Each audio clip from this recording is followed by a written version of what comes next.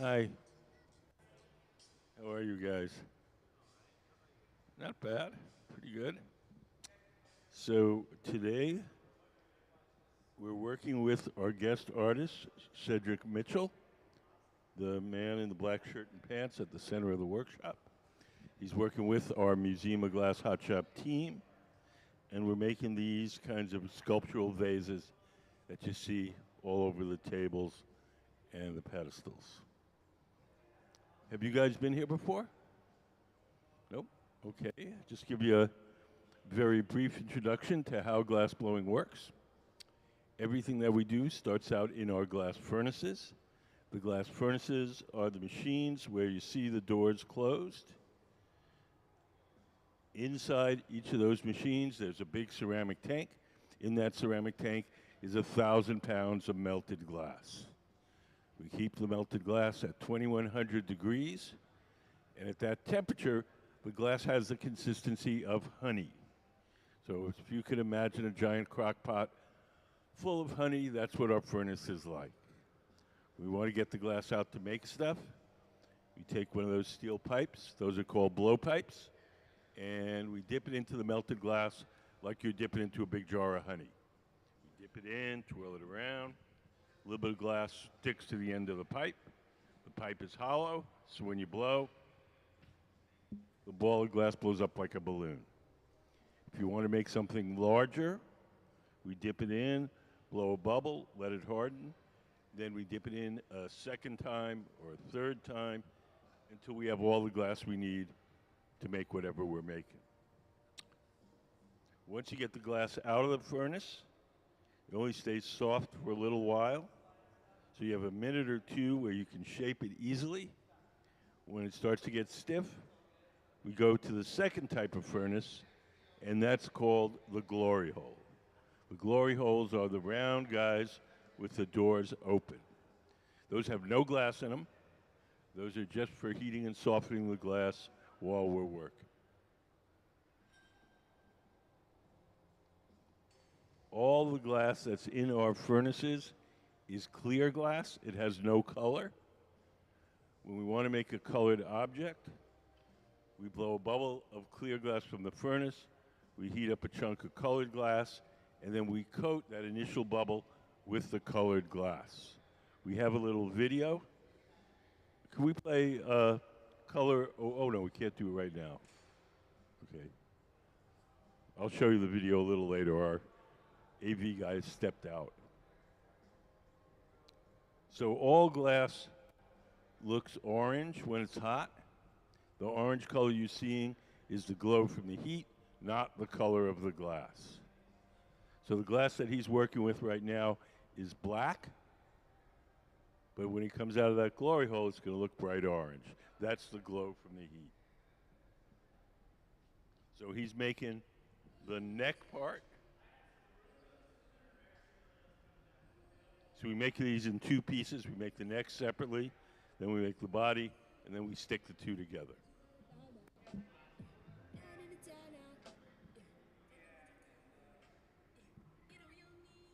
you guys have any questions? Okay.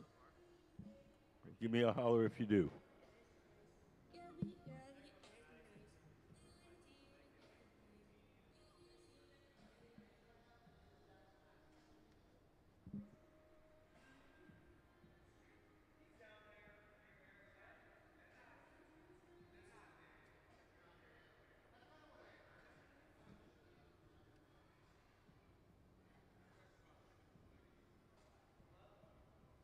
So in the center, that's Gabe Feenan, sitting at the workbench. He's one of our Museum of glass blowers. To the left of the bench is Courtney Branham, another guy that's working for the museum. And they're preparing the bubble for making one of these neck pieces that go on these sculptural vases.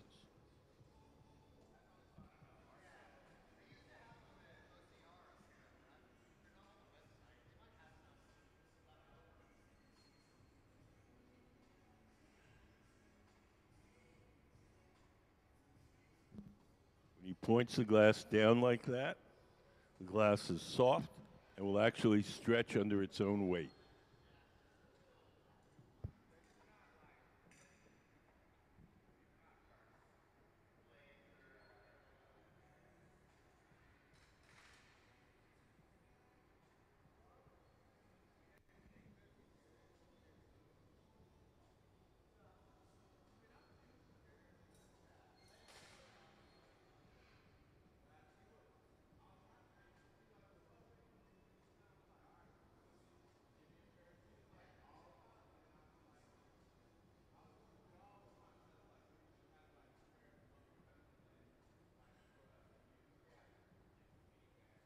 So they're trying to stretch out that black bubble so that they can give it a little kink.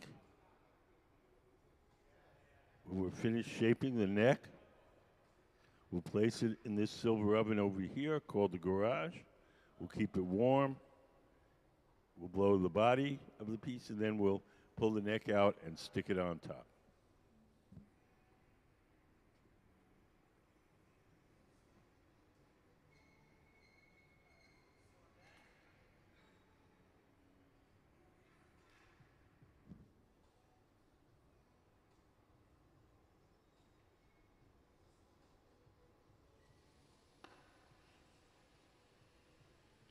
Handed the bubble over to our guest artist, Cedric Mitchell.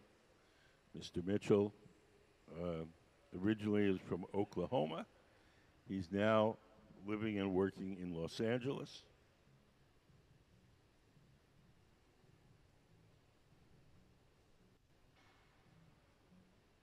And he's our guest artist all week. Glass blowing is a team sport. We rarely, if ever, work alone. So all these folks, other than Mr. Mitchell that you see working, are Museum of glass blowers. And they're all working for Mr. Mitchell.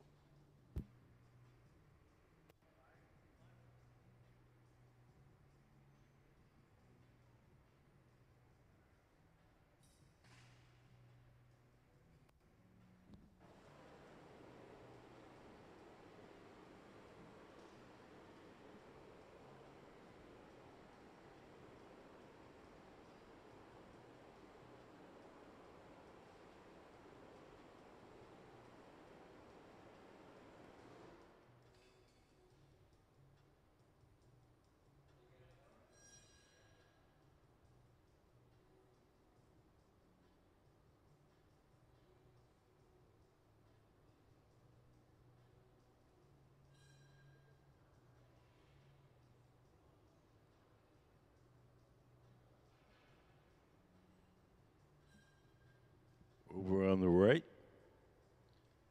Courtney and Sayuri are getting ready to make a bubble for the body part of these vases.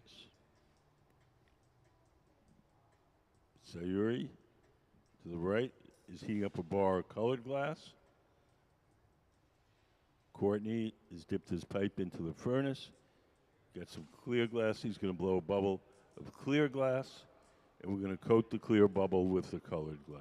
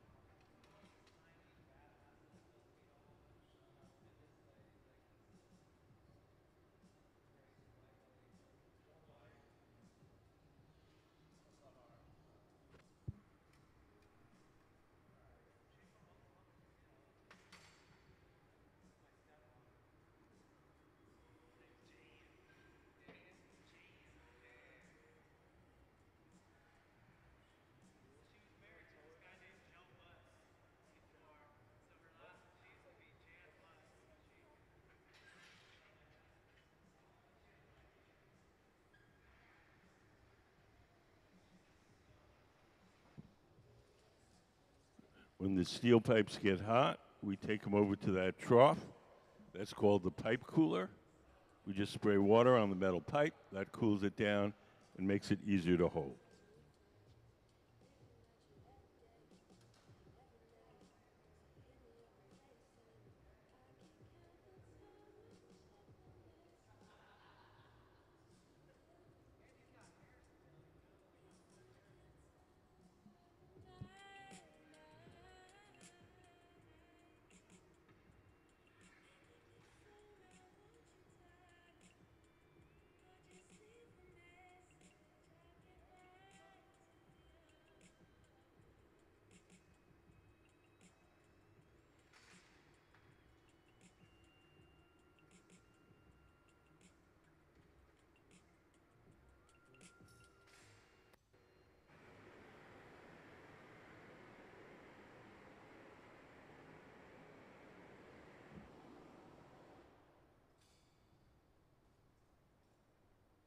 So we're in the center. We're going to bust off that little knob.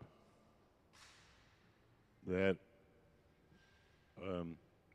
skinny bubble is hollow. So we bust off that knob. It leaves a hole in the end. We'll open that up.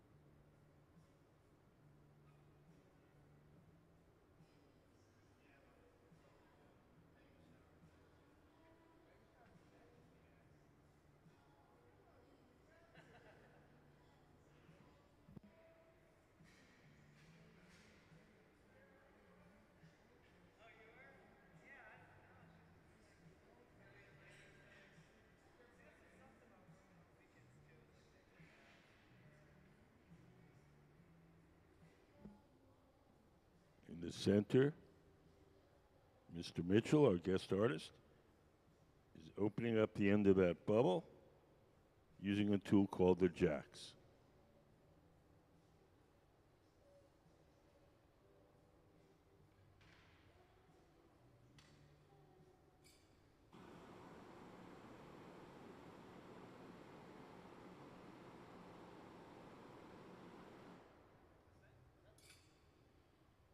So now we're going to take the neck and we're going to place it in the silver oven called the garage, and we're going to keep it warm until we're ready to assemble the sculpture. Over on the right, Courtney is making the bubble. That's going to be the bottom part of the sculpture.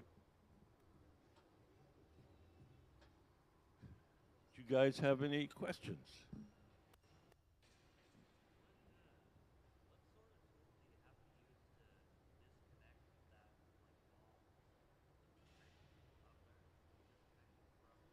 The metal pipe.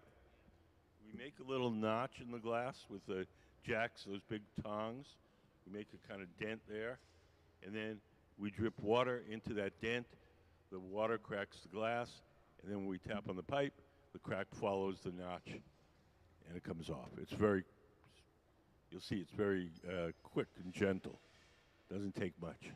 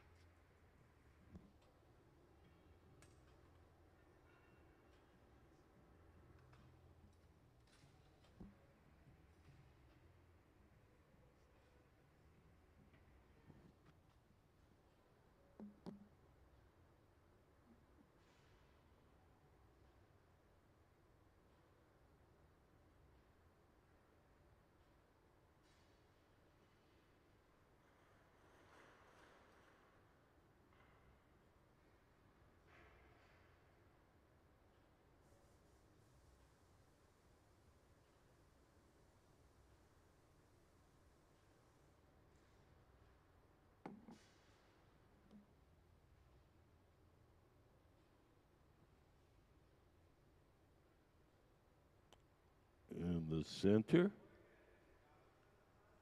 that's Gabe in the black hat. He's preparing a second steel rod called the punty.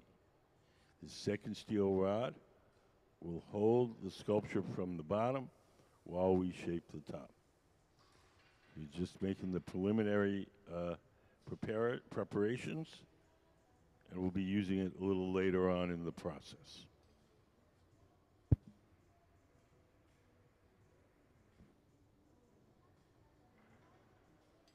Over on the right, Courtney, the man with the long beard.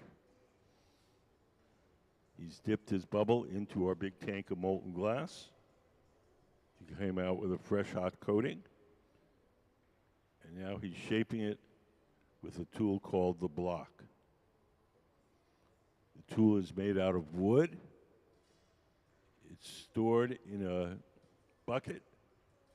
As long as the wood is wet, the tool doesn't burn. It doesn't leave any marks as we shape the glass.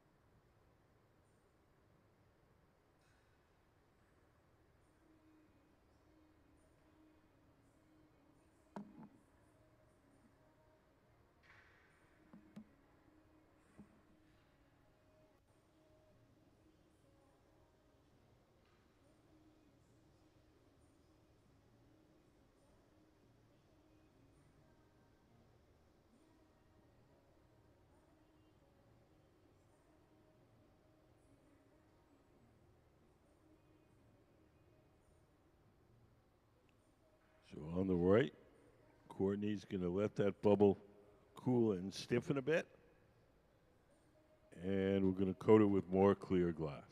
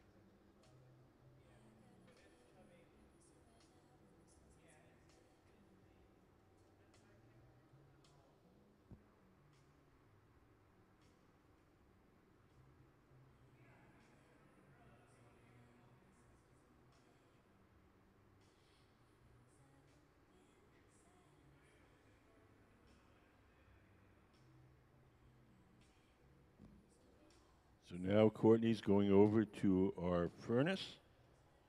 He's dipped the pipe into the molten glass. He's got a fresh coating.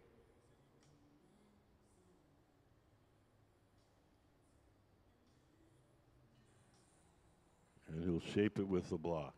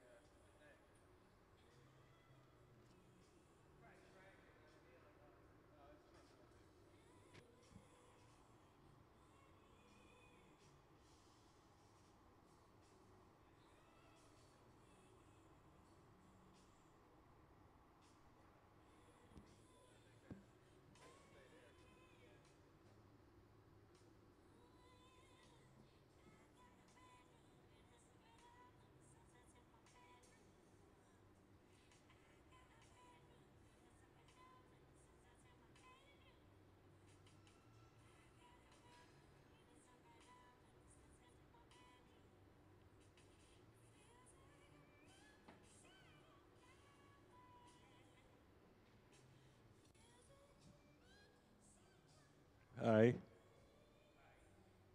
How are you guys? What? You're from Madison, Wisconsin? Oh, welcome to Tacoma.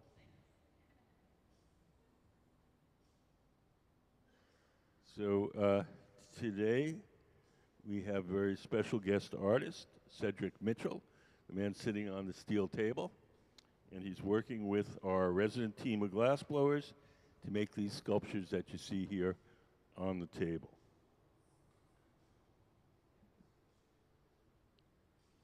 Mr. Mitchell is originally from Oklahoma. He currently lives and works in Los Angeles. And he's been our guest artist all week.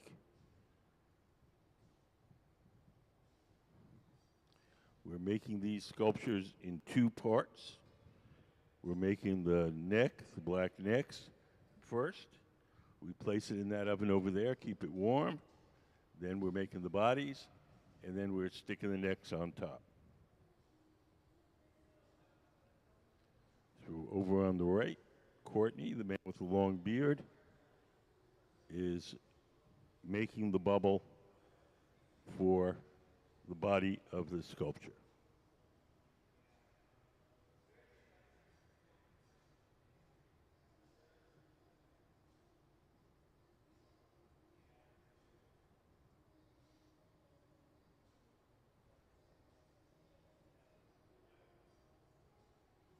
He's going over to our furnace. Behind that door, there's a big ceramic tank. In that ceramic tank is 1,000 pounds of melted glass. Can we put up the furnace diagram?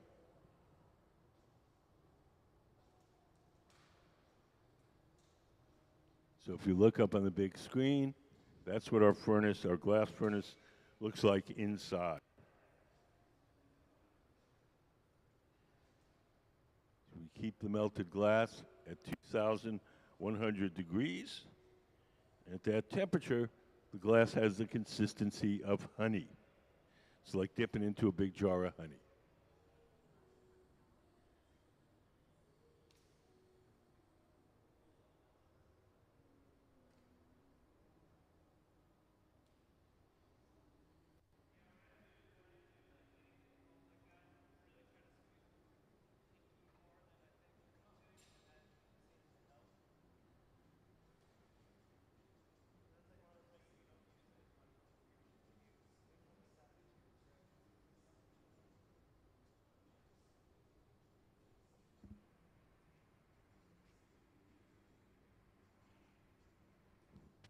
Thank you, Chris.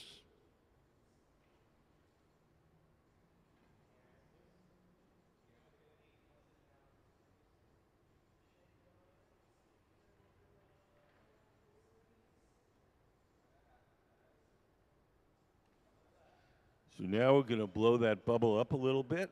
Right now it's hollow. It's quite thick. The initial bubble, it was coated with purple glass, but everything is quite hot at the moment, so it looks orange. That orange glow is the glow from the heat, not the color of the glass.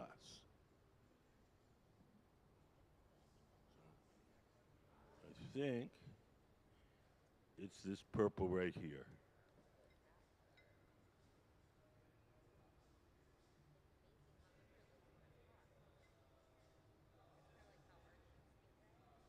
Does anybody have any questions?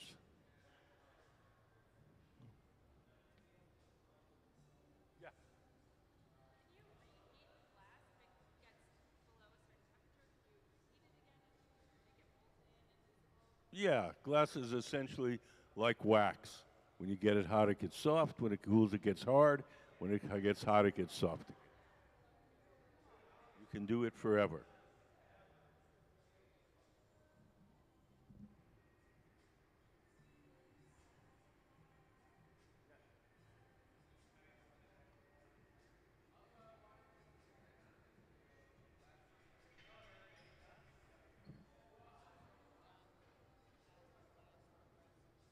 Okay, does the artist have a finished picture of what they want to look like in their head? It depends on the artist. Some people are very meticulous. They they know exactly what they want. Sometimes they'll do a drawing, and they make exactly what they drew. Some people are, go with the flow. It really just depends on the style of the artist. So for these, uh, Mr. Mitchell, he doesn't have a drawing. He doesn't have an exact design, but uh, he knows the general lay of things. He knows he's going to have a wiggly black stem. He knows he's going to have a bulbous body, and the exact shape he's making on the fly.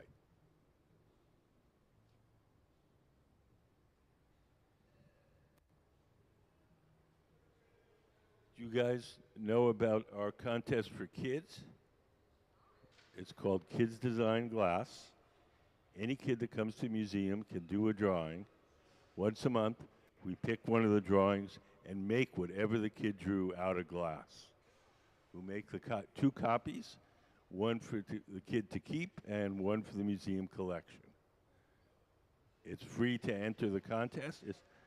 There's a table out in the lobby with drawing materials and entry forms. And we have only one restriction. You have to be 12 or younger.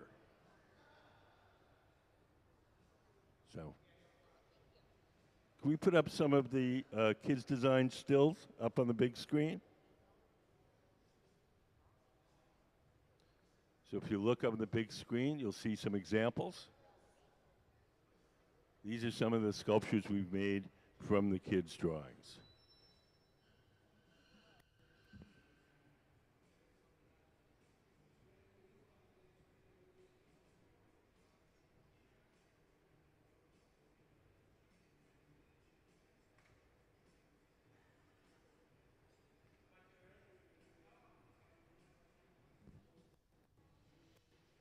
We have an excellent team of glassblowers. They're pretty good at turning the drawings into three-dimensional objects.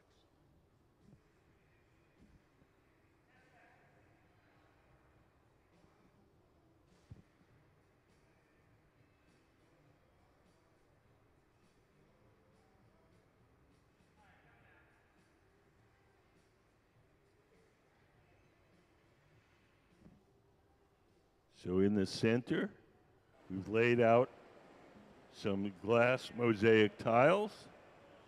We call them Marini on that ceramic plate. Mr. Mitchell is rolling his glass bubble over the glass tiles, and we're going to melt those into the surface, and they'll become these kind of circles that you see here on the finished pieces. So they start out like this. So we make a rod of glass that has a pattern going all the way through it, and then we chop it up, and each little tile looks the same. Can we put up the chop slide?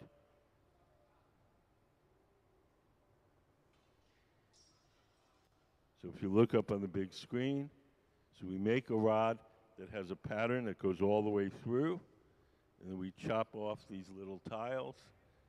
And for this project, we're melting them into the surface, and they're making those big circular decorations that you see on the finished pieces.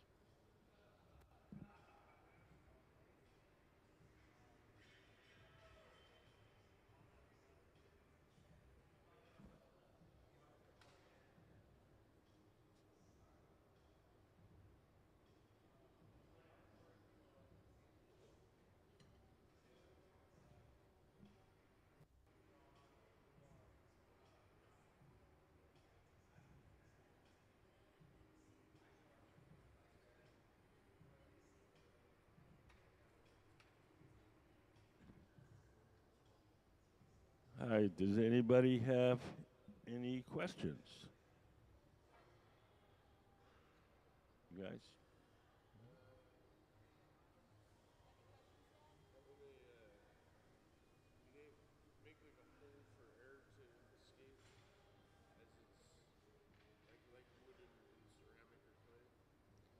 Yeah. I mean, these are all hollow. This tube is hollow, so the air can go out the top.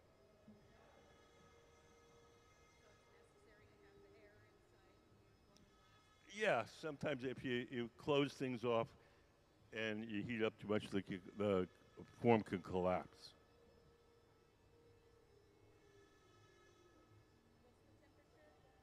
There's two kinds of ovens. There's glory holes, the round ones with the doors open.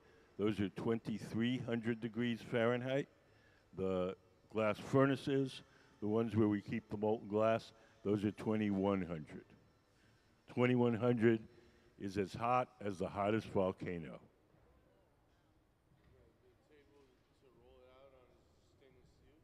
Just mild steel, plain steel. It's not stainless.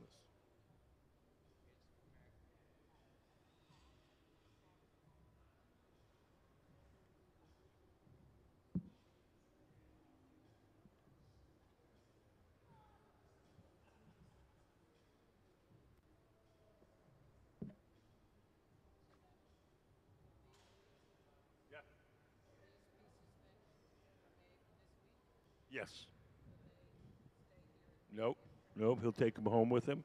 He'll leave one piece for the museum collection.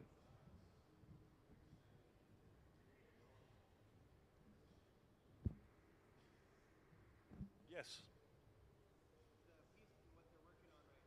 Hmm.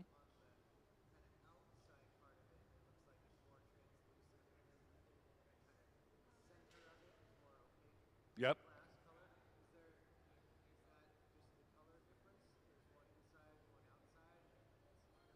Uh, uh, we put up the color overlay drawing.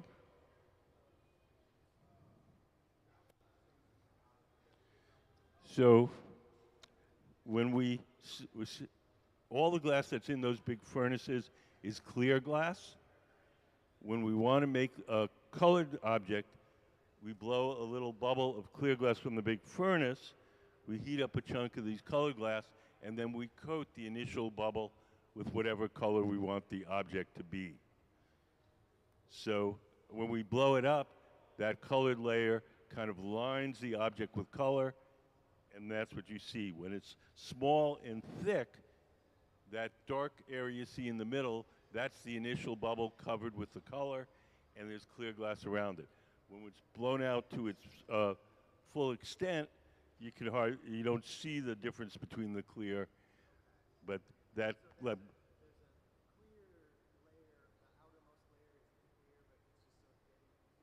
yes, exactly. Yeah. So look at the photo on the right. Yes.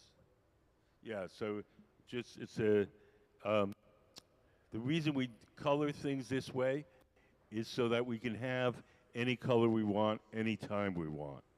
If we filled up the furnace with blue glass, we could only make blue things.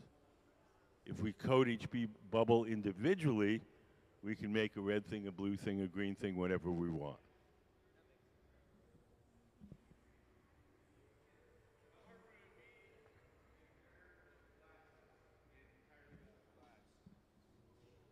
It'd be a little bit of a project. You mean like functional ones?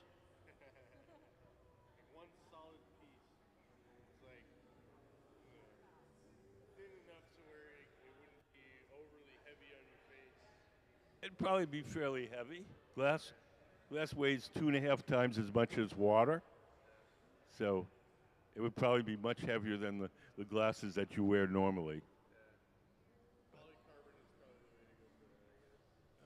So, but if you wanted to do it just for sport, it could be done.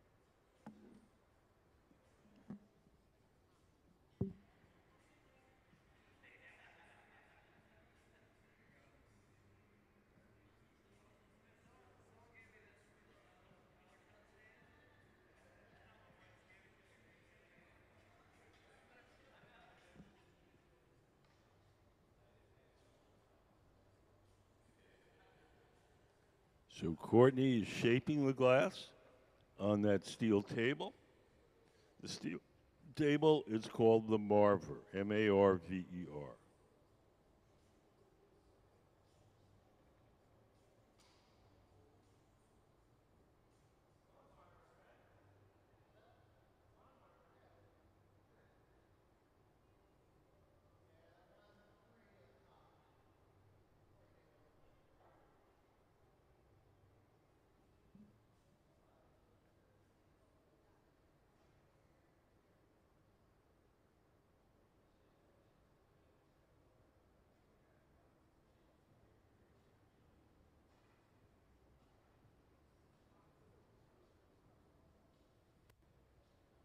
So we've melted in our Marini, our little mosaic tiles. Now we're going to start to blow this up to its full size and shape.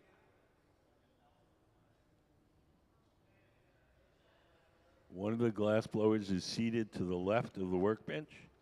He's the guy that's going to be blowing.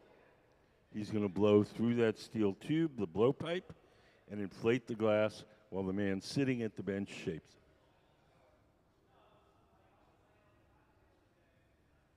Glass blowing is a team sport. We rarely, if ever, work alone.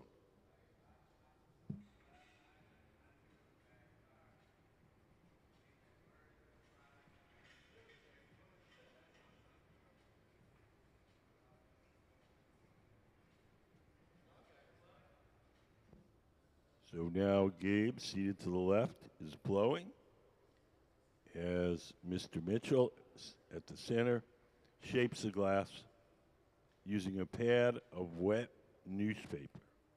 Ordinary newspaper folded up a bunch of times and soaked in water. As long as the newspaper is wet, the paper doesn't burn too much, it doesn't leave any marks as we shape the glass.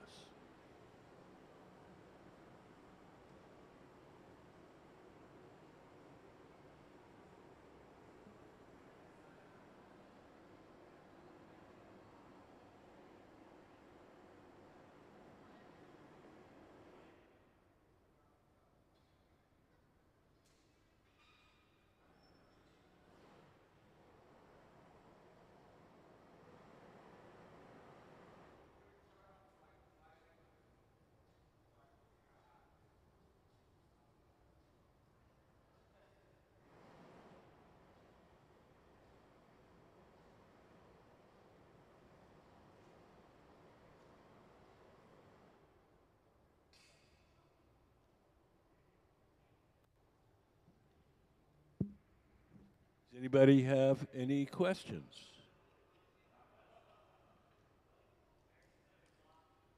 Yeah. Yes. Okay. We use wax to lubricate that tool, the jacks. So we take the torch, heat up the blades of the jacks, and then rub it against a block of beeswax that's attached to the bench.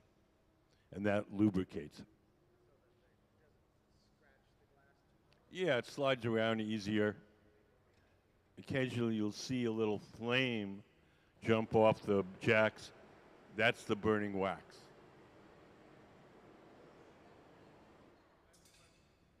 Yes. There's two kinds of ovens. There's the glass furnaces. Those are the ones that have the molten glass in them. Can we put up the glass furnace diagram? That's where we keep our big tanks of molten glass. Those are the ones with the doors closed. And then there's the glory holes. Those are the round ones with the doors open. We put up the glory hole diagram. And those have no glass in them. They're used for heating and softening the glass while we're working. Yes. Yes, yes. The wooden paddles are for shielding. The heat that comes off the glass is radiant heat, like an outdoor heater. It heats the first thing it strikes. So if we put the paddle between the arm and the glass, the paddle gets hot and the arm doesn't.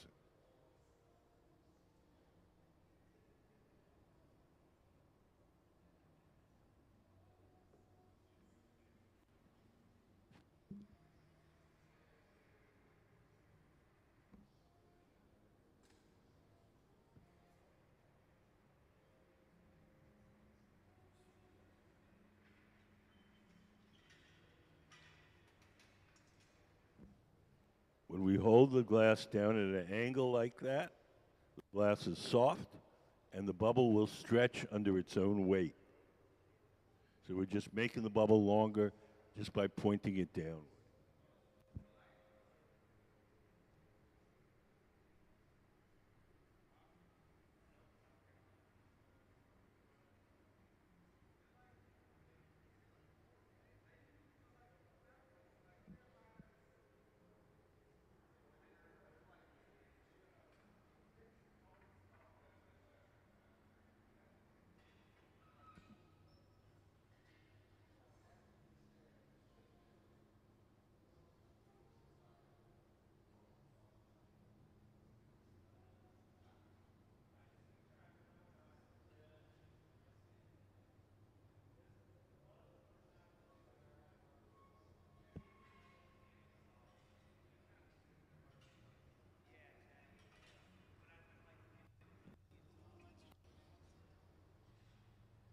Hi, how are you guys?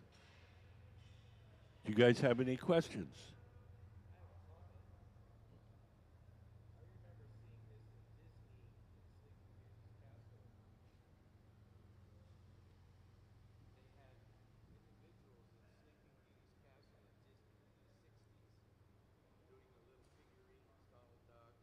Uh-huh.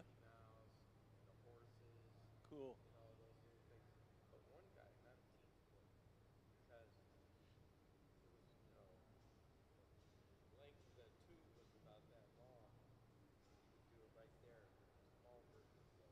Uh-huh. Oh yeah. Yes. Yeah, we had a bunch of that's called flame working, and we had a bunch of flame workers here about 2 weeks ago.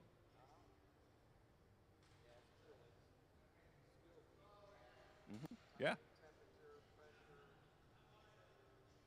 Oh yeah, it takes a lot of practice.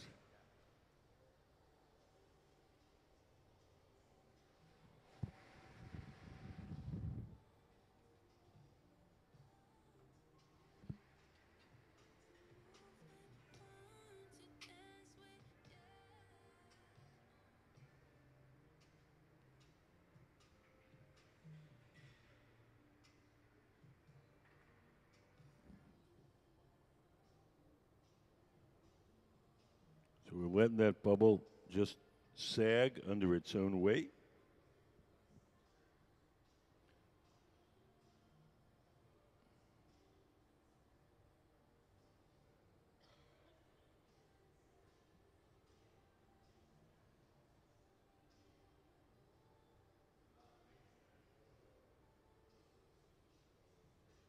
So Gabe, seated to the left, is blowing and inflating the glass as Mr. Mitchell at the center bench shapes it.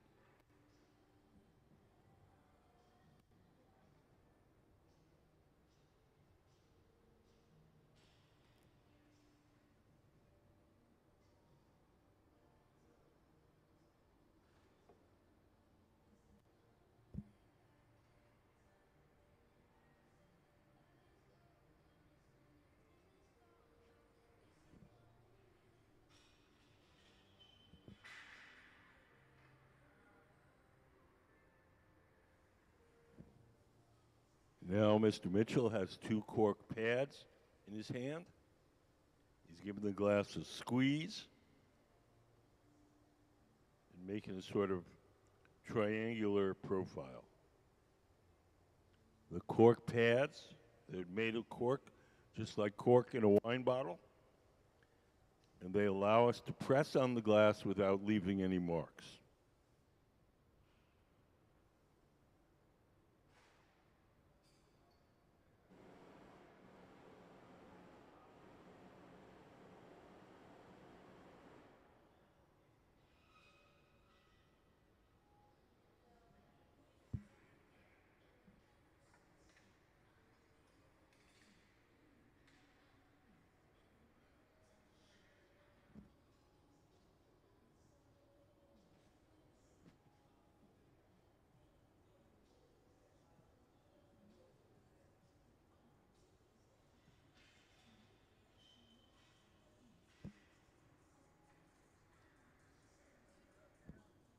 Now we're going to hold the wooden paddle across the bottom, make the bottom of the shape flat so it'll sit nicely on the table.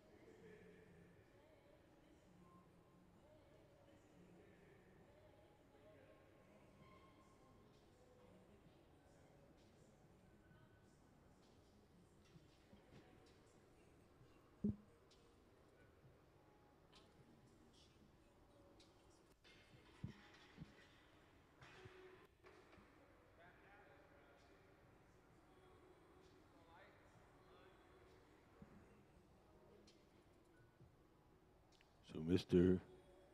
Mitchell is just holding that wooden paddle against the bottom. We've heated up the bottom a little extra, make it soft.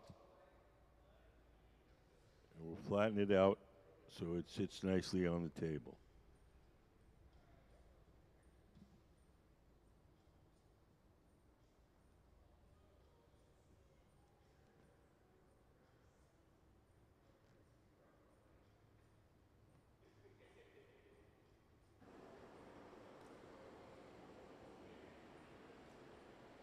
The next part of this process is to transfer the glass from the rod it's on now, the blowpipe, to a second steel rod called the punty, P-U-N-T-Y. The punty will attach to the bottom. The punty will act as a temporary handle to hold the thing from the bottom while we shape the top. Gabe, over on your left, is preparing the punty.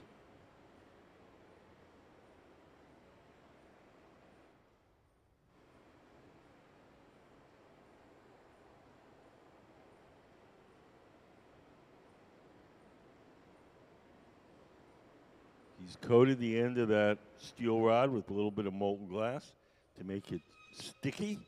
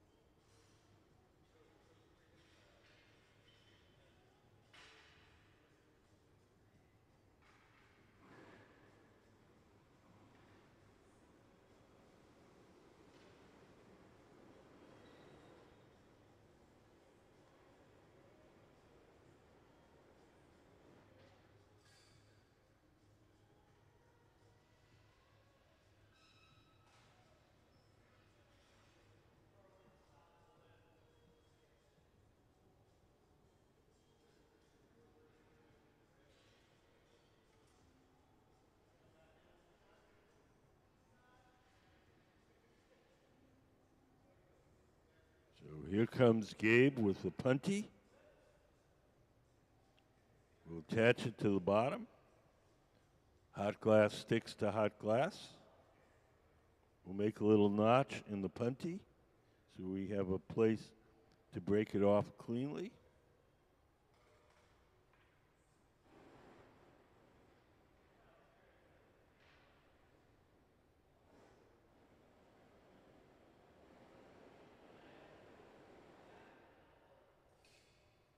So we're going to take the tweezers, dip them in water. We'll drip a little water where we want the glass to break. The water will crack the glass, and a little tap will release it.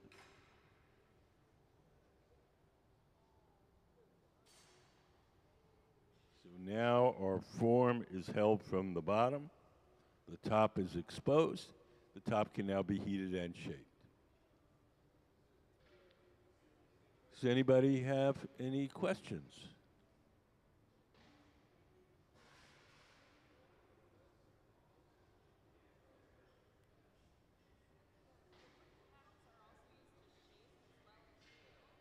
Yeah, we use them mostly to flatten parts of the glass.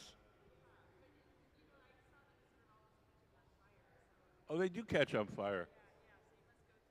It's just entertaining. They burn a lot when they're new. Once they're charred, they burn very slowly.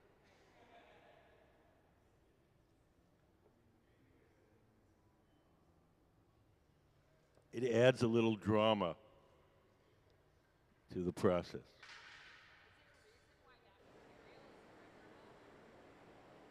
The wood is good because it doesn't suck the heat out of the glass. Metal tools suck the heat out of the glass, so we can shape it and keep it warm.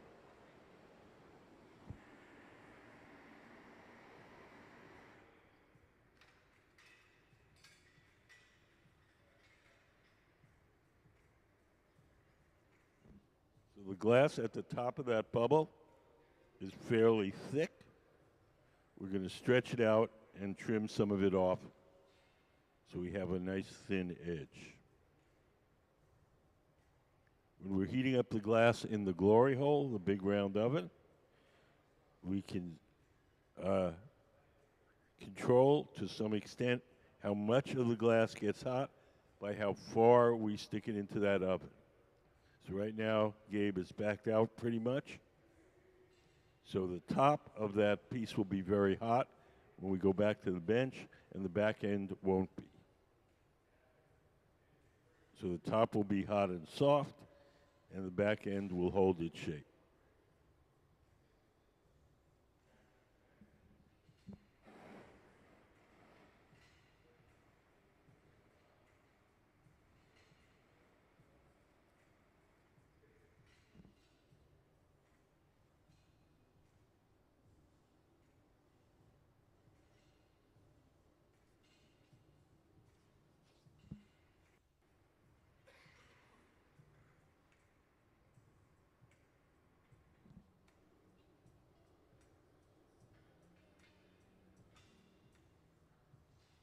Mr. Mitchell, our guest artist, is very active in an organization called Crafting the Future. It's an organization which promotes people of color getting into the crafts and design, providing them with more opportunities, internships, residencies, etc. And Mr. Mitchell is very active in that organization.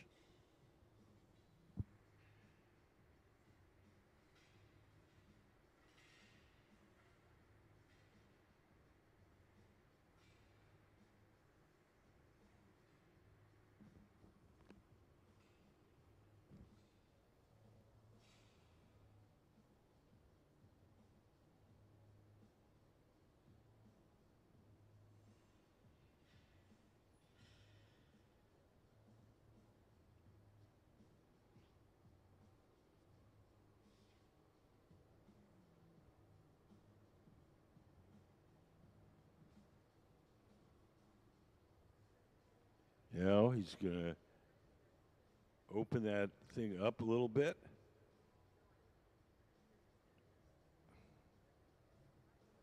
He's flared it slightly, made a little flange on top.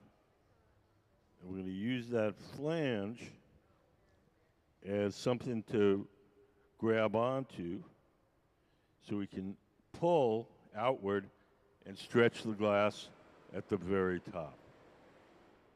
So that flange that he made is just there to give something to push against Once we stretch the glass out to our satisfaction, then we'll knock that off. So that won't be part of the final shape.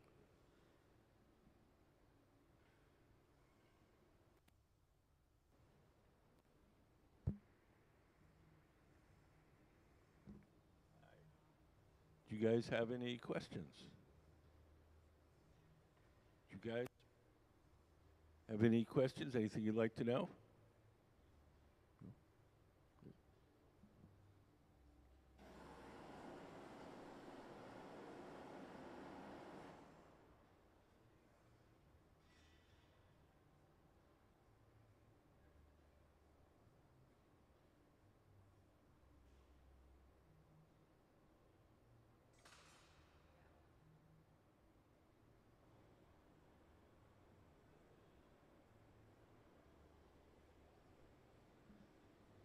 So you can see we've stretched that glass out fairly far.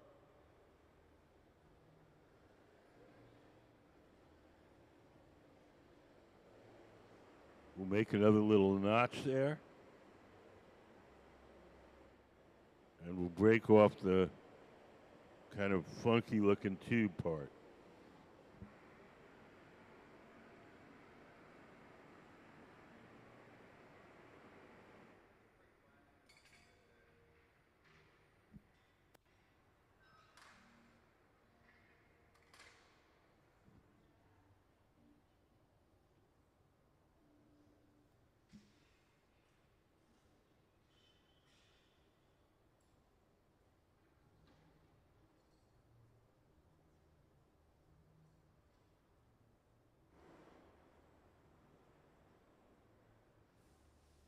As we work on the top, we have to be conscious about the bottom of the piece and especially where it attaches to the punty. That joint is fragile. As long as it's warm, everything's okay. If we allow it to get too cold, that joint will crack and the whole thing will fall on the floor.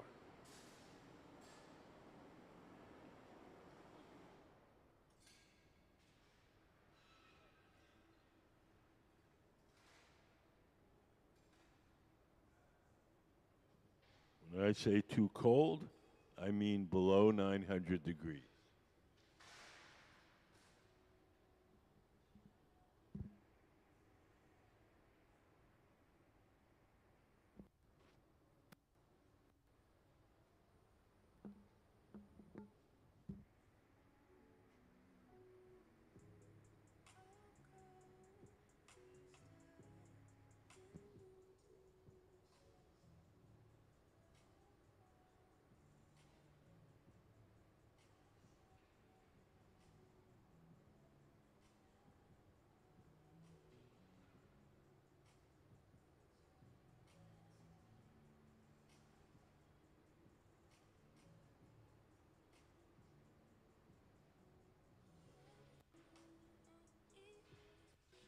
Hi, how are you guys?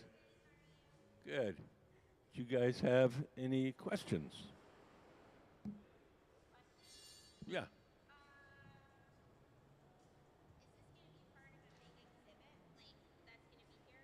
No, not here. No, no. These are going to be exhibited at an art gallery in New York City called R and Company, and it's going to be of August of this year.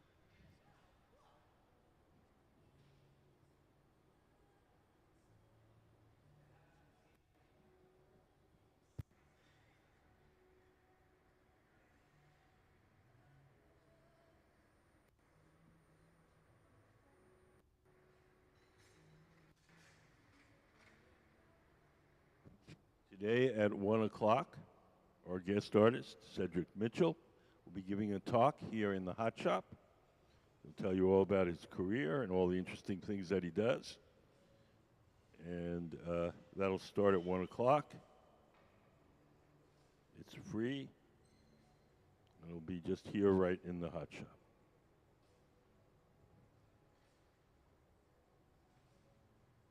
So now he's blowing air into the top of that bubble. We've got the top of the bubble hot, so only the top is soft and hot, and only that part of the glass expands.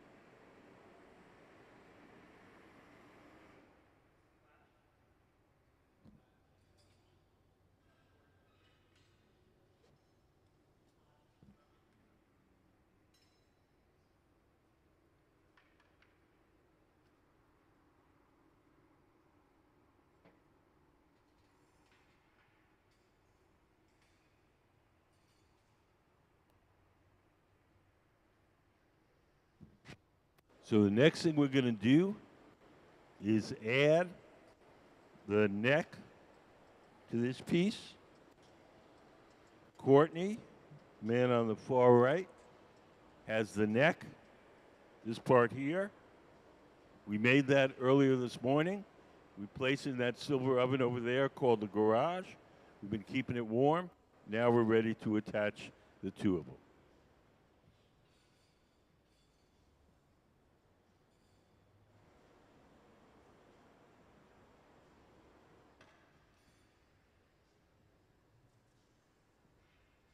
Hot glass sticks to hot glass. So we're going to get the bottom of the neck hot and soft. We get the top of the body hot and soft. And we're going to press the two together, and they'll stick to each other.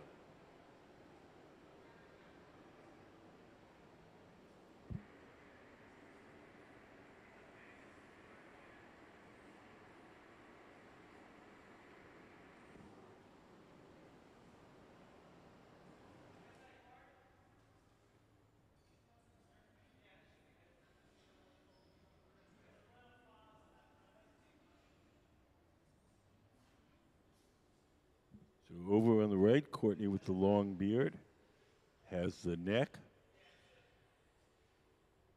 He's going to come over, and we're going to attach it to the body.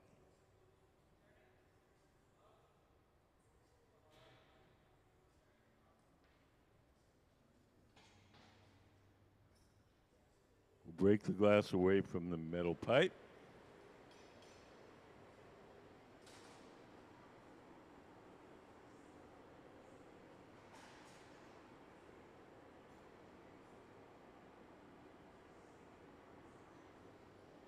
Does anybody have any questions?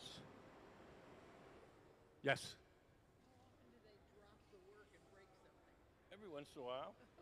Not too often.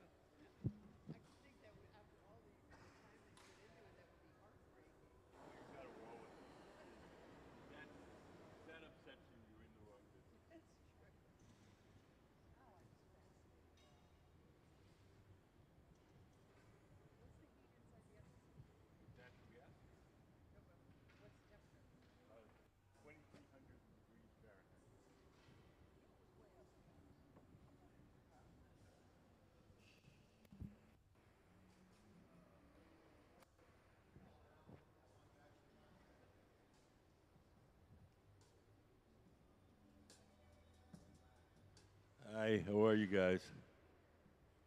Do you guys have any questions? Anything you'd like to know? Okay.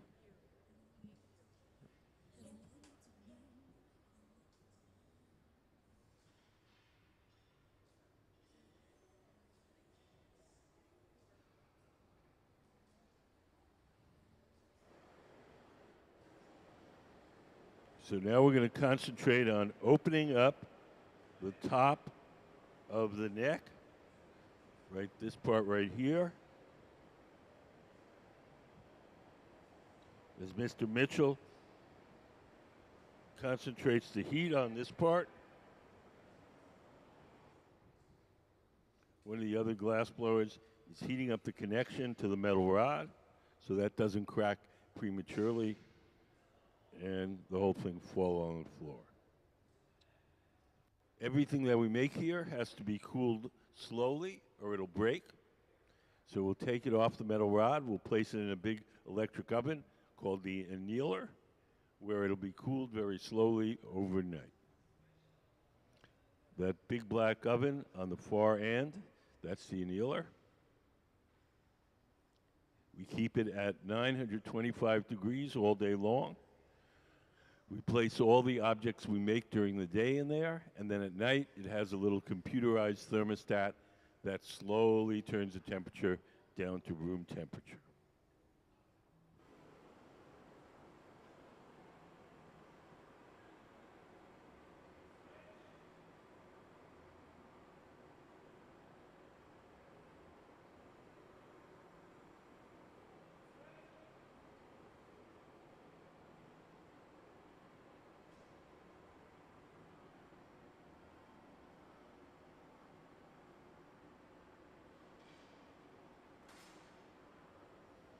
We're getting very close to being done.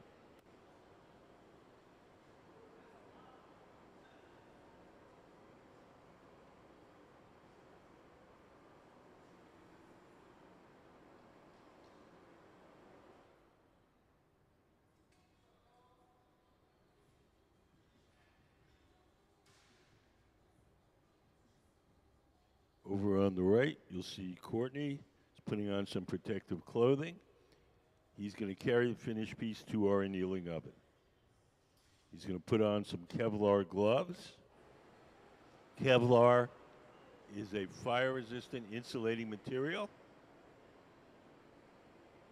Many years ago, we used to use asbestos. There's no asbestos in the shop anymore. We use Kevlar, and we also use a material called ceramic fiber blanket.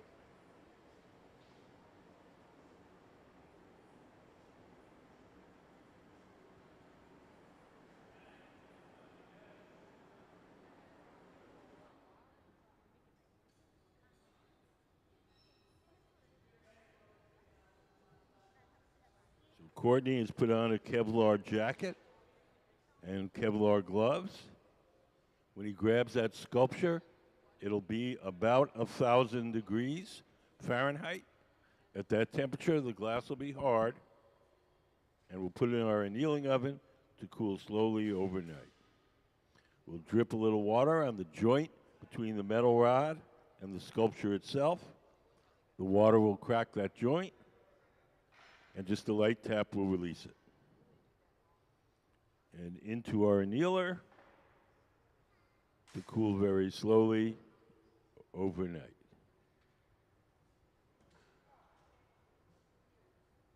So let's have a big hand for Cedric Mitchell, our guest artist, and the Museum Glass Hot Shop team, Sayuri Fukuda, Gabe Feenan, Courtney Branham.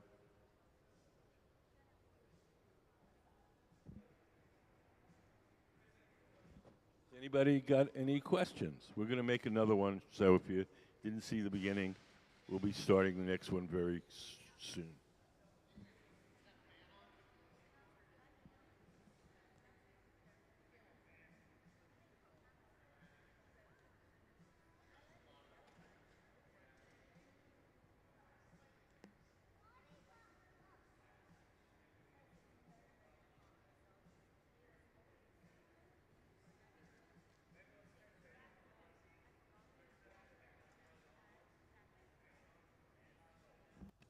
Well, we heat up a chunk of the colored glass.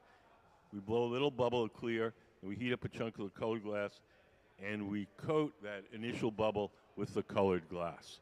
I have a little video I can show you. Can we play color overlay? This will show you how we apply the colored glass to our bubble. The color in glass comes from adding various materials to the mixture of raw ingredients called batch. Most of the colorants are compounds containing some kind of metal. For example, adding cobalt to clear glass creates a deep blue. Tin and antimony can be used to create white glass, and gold chloride can produce a rich red or pink colored glass. Colored glass is melted in furnaces, just like clear glass, and then is usually rolled into bars for storage and easy application. In order to apply color bar to a bubble, we first need to preheat the color to approximately 950 or 1000 degrees Fahrenheit in a color oven or garage. Once warm, the color is then picked up on the end of a punty rod using a little bit of clear glass as a support. The color is then heated in the 2300 degree glory hole to soften it and make it malleable, while another artist creates a small bubble of clear glass on a blowpipe. Once warm, the color is dropped over the clear bubble, and then using a variety of hand tools or the steel marver, the color is rolled back over the clear in an even layer. This process is called dropping color, or creating a color overlay. Depending on the project, that bubble is then usually gathered over with clear glass and blown into the final form.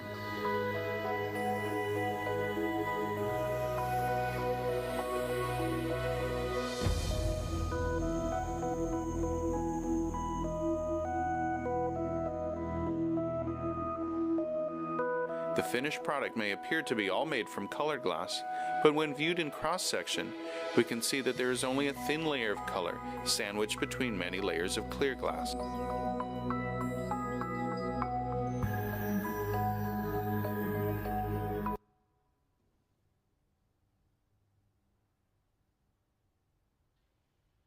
So the reason that we apply the colored glass like that is so that we can have any color we want, anytime we want.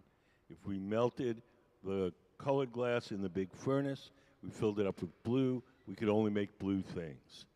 If we coat each piece individually, we can have any color at any time.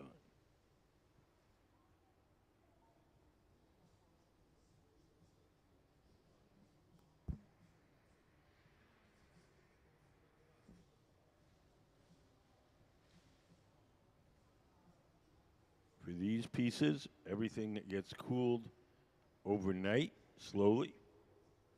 So over on the right, you'll see Mr. Mitchell pulling out the things that he made yesterday. They were made all day yesterday. They've been cooling overnight.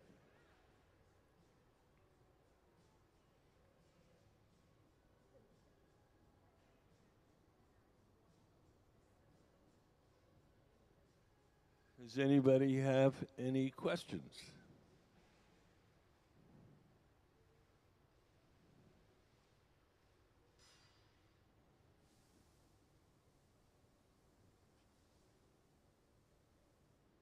We're making sculptures similar to the ones that you see on the table. A little different shape, actually probably more like this shape here.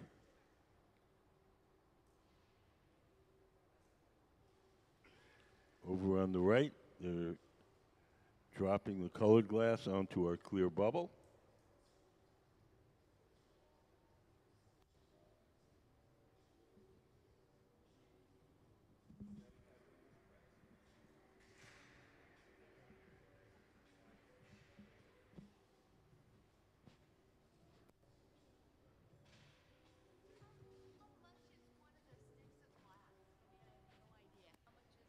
They run about, I would say, about $20 a pound for most of the colors, and except for the gold colors. Certain colors are made with gold, and those are much more expensive.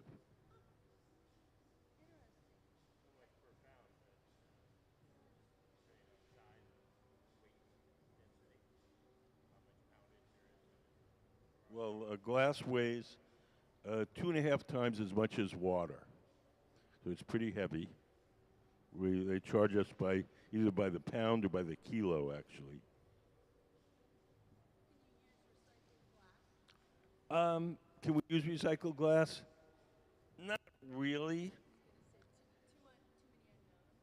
Oh, no. The reason is the glass that goes into a bottle is formulated to harden very quickly, so a machine can make 1,000 bottles in an hour. Our glass is formulated to harden slowly, so we can shape it by hand. So it's not impossible to blow the bottle glass, but it's not quite suited the way our glass is.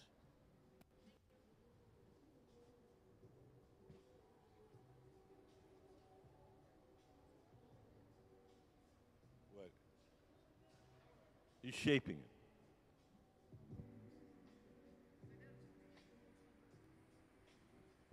And as soon as we pull it out of the fire, the temperature starts to drop. Yes. But if you just put it in the air, the temperature would go down as well.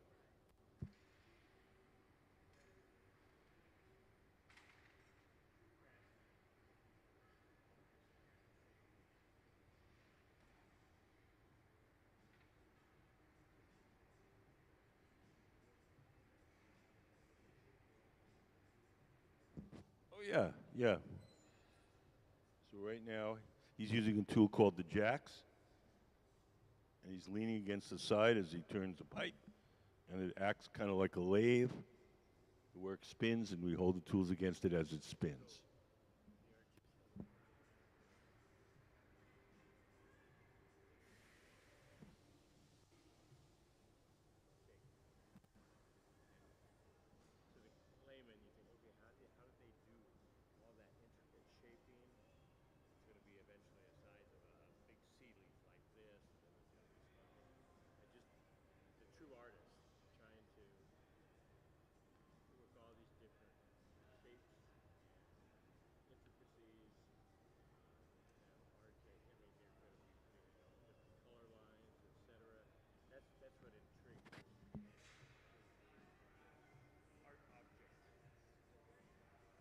These glass blowers you see here are all professional glass blowers with 20 years of experience at least.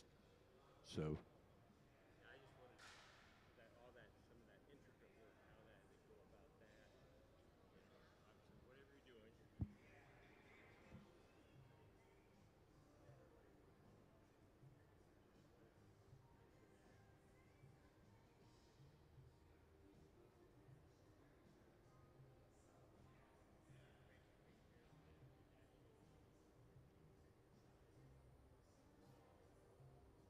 no, I mean, it's just what you see here. We have design, most of the designs are colored glass melted into other pieces of glass. If we want to make stripes, we pull out rods of colored glass like this and we melt them into the surface and it makes a stripe. These are called cane.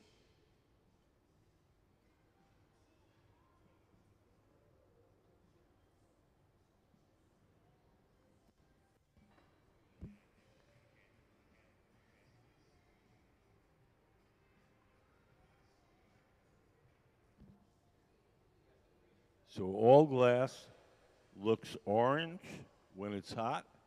The orange color that you're seeing is the glow from the heat, not the color of the glass.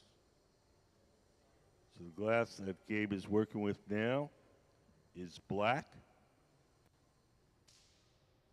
but it's so hot it's going to appear to be orange. That's the glow from the heat, not the color of the glass.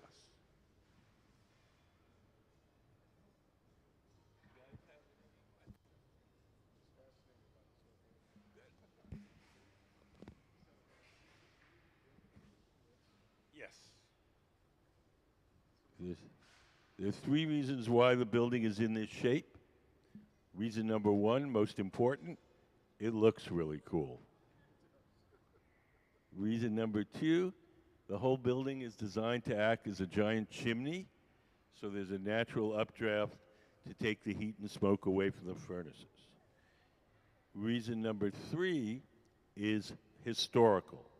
Along this waterway, before the museum was here, there were a number of sawmills. The sawmills had big cone-shaped metal outbuildings where they burned the waste wood from the sawmills for power. Can we put up the wigwam burner? So if you look up on the big screen, these buildings dotted the whole waterway.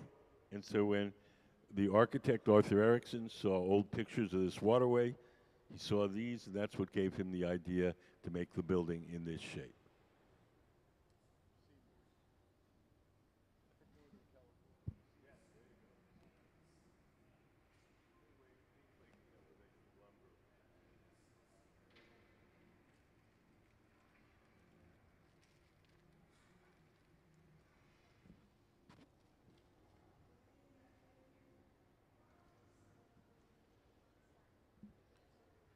So right now, Gabe in the center, Gabe Feenan, one of our resident team of glassblowers, is making the bubble for the neck part of these sculptures.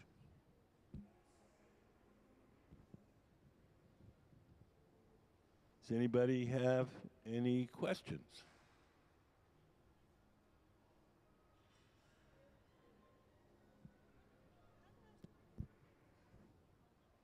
Oh, there's a couple of why the pipes not get as hot as common sense would lead you to believe. There's several things going on.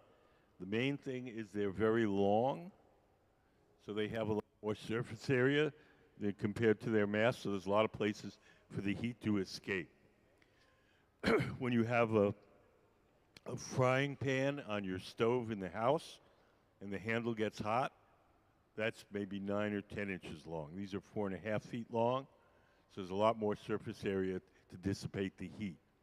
Once we coat the pipe with glass on the end, glass is an insulator, so the end of the pipe is protected from the direct heat of the furnace. It's insulated by the glass on the end.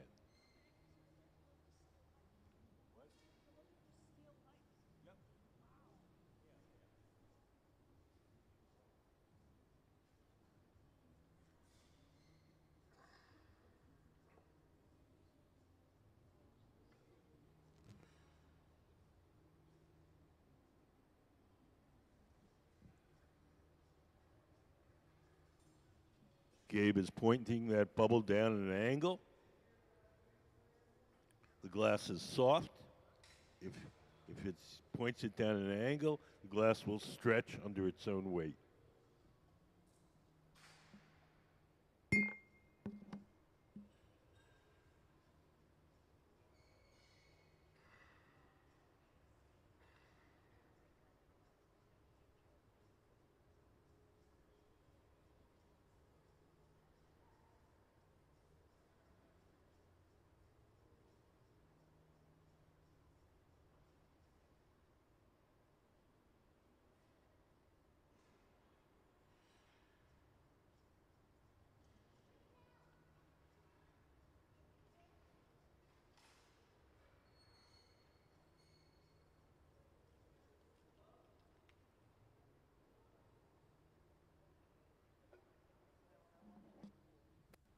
So the man seated to the left of the workbench, Courtney, he's the guy that's blowing. He's blowing through the steel tube, the blowpipe, and inflating the glass as Gabe, sitting at the bench, shapes.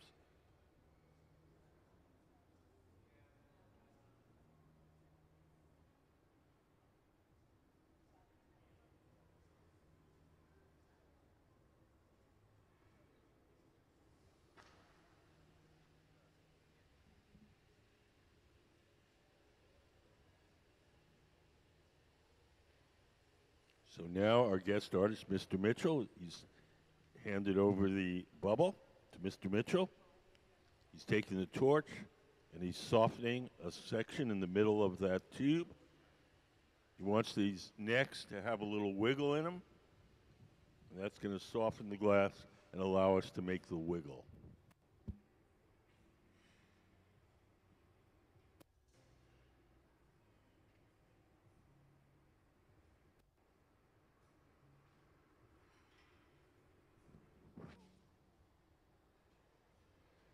Hi, how are you guys?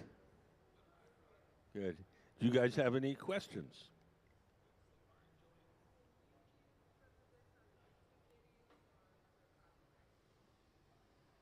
Excuse me?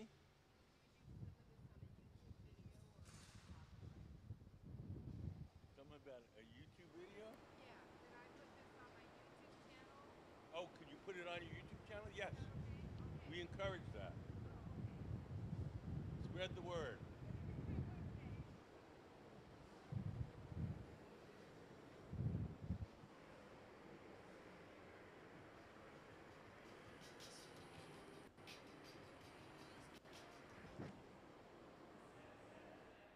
Glass is a poor conductor of heat, which turns out to be a plus for us. So we can heat up one area of the glass, make it hot and soft without affecting the rest of the glass. So if we want to make a bend in the middle of this tube, we can heat up the middle of the tube, bend it, and the rest of the glass remains untouched.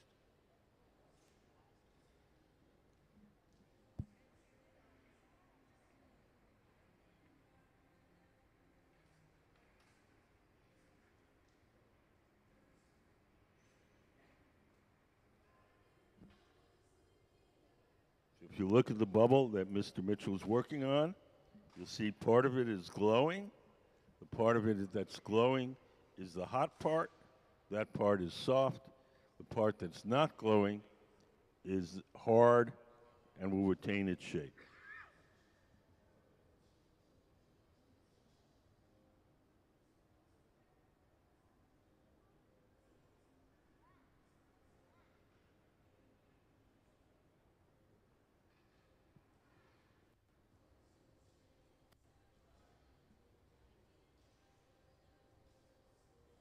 We're going to stretch it out a little bit, and we're going to break off that little gnarly nub.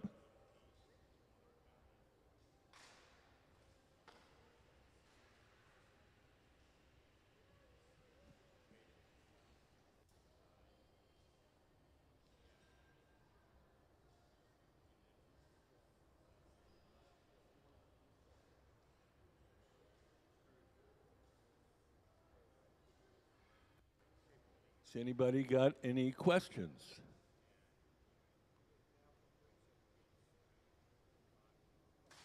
Excuse me?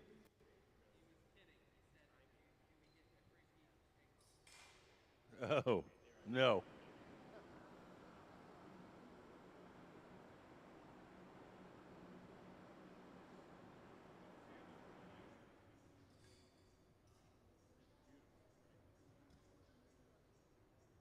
We'll knock off that little knob.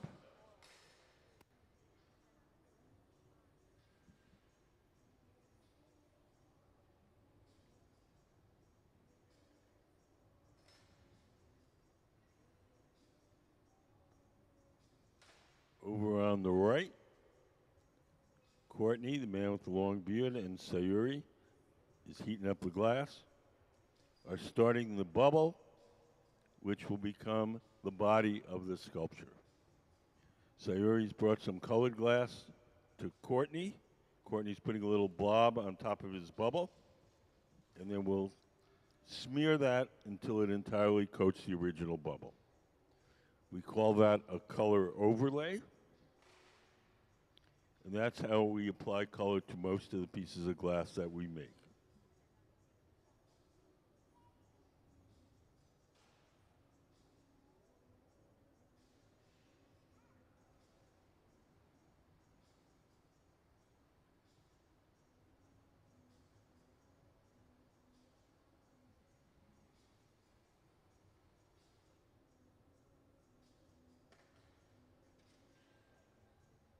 Thanks for coming in, guys. Yes.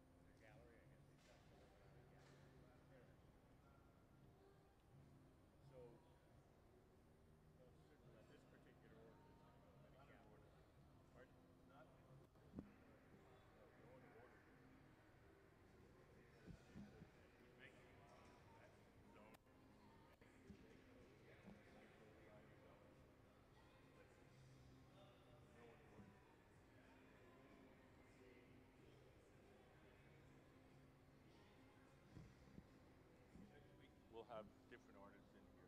So it's per artist what they're okay. We're not a, um, we don't act as an agent for our guest artists. They Yeah. sell their own stuff. We're a private nonprofit thing. So this, mostly it's our. We want you to see different kinds of glassmaking Matchmaking. Yeah. approaches, different styles. So an artist comes in, he has an idea, and I need maybe this number of pieces and whatever, but he's not remunerating a certain amount of money. He's our guest artists come in. They're here for either 3 or 5 days. They get the run of the shop. They get to work with our team of glass blowers. They'll leave 2 pieces for the museum, one for our permanent collection, and one for our annual fundraising auction.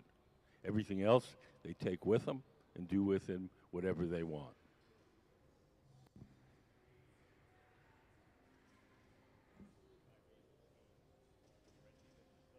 Nope, nope, we don't pay him. They don't pay us. They get to work here and take home whatever they make beyond those 2 pieces.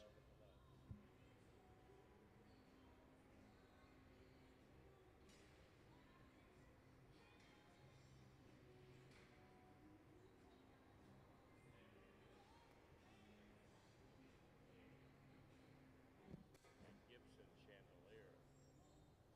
Gibson? Chandelier out in the hanging. You mean Mr. Chihuly? Chihuly?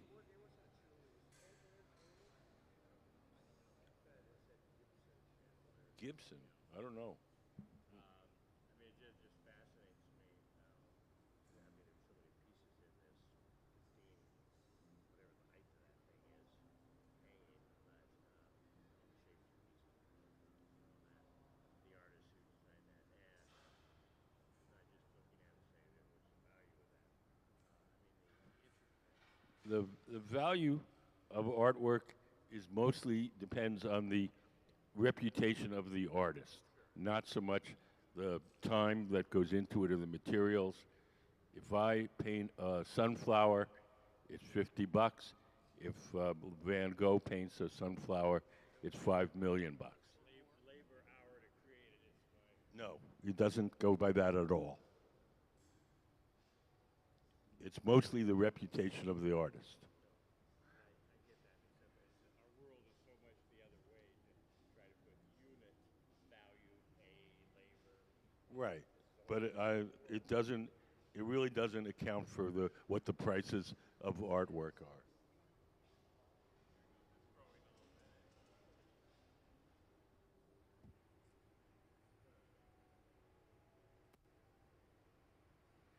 Pennsylvania, just seeing the history board out here, the different glass blowing glass schools that have come in the last 150 years. I mean, it's amazing how this thing's grown. Yep. It's still very popular. Lots of young people taking it up every year. So he still has his full facility in San Francisco? No, his facility is in Seattle. I said San Francisco, I'm sorry. Seattle. Yep, yep. It's called the Boathouse. It's on the north end of Lake Union. It's closed to the public, and it's closed to the public, and there's a Chihuly Museum in Seattle, and that's just next to the Space Needle, and that's just like us.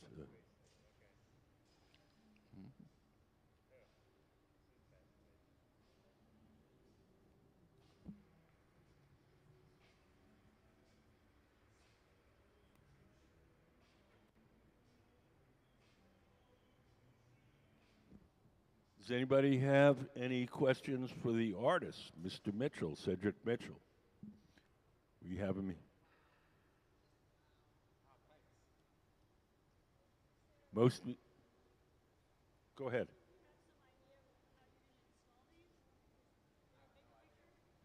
I mean, I don't even have a plan for it yet, like a show or anything. test. Yeah, I don't actually have a plan for these yet. So, I mean, I think, except for getting the images shot. So, getting nice, good images of them, and then I'll figure out, like, where I'm going to show them. Yeah, I don't have a plan yet. Any other questions? Thank you. Pretty dang cool. Give me a little something here, man. All right, give us a little. I am trying to. I got to remember the other one. But of your development, personal background, becoming, from the very beginning, but it's just a synopsis to the master artist here. Oh, thanks. So give us a little of you. So the question is about my background and like how I came to this point. So I came from a business background. I was a business major at a community college taking my basics, and that's how I discovered glass blowing, along with doing music. So rapping and recording a song, and then my friend was telling me about how I could take glass blowing as an elective at the community college. So I was like into like trying new things outside of music. So I was taking like classes. So we were discussing that, how I was taking like a painting class, printmaking class, and then yeah, just different things. And then even like a pinhole camera class where you like make a pinhole camera, and then the instructor teaches you how to use it. And then glass blowing. So basically, I signed up for glass blowing, showed up day one, and it was like the hardest thing that I've ever done. That's the reason, because it was hard, and then it's like a wide open lane. You can't just come in here and just be good at this thing right off the bat. I mean, I guess you could say the same with like painting and any other medium, but it's hot, it's dangerous, it's risky, and it takes like perpetual practice, and then to get good. So just putting in that time and effort and practicing these small things. To get like nice, clean shapes and forms, and then learning all those things and those techniques, and then just like this week has just been focused on like breaking all those rules that I've learned of getting like really good and skillful at doing things, because you have to actually be really skillful to mess it up, because it has to be straight. I was just telling them when we're making that last piece and we're stretching it out, and then I was like, it's funny how I'm really trying to mess this up, and it's really going straight, and I want it to not be straight. But like glass blowing is just something that challenges you, and it's kind of like playing chess, at a fast pace, and it's hot. So you have to think like a few steps ahead, and then you have to like counter. So it's like chess and boxing at the same time. So you have to counter like when you get punched in the face. So like something might go wrong, and you have to figure out how to fix it on the fly real quick. So just, it's a mental game and like critical thinking, and then it's a team setting. So like, being able to come in here and like work with any team, you have to have a certain level of skill and communication to do that as well, to communicate your idea to this person, or just like hand signals, a nod, head nod and things like that. You might travel abroad or be in Tokyo or Italy or something, and you're working with someone who doesn't even speak English, but we all know one language. We know glass blowing, and we are able to communicate with our hands. So just being in that type of setting as well, a group setting, you spend a lot of time with people that you wouldn't spend more time, spend more time than you spend with your family, an 8-hour day. So it's a good community, and it's been an open and welcoming community. Selecting the right team for you in this. Well, they already had the team picked. So they already had the team picked. The Hot Shop team is the resident Hot Shop team. Yeah, so I'm the resident artist. Yeah, so I just come in with the ideas, and then, the first day, we went through these vessels. I had one prototype that I made one time, and then, they just needed to see the steps in the process, and they just take it from there. So these guys are really skilled, probably the best in the United States. This is the best team actually to work with. But for me, selecting a team in LA where I live, uh, one, you got to be cool. So I got to be able to talk to you. So I don't want to work with someone who doesn't have anything cool to talk about, like a conversation, because it becomes dry, you know. And then skills, you know. I would like to work with someone who is skilled or someone who is very passionate about learning, who that I can show them things and then they want to get better and they want to push themselves as well. Because I can give you all the tools that I've learned. It's just up to you what you want to do with them, and then I can help you get to that place that you want to go.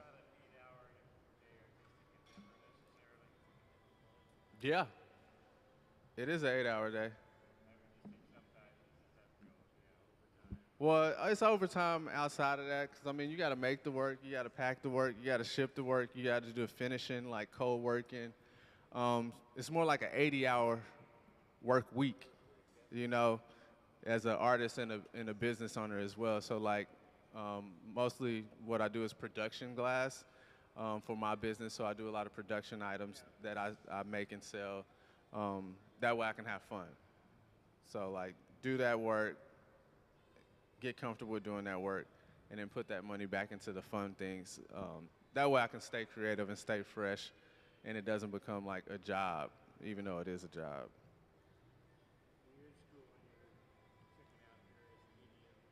Yeah.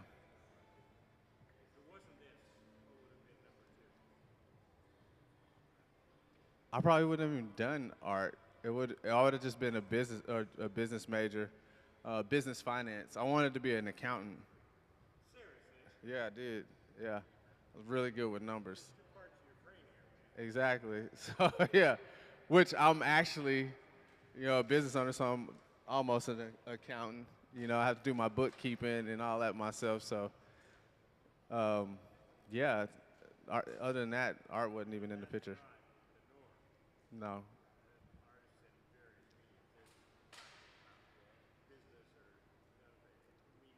Yeah. Oh yeah. You gotta be. You're an entrepreneur.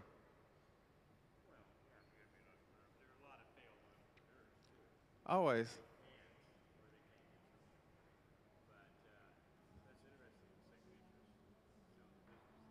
Yeah.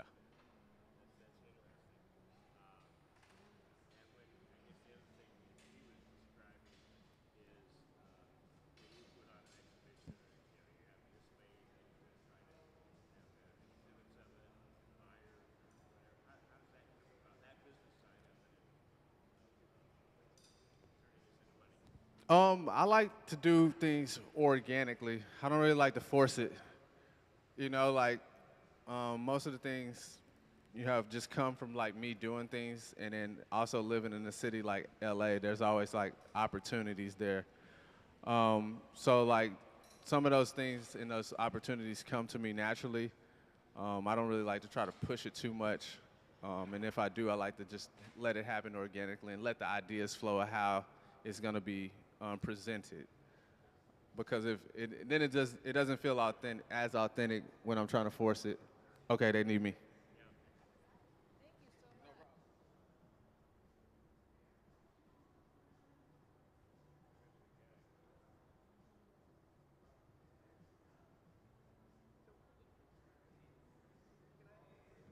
Yeah.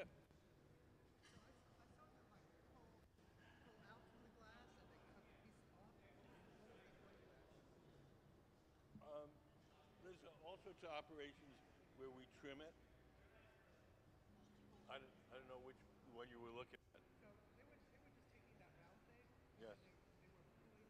Oh, they were checking the glass for bubbles that they didn't want, and when it's thick and gooey, you can actually grab the area where the bubble is, pull it out, and snip it off.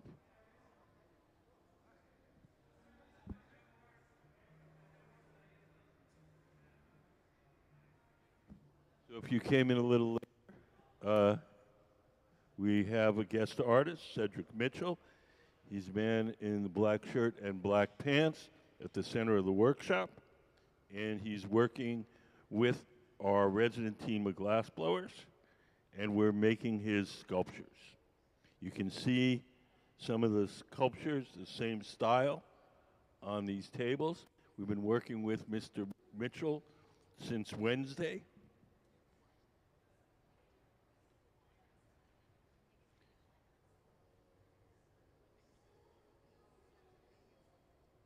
Mr. Mitchell is originally from Oklahoma.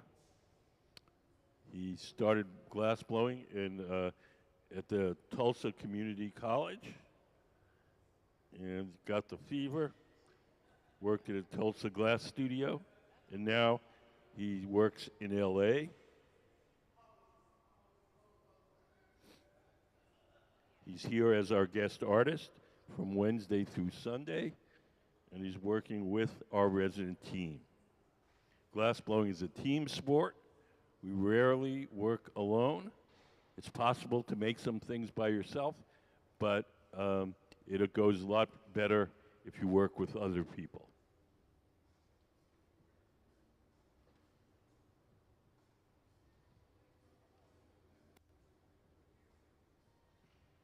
Has anybody got any questions? Yes.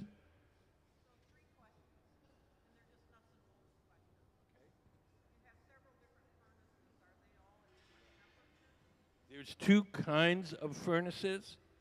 There's the glory holes, which are the round ones with the doors open. Those are for heating and softening the glass while we're working. There's two glass furnaces.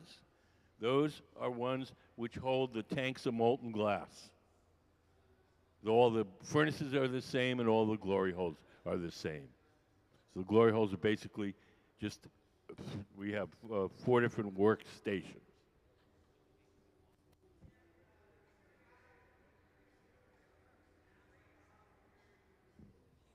She's spraying water into the furnace. If there's bubbles on the surface of the glass, the water will pop them.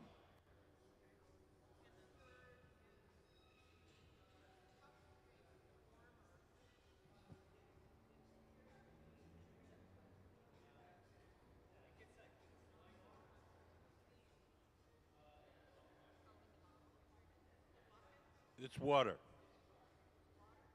Yep, just plain old water from your tap.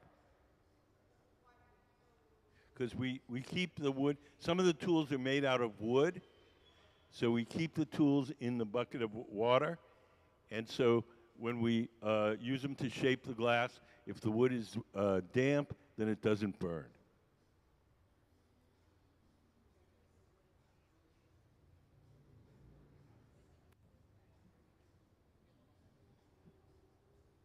So right now, Mr. Mitchell is shaping the glass using a pad of folded up newspaper soaked in water. Ordinary newspaper. Can we put up the newspaper photo?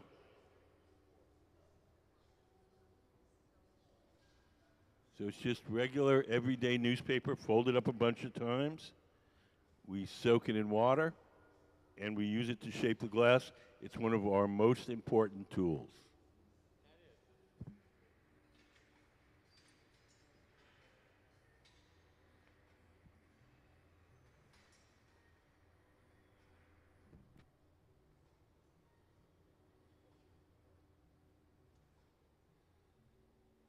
So we're getting ready to add these little circles.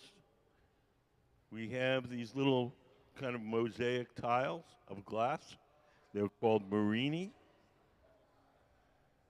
We're going to melt them into the surface of that bubble, and as we blow it up, the little tiles will stretch, and it'll look like the circles that you see decorating all the pieces.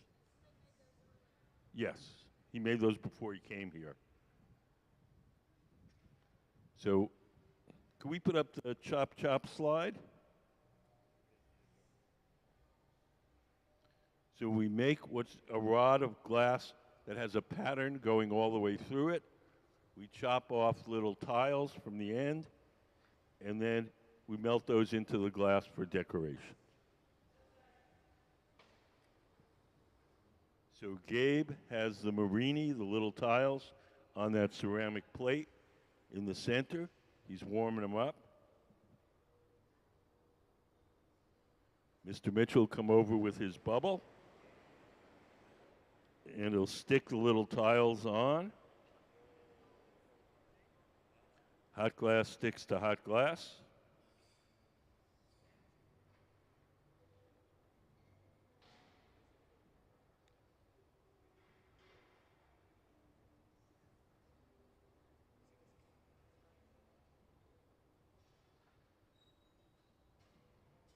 Heat that up again, and we'll melt the little tiles into the surface. And as we blow that up, they'll stretch and they'll look like this.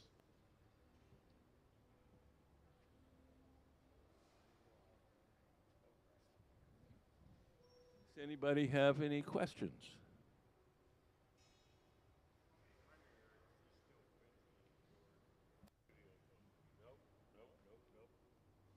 Not renting it. He's our guest.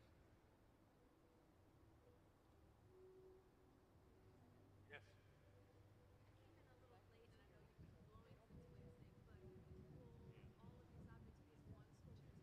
No, no, they were all individual sculptures. Eventually, right now we're just making them, and Mr. Mitchell hasn't decided what exactly he's going to do with them. Well, they're kind of, Mr. Mitchell is sort of known for these very geometric, very tight, stacked pieces, and so he wants to loosen up, and they're sort of, cartoony. He described some of the forms as Dr. Seuss forms. So he's trying to kind of go against the grain of his usual style. Can we put up some of Mr. Mitchell's work on the big screen?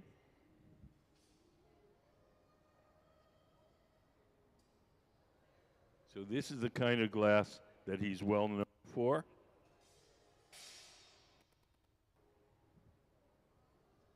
So he's trying out a new style.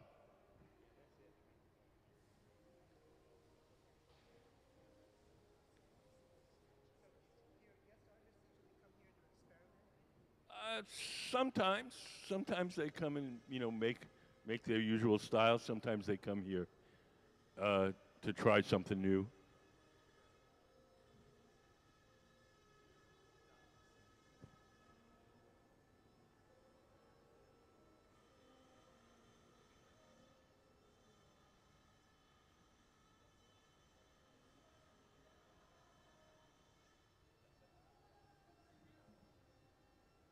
So when we put the tiles on that ceramic plate, the ceramic plate is coated with a clay-rich mud to keep the tiles from sticking to the plate. And occasionally some of that clay gets stuck on the glass, and Mr. Mitchell takes a Dremel tool and just grinds it off so it doesn't get, completely embedded in the sculpture.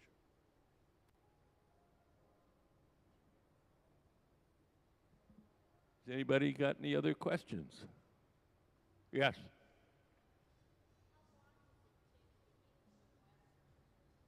How long does it take to heat the glass furnaces? There's two kinds of furnaces. There's the glass furnace, and those are on 24/7. So we never turn them off. The glory holes, the round ones, we should turn them on an hour before we start, and we shut them at 5 when we quit.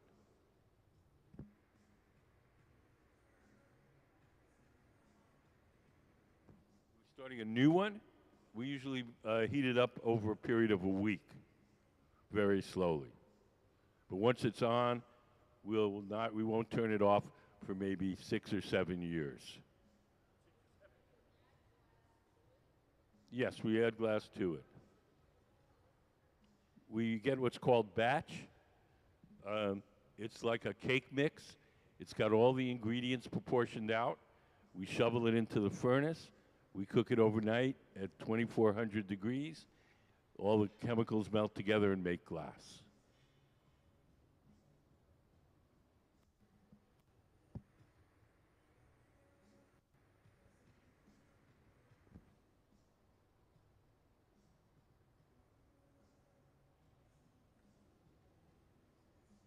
So now Courtney's shaping the glass on the steel table.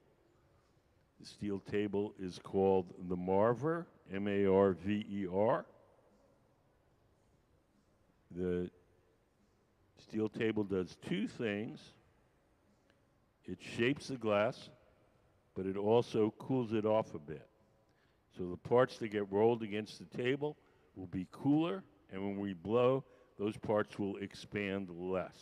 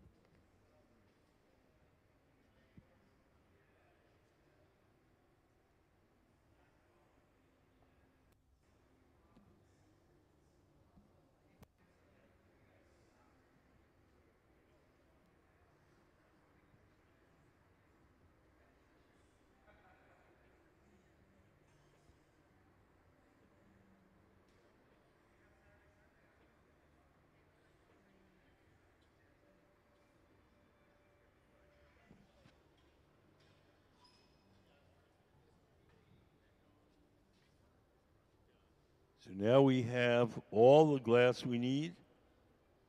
We have the Marini, the little tiles melted into the surface. Now it's time to blow it up to its full size and shape. You'll notice that one of the glass blowers is seated to the left of the workbench. He's the person that's blowing. He's going to blow through that steel tube and inflate the glass as Mr. Mitchell shapes it.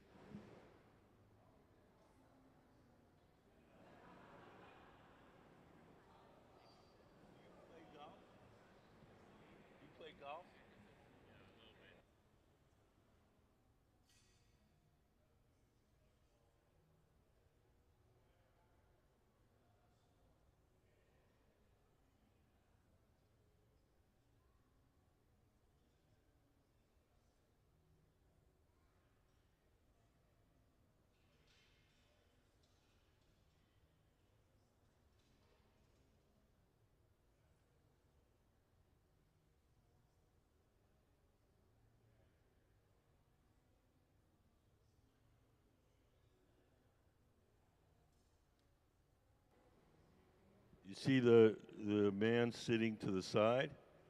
He's the guy that's blowing.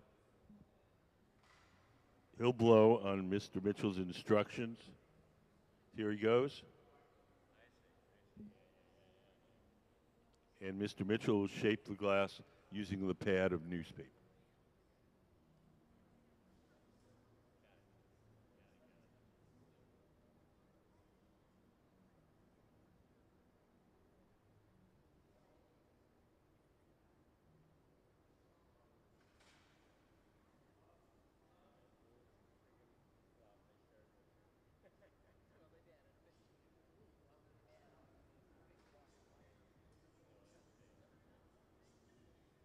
So now he's squeezing the glass and making a sharp crease in the top. That crease is the place where we'll be able to break the glass away from the metal pipe once we're done shaping.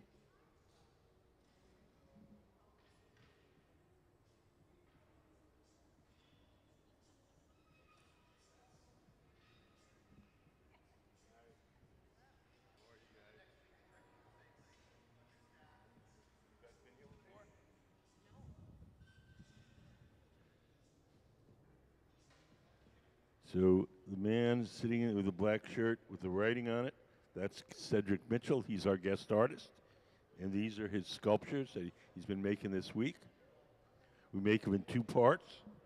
We make the necks, put them in the oven, keep them warm, and make the bodies, and then we stick the two parts together. So right now, we're working on one of the bodies.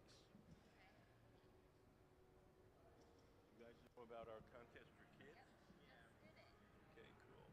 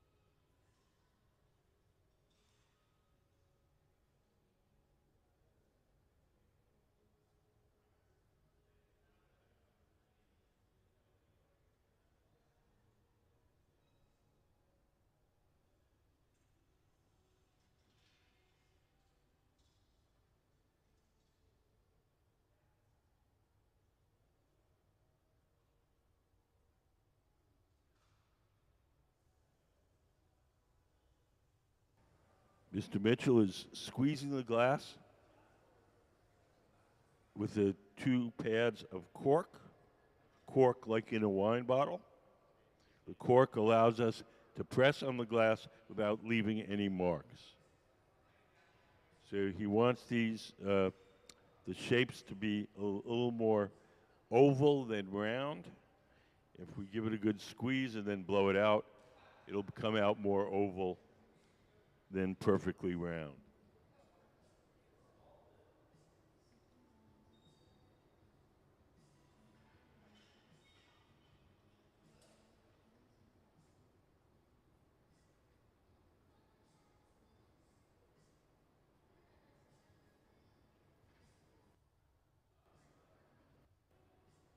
So Gabe, sitting to the left, is blowing as Mr. Mitchell shapes it with the pad of newspaper.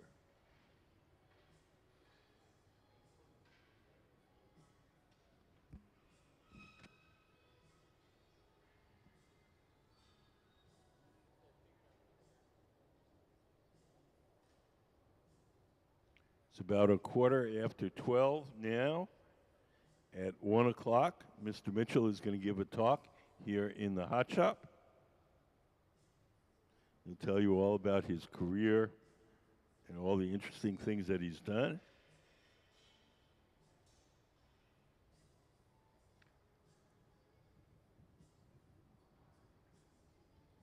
Yes.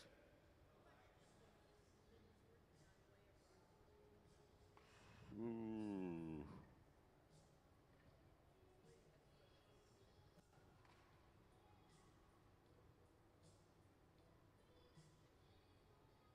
I'm guessing, I could be way wrong, but I'd say about 15 pounds.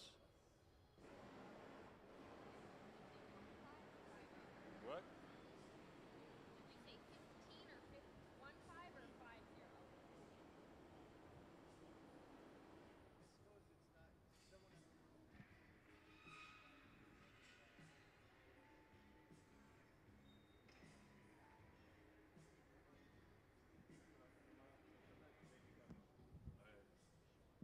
We make like big plates, and we spin them out, and we have to put them away right after we spin them out. We can't go back in. But that's the only thing. Yeah, and we have we have a much bigger glory hole straight ahead behind that metal shield. We don't light that one up unless we're making something giant.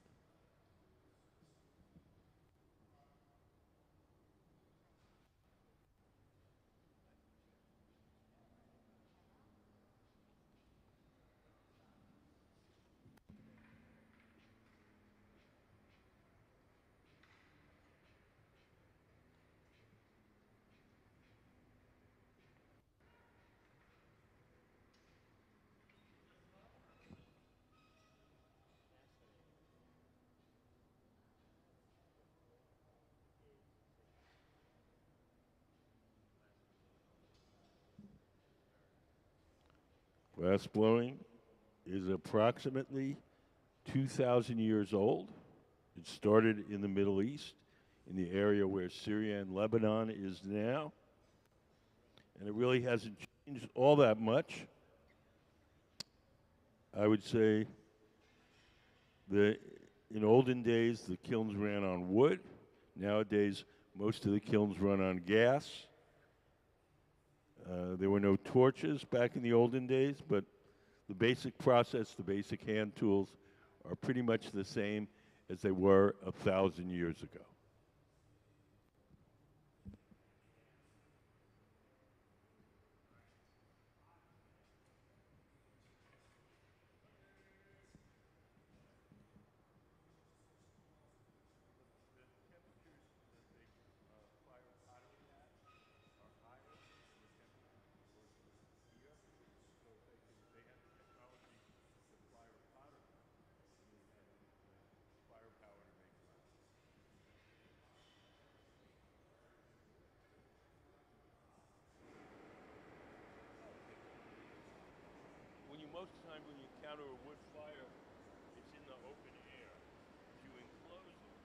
say like a wood furnace in your house, when it gets hot, if you put in too much kindling, you'll see the skin of the wood furnace glow. So that's contained but not insulated. Yeah. If you contain it, if you insulate that, Insulated. throw in a lot of wood, you can be protected. That's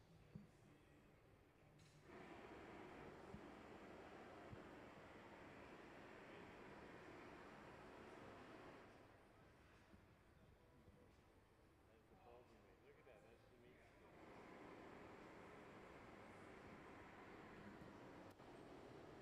The next part of this process is to transfer the glass from the rod it's originally blown on, where it is now, the blowpipe, the second steel rod called the punty, which Gabe is preparing over on the far right. We'll stick the punty onto the bottom, and then we'll break the glass away from the original pipe so that it'll be held from the bottom. The top will be exposed. The top can then be heated and shaped.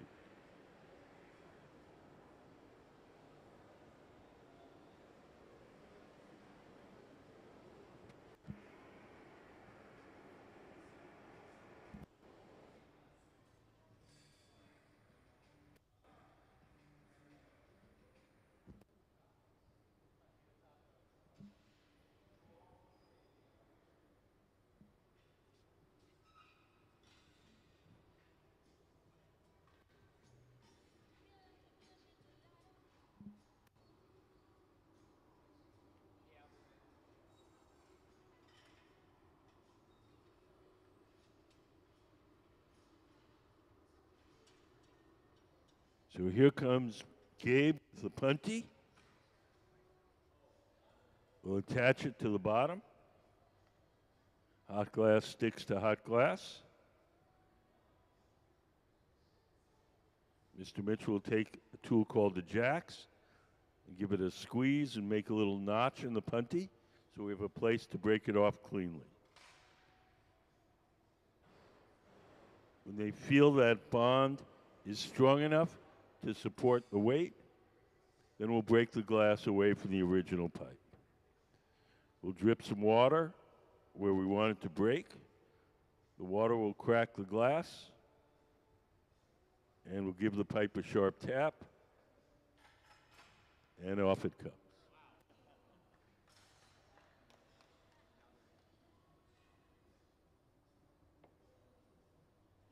So now the piece is held from the bottom. The top is exposed. The top can now be heated and shaped. Does anybody have any questions?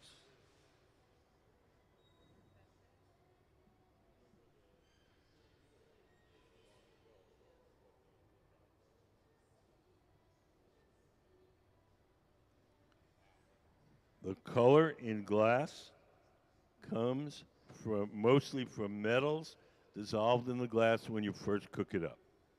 Yes.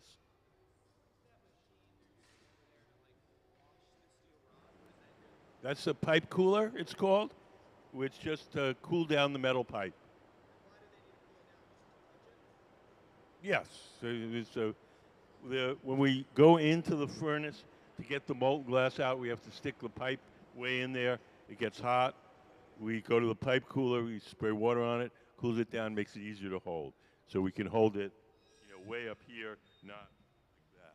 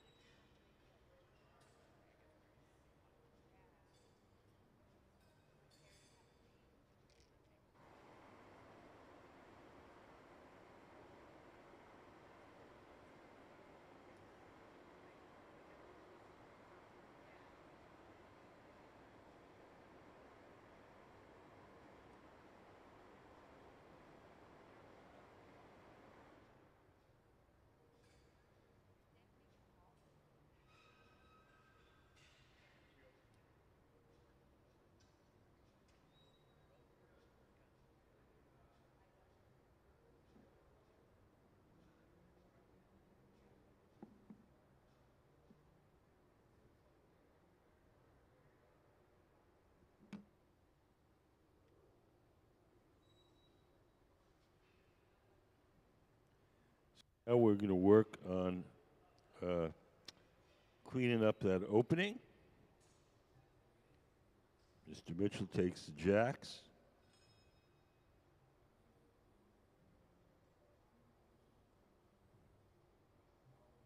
Those metal tongs are called the jacks.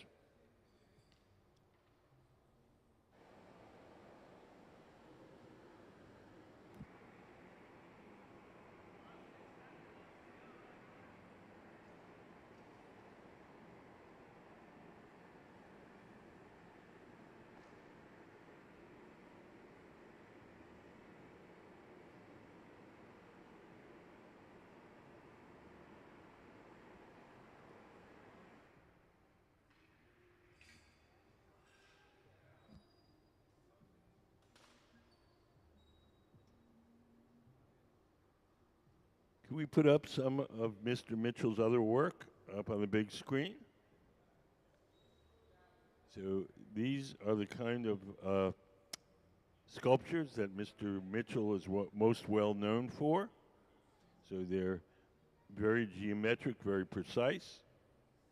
And the stuff that he's working on today with our team is a big departure from that style.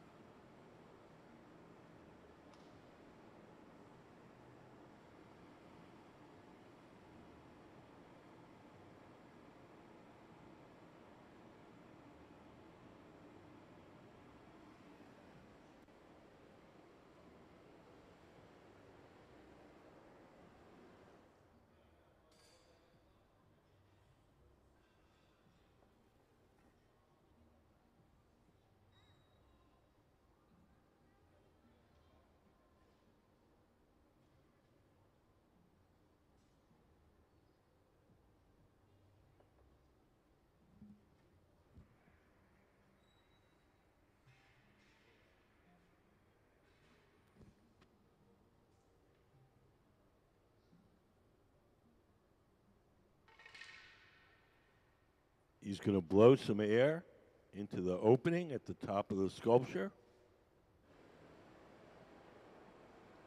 That'll inflate, make it rounder and fuller.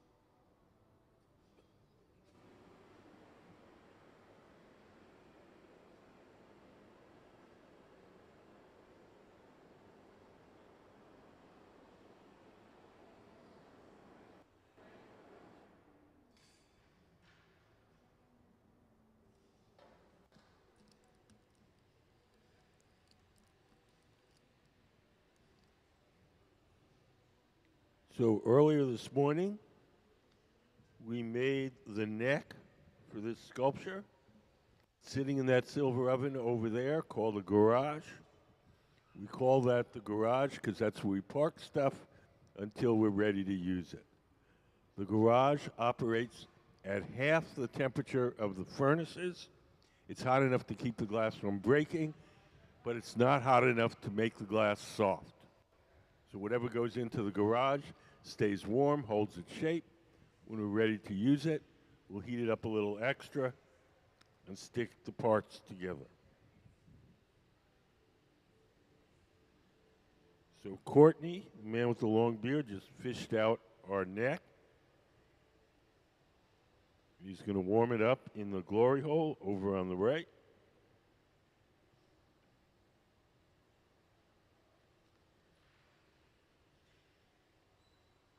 We'll get the bottom of the neck hot. We'll get the top of the body hot. And then we'll press them together, and they'll stick to each other.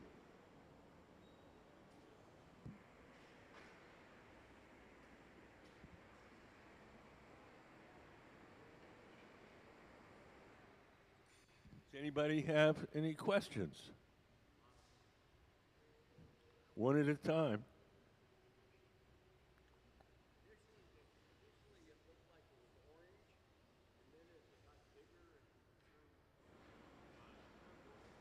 Okay. The orange color that you're seeing is the glow from the heat. As the piece gets cooler, the orange glow sort of disappears, and you start to see the true color of the glass. Yeah, the color of, well, whatever color the metal makes the glass. If you think about your own home, if you have an electric stove, the burners are gray. When you turn them on to cook something, they get hot, they glow orange for a little while. Turn them off, they cool down, the orange disappears, and you see the gray again.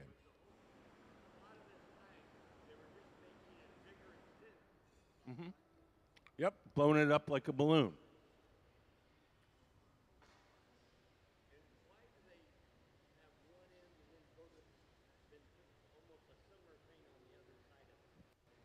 They have to keep the connection between the metal rod and the sculpture itself warm. If it gets too cold, it'll crack and the whole thing will fall on the floor. So they're working on the top, but they also need to keep that connection warm as well.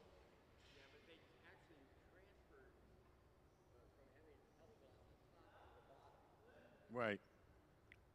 So now there's a connection between the metal rod and the bottom of the sculpture, and that connection has to be kept warm or it'll break. Yep.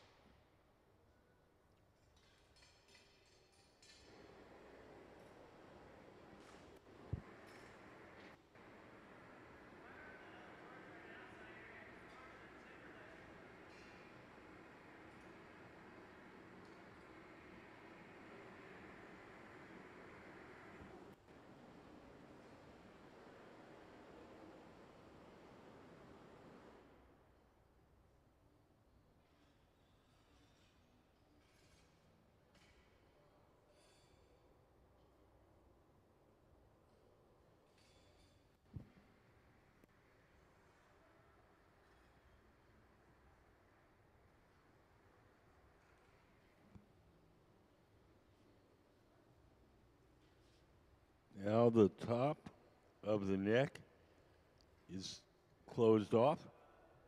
We're going to heat it up and open it up.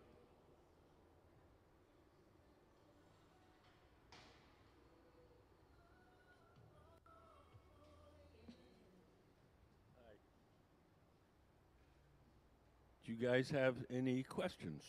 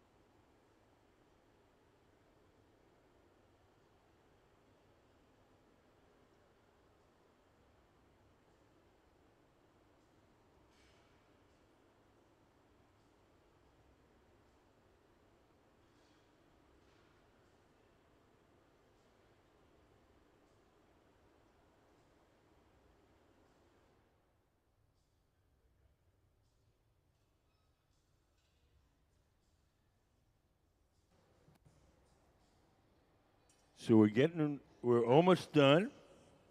Everything that we make here has to be cooled slowly or it'll break. So we're going to take it off the metal rod. We're going to place it in an oven called the annealer, where it'll be cooled very slowly overnight. If we just made this and put it on the table and walked away and let it cool on its own, it would cool too quickly and unevenly would break. So we're going to put it in that big black oven on the right side of the studio. That oven is called the annealer. It's an electric oven. We keep it at 925 degrees all day long.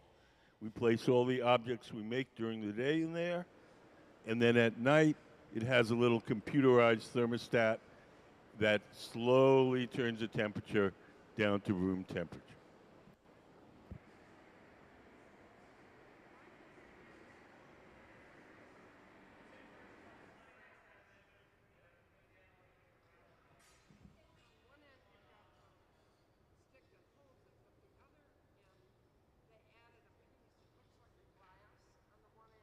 Yes, that's to hold it it's just to hold it while we shape all this. And then when we're done, we'll break it off. We'll leave a little bit of glass on the bottom. And then when it's cold, we'll grind and polish that little ring of glass away.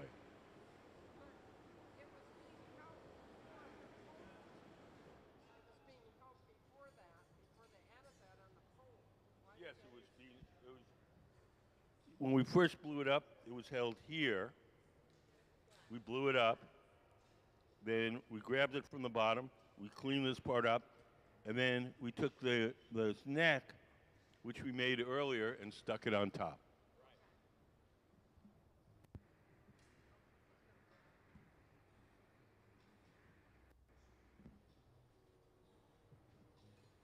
So here we go. We'll drip a little water on the joint between the metal rod and the sculpture itself. Oh, that wasn't supposed to happen.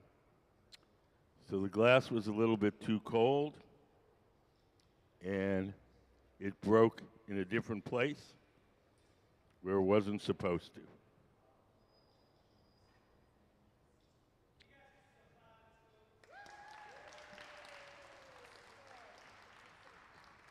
Glass is a cruel mistress. It's tough. It doesn't always work out the way you want it to. But we're tough. We'll roll through it. We'll make some more things. You still have thousands of pounds of glass to use.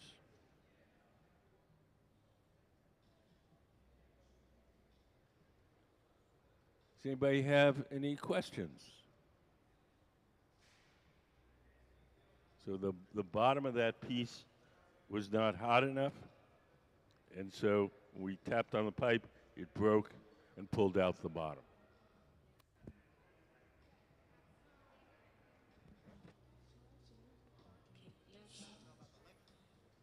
Yeah, I've been telling them.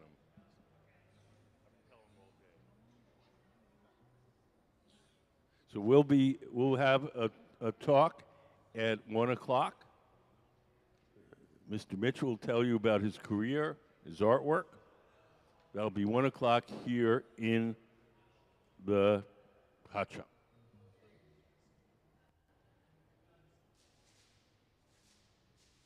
You guys have any questions?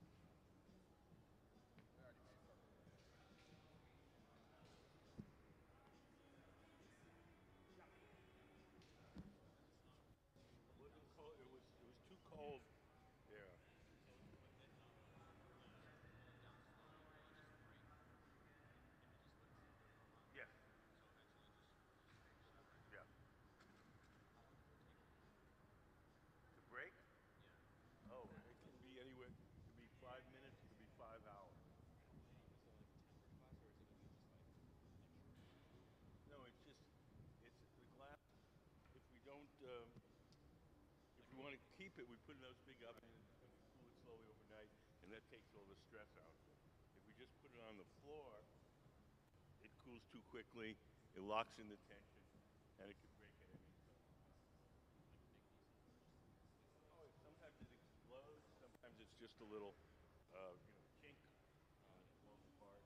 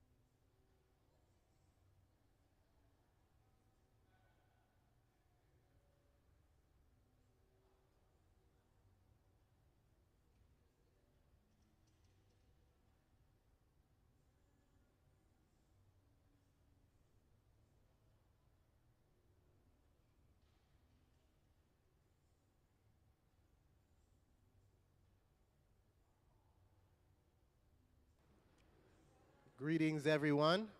Just want to let everybody know that we're going to have an artist talk in a few minutes with our visiting artist right over here, Cedric Mitchell. That'll be at 1 o'clock. So keep yourself tuned in and stay right where you are because he's going to go through a slideshow and let us know all about his work. All right, thank you.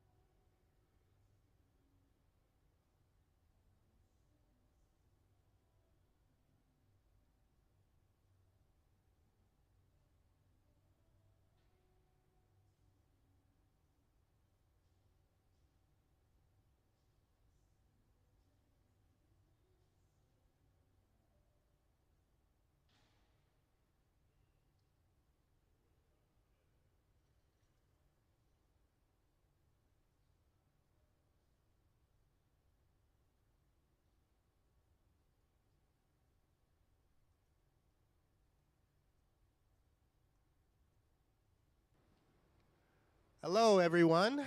Welcome to Museum of Glass. Today, coming in on Sundays, you get to have an extra treat. We have our visiting artist lecture series on Sundays. My name is Jabari Owens Bailey. I work here at Museum of Glass as the Curatorial Education Program Manager. And today I'm going to be introducing Cedric Mitchell. Cedric Mitchell ended up getting this residency because he created a project proposal as part of our very competitive pool of applicants for 2024 and ended up getting selected. Cedric Mitchell is a Los Angeles-based glass artist originally from Oklahoma, honed his skills while studying business at Tulsa Community College. He discovered studio glass as an art form while recording music in Tulsa, and subsequently enrolled in a glass blowing course, quickly transitioning from student to apprentice, and then instructor at the Tulsa Glass Blowing Studio. He furthered his education under mentor Joe Cariati in Los Angeles, and his artistic expressions draw inspiration from a captivating blend of modern design, graffiti art, streetwear fashion, Memphis design, giving rise to a captivating array of works that span from functional masterpieces, decorative art, adorned with vivid palettes and effortlessly resigned glass designs. In his words, the modern funk design I employ stands out for its vibrant colors, whimsical patterns, unconventional shapes, and the fusion of modernism and postmodernism. It rejects strict aesthetic rules, embracing individuality and self-expression. Drawing from retro pop culture aesthetics, it celebrates uniqueness and eccentricity, creating a playful and captivating atmosphere. Ultimately, his goal is to create art that resonates with viewers, combining beauty with profound concepts. He believes in the transformative power of art and aims to contribute to a world where everyone has access to it. He is a special artist, and we're very lucky to have him here. And without further ado, Cedric Mitchell.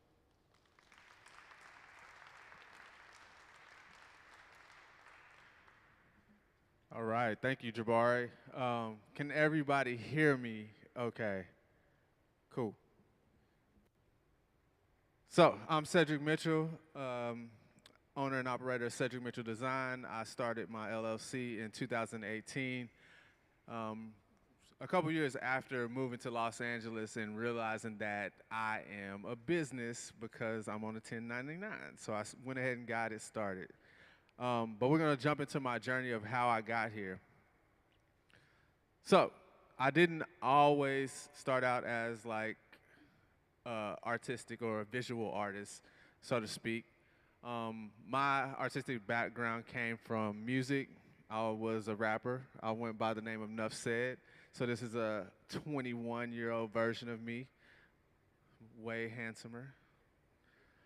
And I was living the rapper lifestyle, as you can see. Drinking champagne, going out all the time, hanging out with friends. And also, you know, I ventured into fashion. I always wanted to be fashionable. I always wanted to be the flyest person out there. I won best dress in 5th grade. Yeah, I did. So, you know, what I did was I was upcycling these denim jackets and jeans and sewing patches on them and then like selling them to my friends. And, you know, I wanted to expand that journey a little bit more while I was attending the Tulsa Community College studying business. So I took a painting class. And the thing about the painting class that I liked was the colors and, you know, the things that the teacher was teaching me. But the thing I didn't like was she wanted me to work on multiple paintings at one time. So we had to work on like 6 paintings at one time. And the reason why I didn't like that is because I drove a bicycle. I rode a bicycle to the school, and she wouldn't let me keep my canvases there. So I had to carry my canvases back and forth. So one day I was like riding my bike, and it was raining, and like the canvases fell, and the paintbrushes fell. So I threw everything on the ground, threw it in the trash. And I was like, I'm done with this. So I took a screen printing class. There's a place downtown Tulsa, Oklahoma called Hardesty Art Center. which offered like these really cheap classes, and it's like a hidden gem. No one ever knew about it. So my first class that I took was a pinhole camera making class where they show you how to make this pinhole camera, and then they show you how to use it. And then I also, took a screen printing class. And I really took a liking to the screen printing class because, in high school I was really into like digital imaging and like spending a lot of time on the computer and like making graphics and designs and things that I could turn into like things that are wearable. So these are like my first screen prints that I ever made. I wish I would have kept one of them, but I have like a hustler mentality, so I sold all of them. Which brought me to my journey in glass. As Jabari mentioned, I found out about glass blowing when I was in the studio recording the song. So me and my friend Steve, who owned the studio, took a smoke break, and Steve was smoking out of a bong. And Steve was informing me about his friend in Miami who made this bong and how I could take glass blowing at the Tulsa Community College. So Steve programmed my brain thinking that I could make bongs and pipes. So at 1 a.m. in the recording studio, I signed up for glass blowing, excited. So I didn't do any research on it or anything like that. I get to the Tulsa glass blowing studio, and you know what the first thing they told me? We're not gonna be making any bongs or pipes. This is a nonprofit organization. If we see them, we're gonna break them. So like my pipe dreams got crushed. But it was okay. This is the first piece of glass I made. It was a glass flower. It wasn't quite a pipe. I showed my friends and they were like really intrigued, but they were stumped about how they would smoke out of this thing. And I told them, you don't smoke out of it, you just look at it. And they were unimpressed. So I got clowned for that one. And they were like, well, what are you gonna do with a flower and a paperweight? Nobody's really using paper. And I was like, just wait, I'm gonna be making some things here shortly. So this is me as a beginner when I first learned how to blow glass. As you can see, I didn't really know what I was doing. I was looking real goofy, couldn't even keep my mouth closed because I was so amazed by the glass and what was going on. But I was always ambitious and, going the extra mile when they were saying, we're gonna make these small things. And I was like, all right, I'm gonna get more glass. So I was really ambitious. And then, they thought that I was okay at glass blowing. So my instructor, Rachel Johnson, at the time, thought it would be a good idea to view colleges for a degree program. So the first college I visited was University of Texas in Arlington, which I fell in love with the facility because there was air conditioning there. Yeah. And then I went to Hastings, Nebraska. So this is when I really put a stamp on it and confirmed that this is what I'm gonna do for the rest of my life. The thing about the trip to Hastings was I bought a book because I just got into reading books. So I bought this book called The Alchemist. And in this book, The Alchemist, there's this kid, Santiago, who's in search of his gold and, this hidden treasure that this guy told him he had. And I was really just intrigued by that and the transformation of my life. And then there's another excerpt of the book where Santiago gets robbed by a guy and he loses all his money and he has to work at this glass shop. And I was like, what's the odds of that? That just happened to me. And another thing was in the book, they mentioned take heed of the omens. So, it was programming me to take heed of the omens. So I went to Hastings, Nebraska. These guys right here were working on this giant vase. They climbed this ladder and they stretched out this 6-foot vase and then they punted it up. And then, when they were about to finish it, it broke and fell on the ground, sort of like the thing we just made. Another thing, that really blew me away was early on, I got to work with this amazing glass artist named Richard Royal. So I was about 3 months into glass blowing, and I came in the studio on a Sunday, and I seen this man working, and I've never seen anything like it in my life. So I was pretty amazed, and I was really good at fooling him. He thought I was way better than I was. So he gave me a bunch of jobs where he thought I could handle, and he quickly realized that I had one job, and that was shielding. So I, worked with him, and then full circle, we're co-teaching this year at Pilchuck Glass School in August. So that's like a monumental moment for me. So quickly, I transformed into the apprentice and the instructor after the beginning class. So, I took the beginning glassblowing class, and then I was in an intermediate class, and they asked me if I wanted to, start teaching. So they gave me a day of like training to make like Christmas ornaments, and then everybody went to the lunch and told me, you got a class. And I was like, I just started. So I just fell into the role and just, I work well under pressure. So no one knew that it was my first day teaching, and I tricked them again. So, my background, I have a lot of, friends in Tulsa, Oklahoma who are graffiti artists.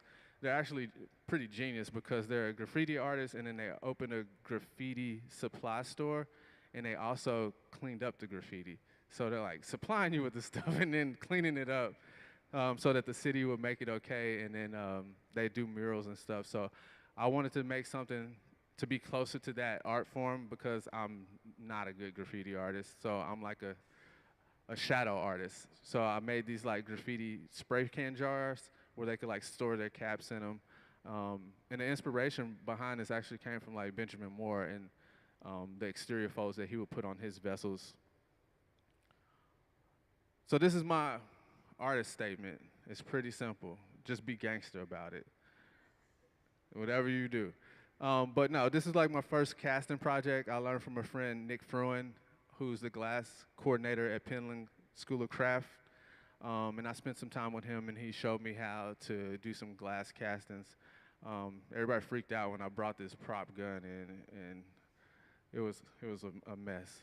But anyway, along that time period, I worked with Nick Fruin, and he introduced me to other things like applying decals to glass and like other things you can do with glass outside of just blowing it, like how you can add decorative items to the glass. So, I had a genius idea of making these juice cups from the movie Juice, and people would get this pun, and nobody really picked up on it until I moved to LA like 9 years later.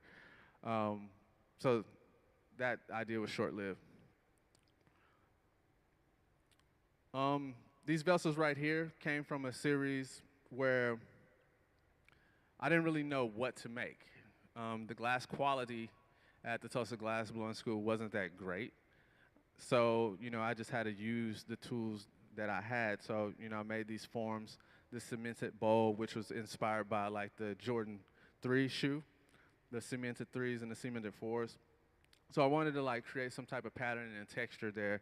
And then also like I was really into cold working, so creating like this illusion and polishing the lips to where you look in it and you get this like optical illusion. And then, I journeyed a little bit further in my first 2 years of glass into like vessel making, working on like basic shapes and forms and then breaking them down into like combination forms like you see here. And then also gluing things. So this is where like the stacked pieces originated. And then, I was 2 years into glass blowing and just like making things. And then someone introduced me to gluing forms. So that's how I would achieve scale in these vessels here. So another monumental moment for me was in 2014. I went to the Glass Art Society conference in Chicago, and I met this guy on the left. His name is Joe Cariotti, and I was kind of stalking him on the internet because this is back before Instagram existed, really. It was like back when it was a gated community and you had to have an iPhone to actually be on Instagram. So I seen this video of Joe Cariotti actually doing these like glass tricks, and they're like bumping Young Guru skills and like doing all these things. And I was like, I gotta be there. I gotta figure out how I can get to Los Angeles. So I met Joe Cariotti at the GAS conference, and he invited me to help him with his demo.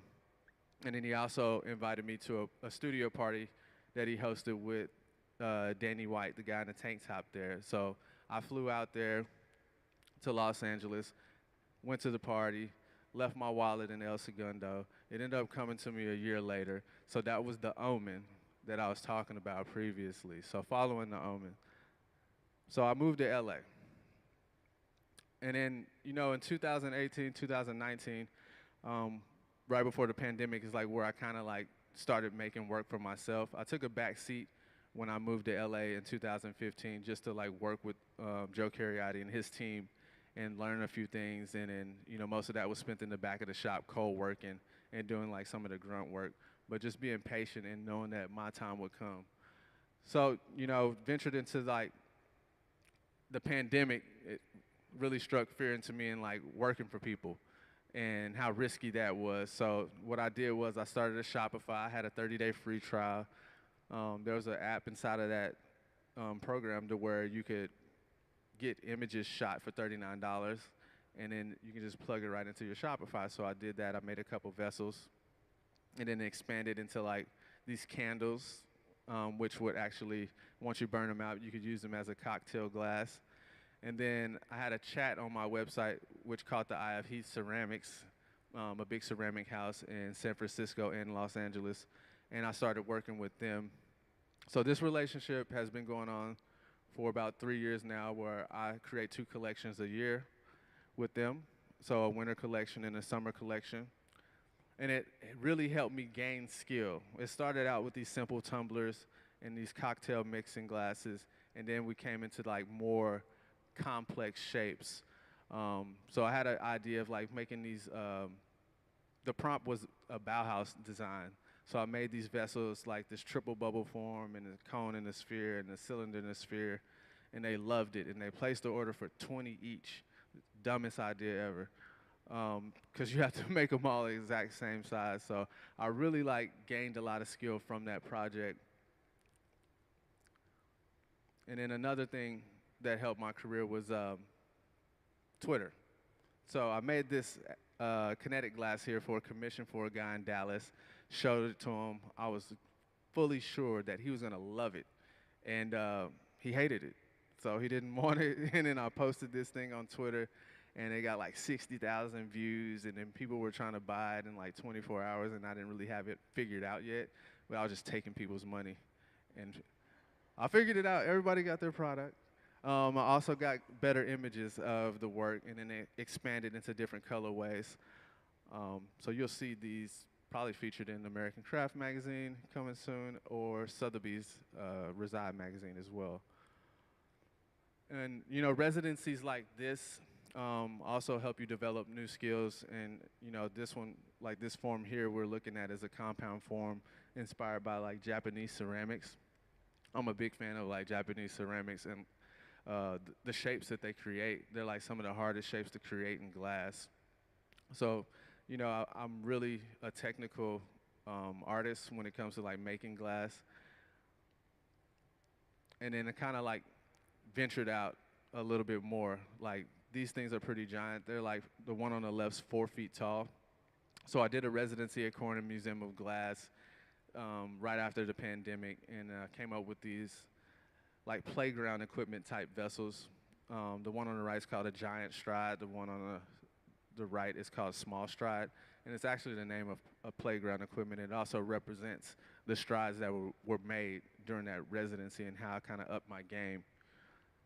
And then also bringing it back to more compound shapes, and then some of the things that I love, like Incalmo techniques, so taking a cylinder and connecting a sphere to the bottom, or a cone and connecting a sphere to a bottom to make these beautiful vessels here. 2 years ago, I got the opportunity to be a gaffer at Pilchuck Glass School. So that was a huge opportunity because I got to work with one of my favorite artists, and probably like the second or maybe first, don't let him hear it, best glass blowers in the world, Dante Marioni. So, you know, it was just a pleasure to be able to work with him and then, you know, build a relationship and become friends. We had a good working relationship there. He would actually create the patterns on some of them. He's really known for the Reticello pattern, so we're making things for an artist who's native, and she wanted a lot of baskets and a lot of hats. So these vessels here are part of a show that I had last summer called the Object Lounge. And it's a collection of vessels that I made throughout residencies last year, and exploring different things. Like I've never done a lot of, pattern, such as like cane techniques or Marini techniques, and just, exploring different forms and just trying to make it as difficult as possible. Some of these vessels are also inspired by the Memphis design group, Editori Soza. So like some of these right here, like this Incamo vessel, it reminds me of the clay forms that he would make in combination with glass, employing the same Incamo technique. And the thing that I really like about the Incamo technique is, is a real precise method of connecting these two things. It has to be spot on. You only get one chance, one shot, and if it's not right, you gotta try again.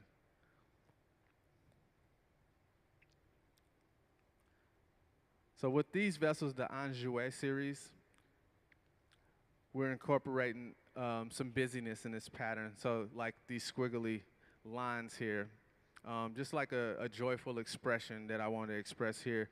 And you can see like this series actually roll over into the series of work I've been creating here at the Museum of Glass. All of the necks on these funky forms that we've been making are similar to the pattern that's on these vessels here.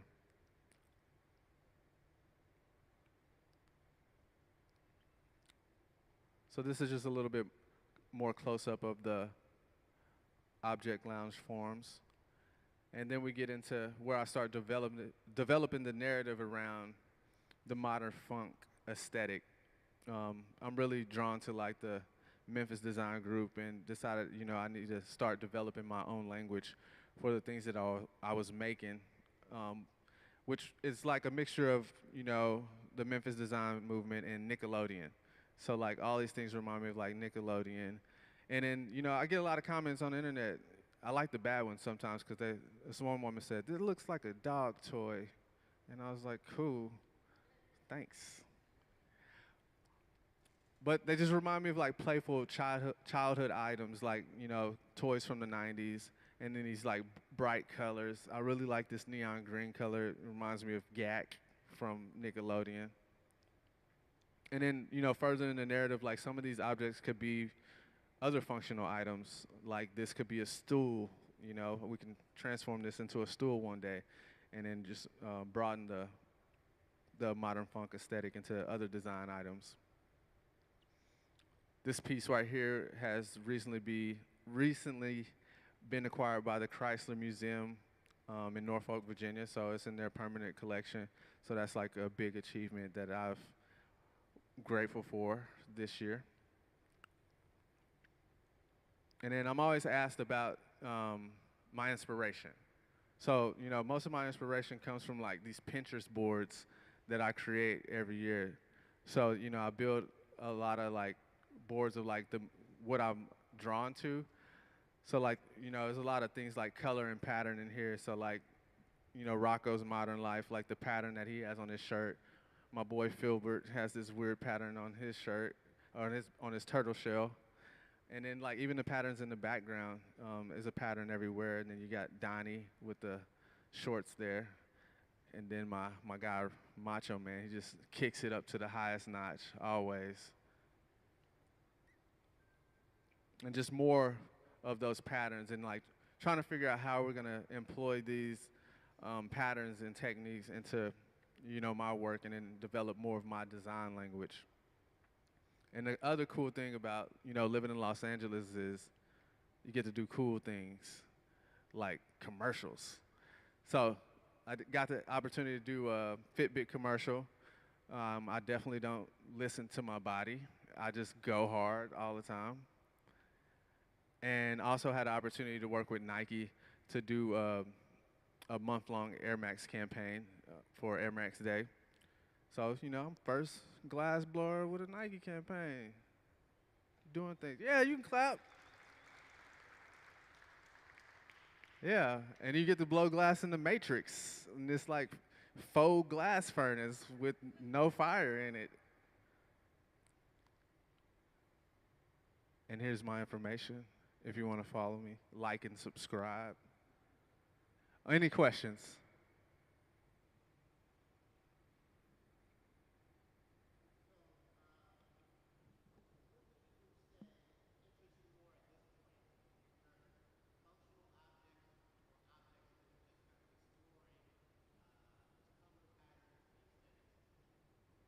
I think, what interests me, it's like a healthy mix of both, because one has to pay for the other. So, like, the functional items um, is what keeps me busy, like the production work, and then trying to, come up with something new. And then, like I said, I get good and bad compliments on things, and I always take heed of those bad ones. Like some people are like, well, it looks like IKEA, or it looks like Pier 1 Imports. So you're like, all right, let's see Pier 1 Imports copy this pattern I just threw on it. Or let's see this company in Australia copy this cup I made now, which they did. Um, so like, creating those functional things, and then also like, taking it to another level, like how can we take it into like the world of lighting? That's like an untapped thing for me. So like that could, be a more profitable market there. And then, how can we have fun? So, and then also those things, those production items help me employ people to further their skills, and then we can do more and send them to places to where they can like take a class and then further their skills even more. Because I don't always want to be making all the functional things and the production work. I want to just do fun stuff, like being here and doing this type of work, and these playful things, and then having a plan and then see how it goes, and then just like going with the flow of it. I really like what's been happening here this week. And the work that we've been pumping out, it's kind of like, it looks like a production set, and how we got all these vessels here now, So, any other questions?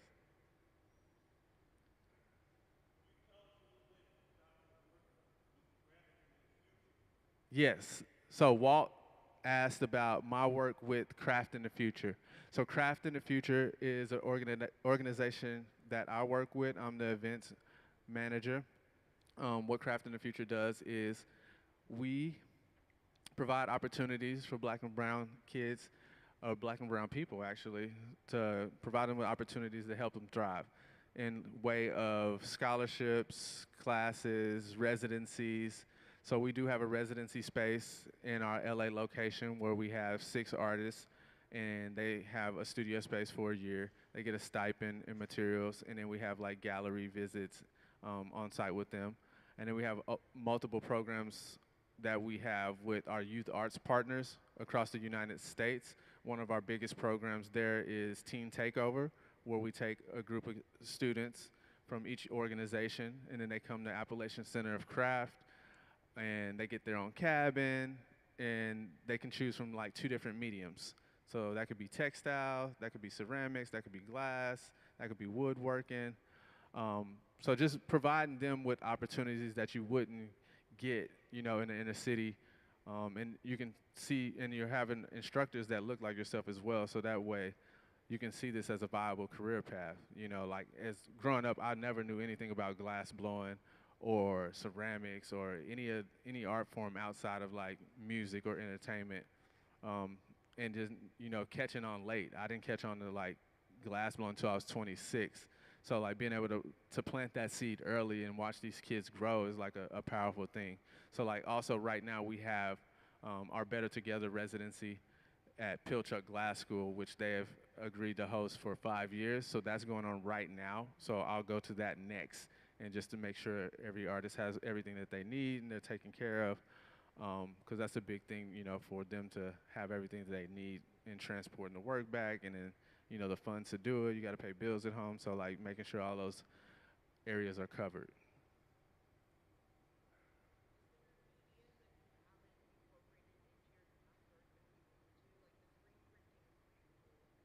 See, I'm glad you mentioned that, because that is, like I have this thing in my collection of like ideas. I have like an idea book which I call like a memory museum. So like I have like all these childhood memories outside of the ones we're talking about in cartoons and things, but um, the project that I do want to incorporate is in flat glass. So like how can I create wall pieces and screen print on them and use those decals and create like layers, like kind of like a painting, but with glass that we can put on the wall and use some of those things that I really used to like. Used to be really into basketball, so there's like a lot of like NBA stars who are from Tulsa, Oklahoma, who I like would like to recreate in like a retro design, like a double dribble type thing, um, just to create like these paintings.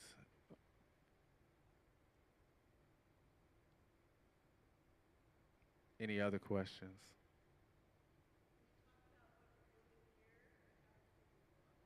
Yes. So this has to be the definition of the modern funk aesthetic because everything that we described with the whimsical patterns and the unconventional shapes is what is happening here.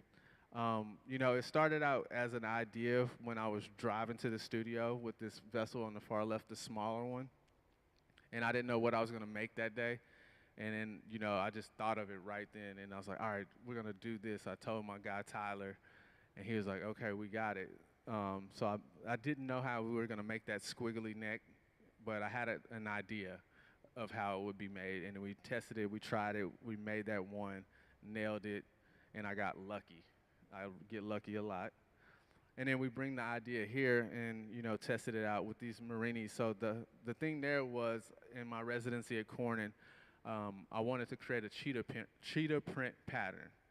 So I pulled a bunch of Marinis for the first time, actually. I've worked with people in that form and helped them make it. And that was my first time actually doing it. So I held on to these for a year, this Marini, this cheetah print Marini, and really didn't know what I was going to do with it until now. So, and then as we blow them up, they get large, and then they bring this like painterly effect. And it also reminds me of graffiti, like how you like outline something with the graffiti. So like the black outline and then some of the shading that's happening inside of that Marini in that pattern. And then just, you know, making this shape and then funking it up a little bit, just really messing it up. And so that way it's off center a little bit and it's off, and then putting this like squiggly neck on it. So we're still doing like traditional things like the Marini pattern and the Encamo technique, but it's just a little weird in a little wacky way. And it's loose, you know, it's free form. We're having fun. We're not worried about anything like breaking or being straight or off center. It is what it is, and it is just embracing that. Any other questions?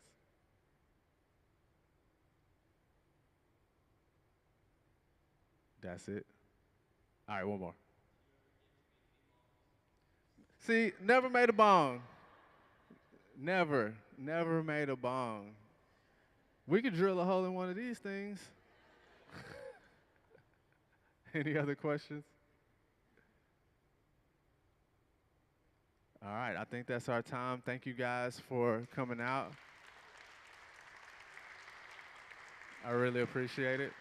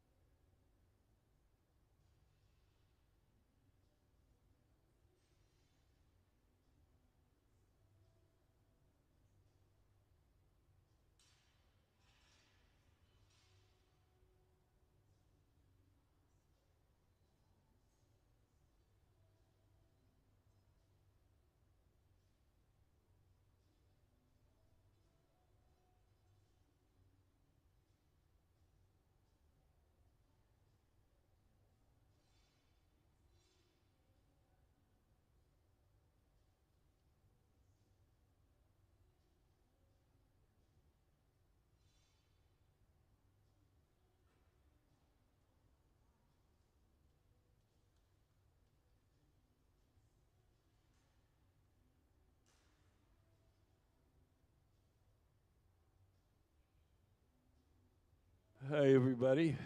Welcome to the Museum of Glass. Today, we have a special guest artist, Cedric Mitchell. He'll be out here in a moment. And he's working with our resident team of glassblowers to make his sculptures. We're making sculptures very similar to the ones that you see on the tables and on the pedestals. We're going to make these in two parts. We're going to make the necks. This here, we'll put it in this oven over here called the garage. We'll keep it warm. And then we'll make the bases and then stick the necks on the bases. So this is our guest artist here, Mr. Mitchell. He's originally from Oklahoma and now lives and works in LA. He's been working with our team of glassblowers all week. And let's see. Okay, so just to get you started, I'm going to give you just a very quick introduction to how glass blowing works. Everything that we do here starts out in our glass furnaces. The glass furnaces are the machines where you see the doors closed. There's two of them, one on each side of the studio. Can we put up the glass furnace diagram? So if you look up on the big screen, you'll see a diagram. That's what the furnaces look like inside.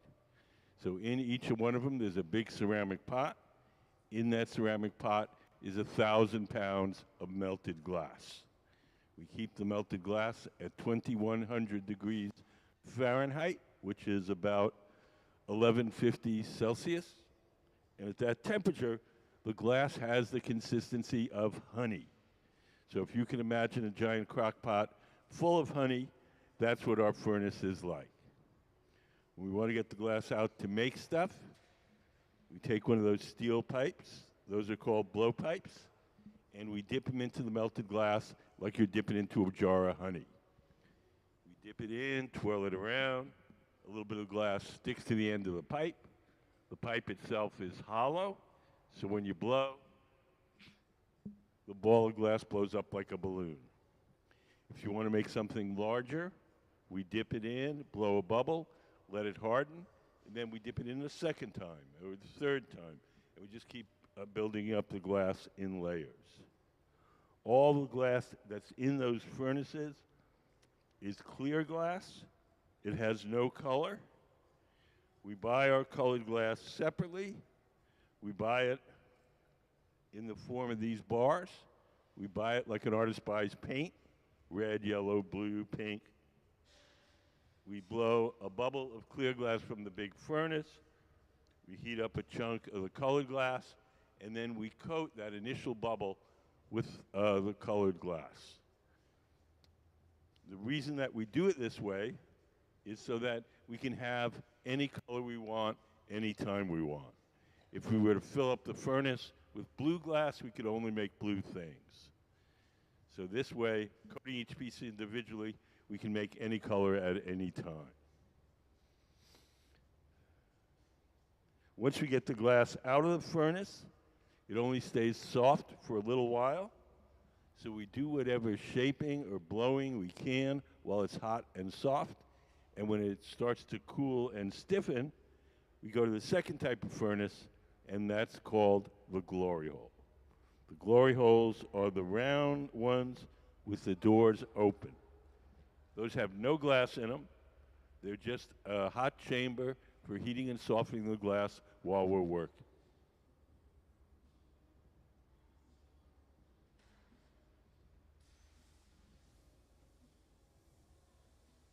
The glass itself is made out of three things: sand, soda ash, and lime. Sand is the bulk of it. Glass is mostly melted sand. Soda ash is sodium carbonate. It's a chemical which acts as a flux and lowers the melting temperature of the sand. And the lime is calcium carbonate, and that stabilizes the mixture chemically. We throw those three ingredients into a big furnace. We cook them overnight at 2,400 degrees. In the morning, you have a tank full of clear glass.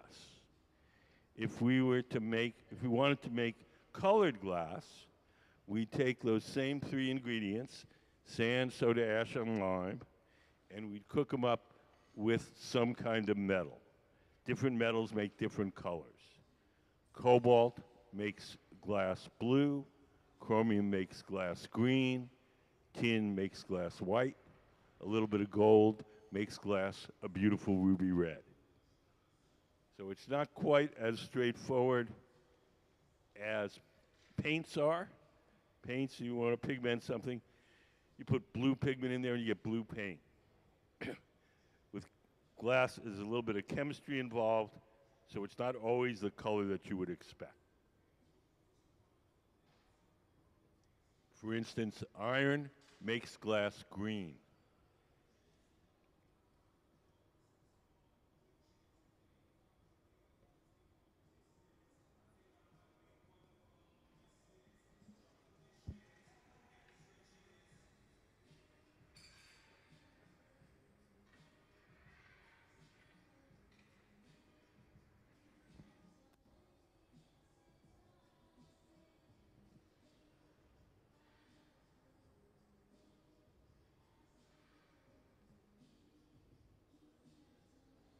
So the man shaping the glass in the center bench, that's Gabe Feenan. He's one of our resident team of glass blowers.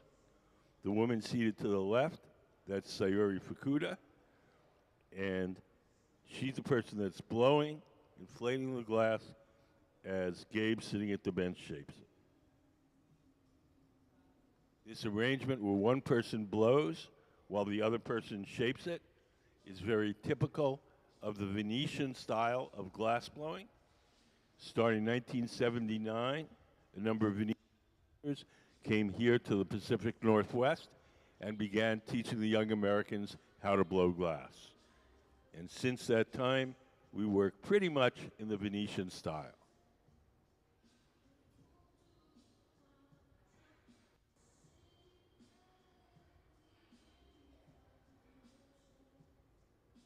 Does anybody have any questions so far?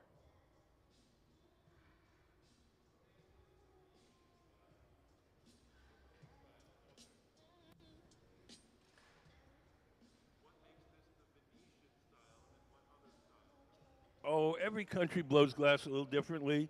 Venetians blow glass sitting down. Germans and Czechs blow glass standing up.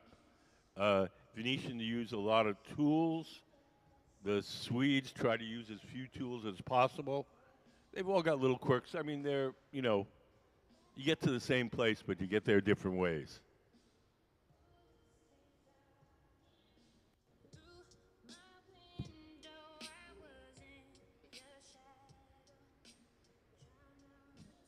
I suppose one of the most characteristic things that you see here is the fact that we always work in teams.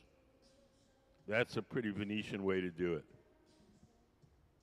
It's possible to blow glass by yourself, but it's very limiting what you can do. Everything works so much better if you work in a team. Does anybody have any questions? Yeah.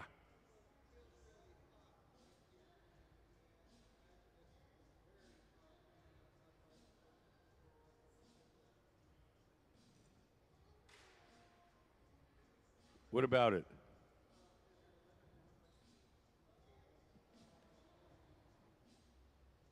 Is it? I don't understand your question. Yes.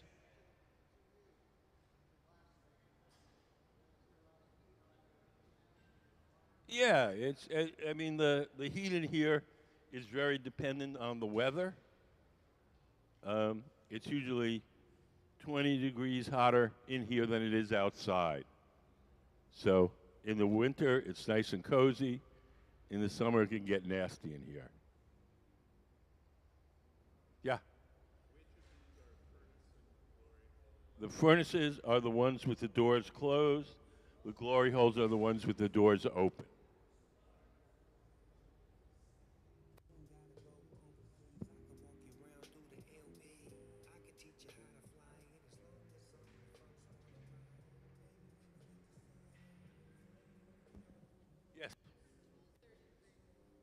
What about them? So probably the easiest way to deal with that is to describe the tool as they use it, because there's a lot of tools. So right now, he's shaping the glass with a pad of wet newspaper, just ordinary newspaper, folded up and soaked in water.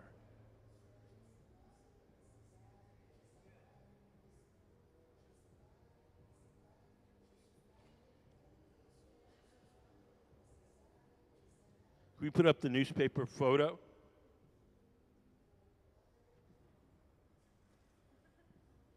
So it's just very simple, ordinary newspaper, folded up and wet.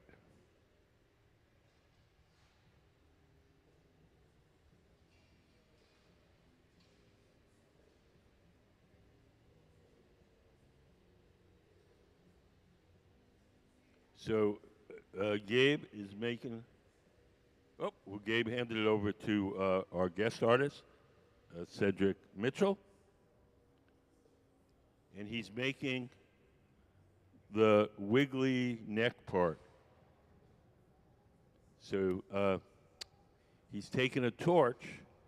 The torches allow us to focus the heat in a particular place.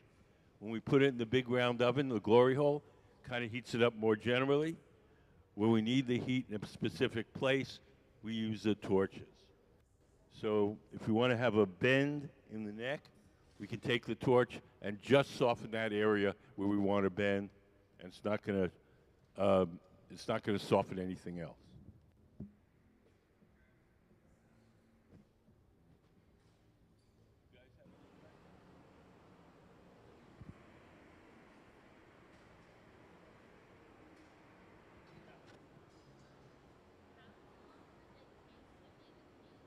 How long does it take to make a piece? It depends on what you're making. Christmas ornament takes about 3 minutes. Wine glass, probably about 20 minutes. These sculptures that we're making for Mr. Mitchell, they're about an hour and a half.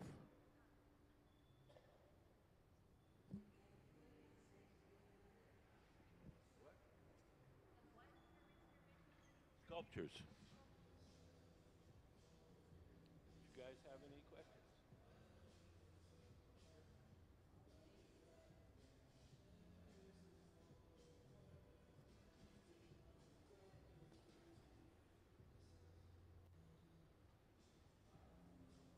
So right now, Mr. Mitchell is shaping the glass using a pad made out of cork.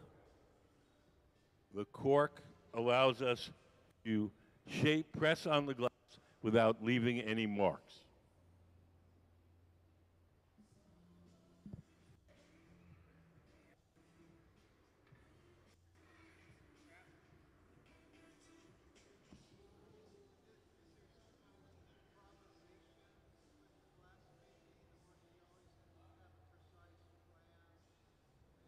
Okay. Is there any kind of improvisation with the glass, or do we need to have an exact plan? It depends on the temperament of the artist. Some people are planners. Some people work spontaneously. It's just a personal preference. It's like cooking. Some people follow recipes, and other people don't.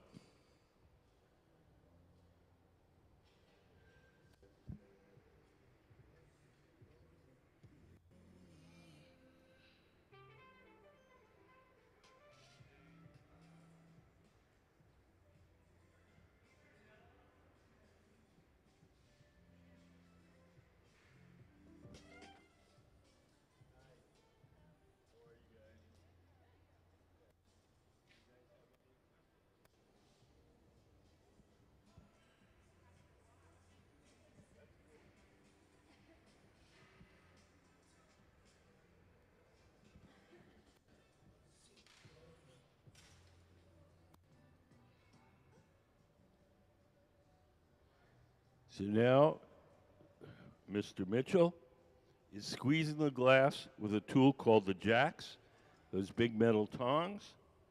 He's making a notch in the glass, and that's where we're going to break that little nub off to open up the opposite end of this neck. So we squeezed it down. We'll take a tool and we'll just whack it and it'll come off.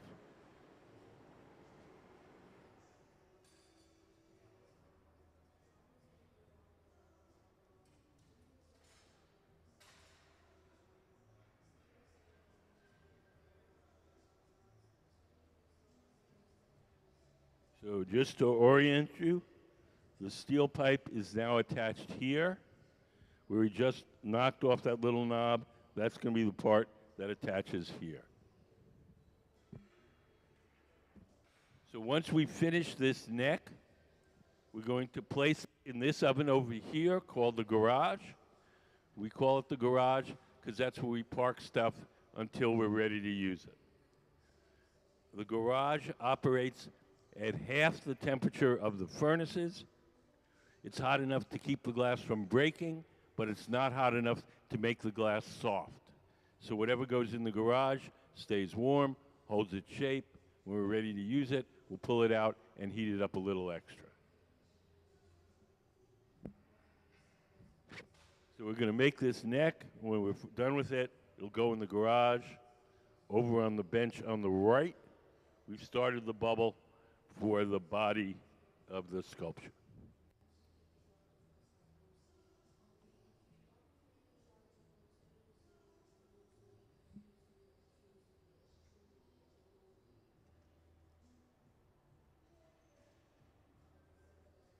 Over on the right, you can see they're doing what's called a color overlay.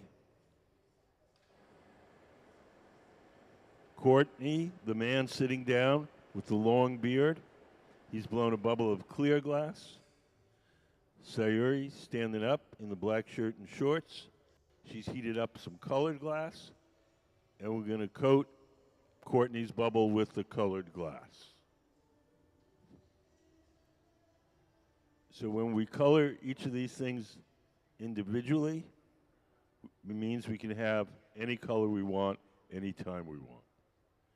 We buy the colored glass from two main companies in Germany, and they have, I would say, close to 200 colors.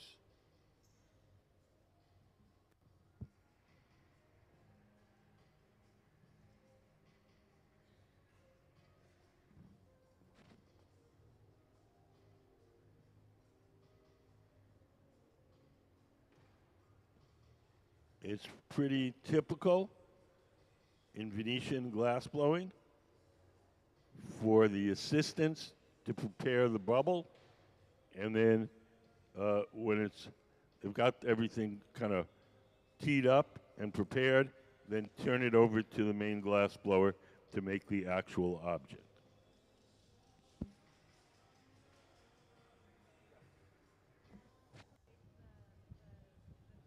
How do they separate the neck from the pipe? We take the tool called the jacks, those big metal tongs, and we make a notch in there, and then when we're ready to separate it, we drip water into that notch. The cold water hits the hot glass and cracks it, and then tap on the pipe, and the crack follows the notch.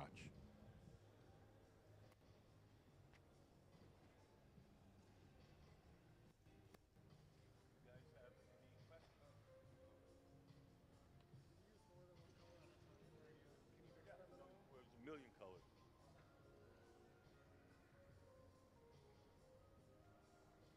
Did you have a question, sir? No. Oh, I think you looked like you were saying something.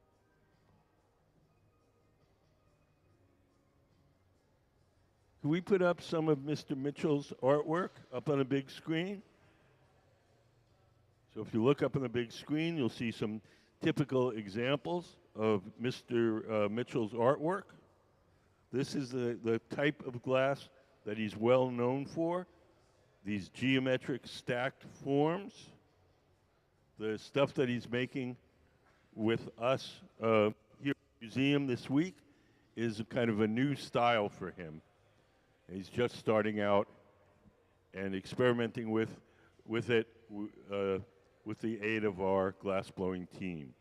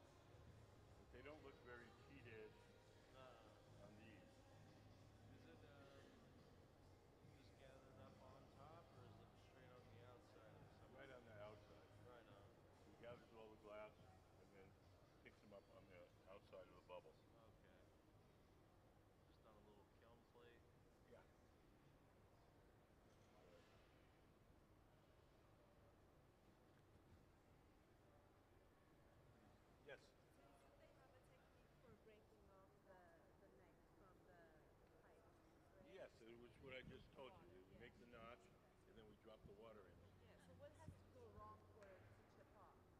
What happens if it goes wrong? Yeah, so like, Well, if we depends where it goes wrong.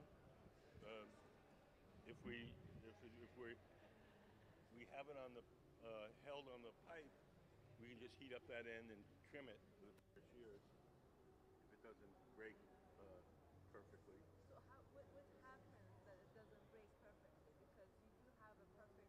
Well, you make the notch. You want to make a kind of a weak point in the glass, just like when you tear a coupon out of a newspaper. You make a nice sharp crease, and you pull on it, and it should tear along the crease. If you don't have the notch sufficiently sharp and defined, sometimes the crack will wander off into the piece.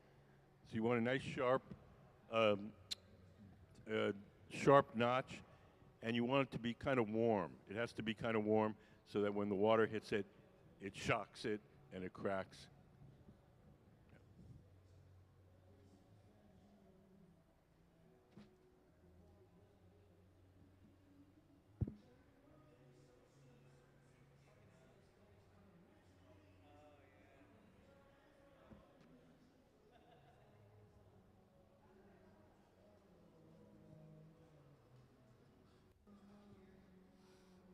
Hi, do you guys have any questions?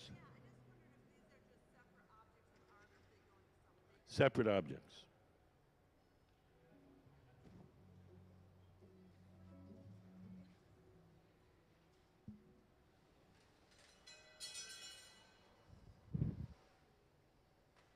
Hi, how are you guys? Good. Do you have any questions?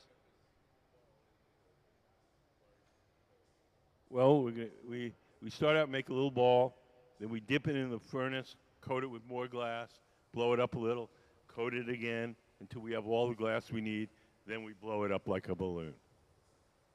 So right now we don't have all the glass yet. Yes.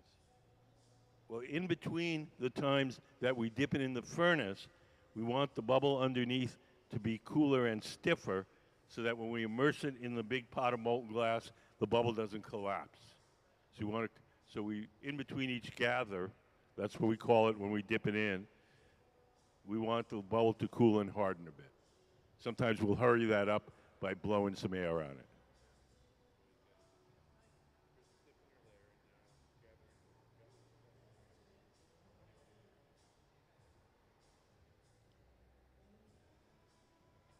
So Mr. Mitchell wants to make these things fairly large.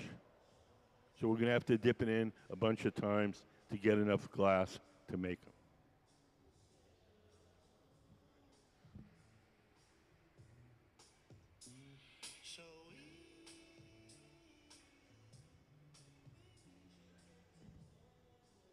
So Courtney, the man on the bench on the far right, he's shaping the glass with a tool called the block. The tool is made out of wood. It's stored in a bucket of water. As long as the wood is wet, the tool doesn't burn, and it doesn't leave any marks as we shape the glass.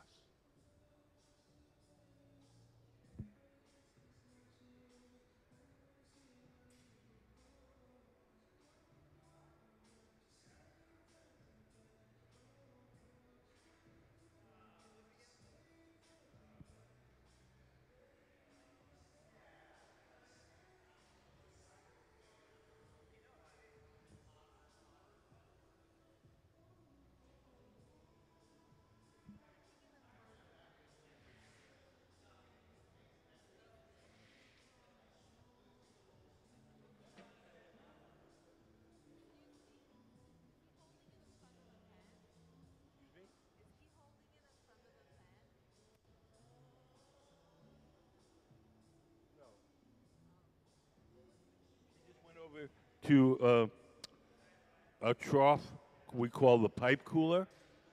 And when we reach in to get the glass out, it makes the steel pipe hot. So we have a little T-shaped trough over there. We rest the pipe in the trough. and then we spray water on it. That cools it down and makes it easier to hold.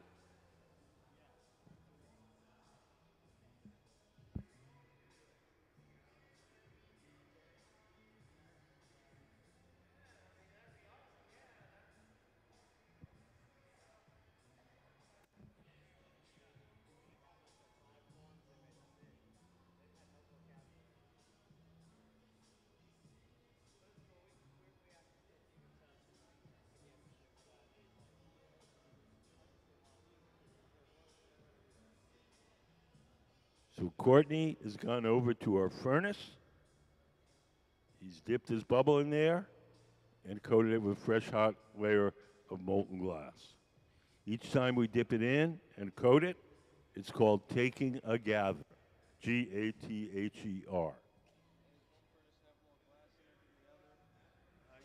At this moment.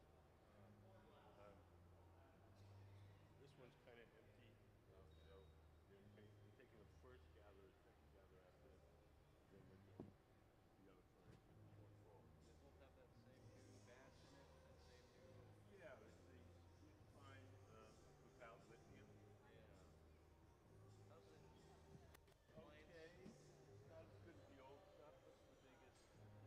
It's a little bit short. Doesn't stay hot, soft as long. Um, the lithium is a flux, so it softens the glass. Really? But the lithium, the price of lithium has gone up quite a bit because of all the rechargeable batteries. Yeah. There's a big demand for lithium, so they decided to make a batch without lithium to keep the price down. You know how funny it is to me to think like how eco-friendly are lithium batteries? What? How eco-friendly are lithium batteries? You know what I'm saying? Yeah, I mean, Or like the mines they come from, yes, I was about to say, all the equipment they use it's to. not eco as much as how the lithium is mined and Yeah. stuff. It's like a dragon tasting its tail or something. You know, I've come to think there's nothing you can do that doesn't have some downside. Yeah. If you're, you know, And they're terribly difficult to put a fire out on one of these electrical cars. It's like extremely difficult to get it fully. well, they'll tell you about that at work. Who knows? I wouldn't be surprised if they have some special thing on Like the ship. they've had to retrain the fire department in Bellevue for all the Teslas that go up in flames there. Oh, really? Yeah. And now they're starting to do classes with the Seattle guys, teaching them how to like. I think I was reading in the, the internet the other day that they're making some newer batteries that are based on iron, not on lithium. Yeah. So then maybe those will be less volatile. That's one of the problems with all this, with any kind of tech. If you put too much money into it, Just then, becomes a monopoly. well, no, just it can be obsolete by the time, like if they, you spent, 500 million bucks on a lithium battery pack. Yeah. Two It years takes later. 2 years for it to open. Yeah. By the time it opens, there could be better batteries around. Uh-huh. Interesting. Never thought about it like that.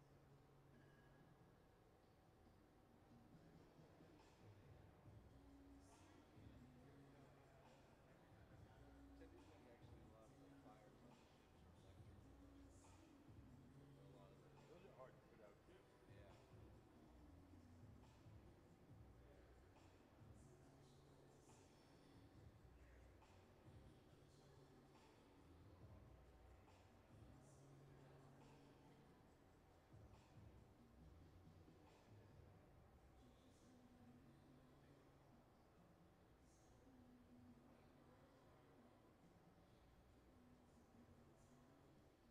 Courtney's going over to our pipe cooler.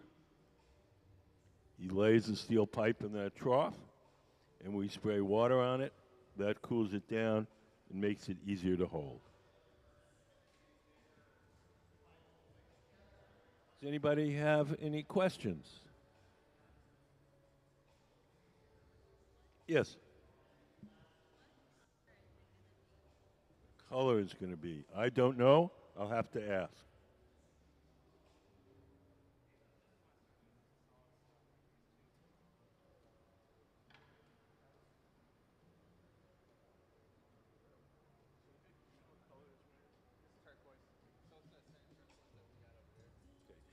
This one is turquoise. It's the same turquoise that we have over here. All the colors are distorted by the heat when you're looking at them while we're working. When they cool off, they return to their true color. If you think about your own homes, if you have an electric stove, the burners are gray. When you turn them on to cook something, they get hot, they glow orange. When they turn them off, the orange disappears, and they look again. Same with the glass. So the heat distorts the color temporarily. When it cools off, it returns to its natural color.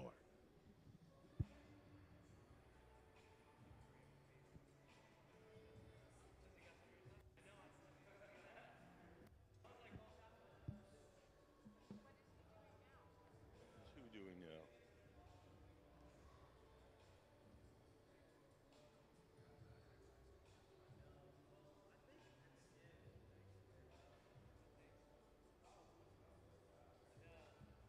I know, just walked over. Now he's shaping it. Yes.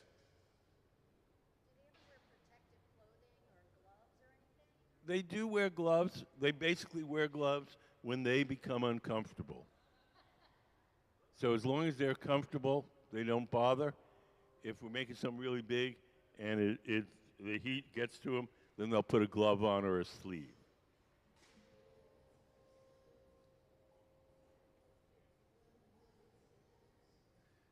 The dangers in this shop are not what common sense would lead you to believe. They're not getting cut, they're not getting burned, they're not breathing chemicals.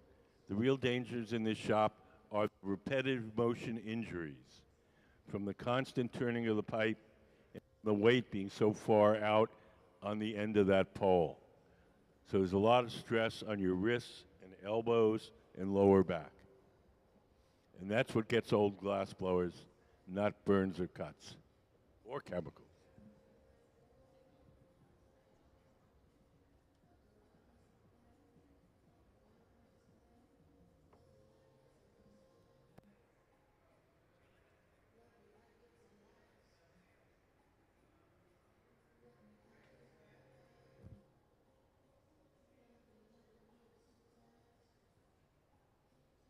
So now we're going to turn our bubble over to our guest artist, Cedric Mitchell.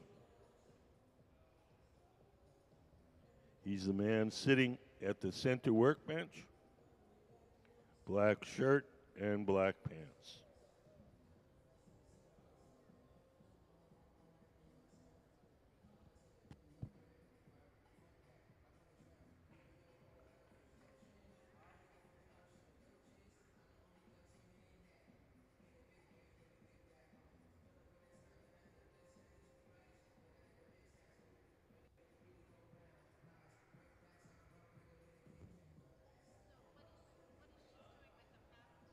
She's shielding Mr. Mitchell's arm from the heat. The heat that comes off the glass is radiant heat, like an outdoor heater. So it heats the first thing that strikes. Like when you have an outdoor heater, it doesn't heat the air, it heats you when the radiation hits you. And so if you put the paddle between the arm and the glass, the paddle gets hot and you don't.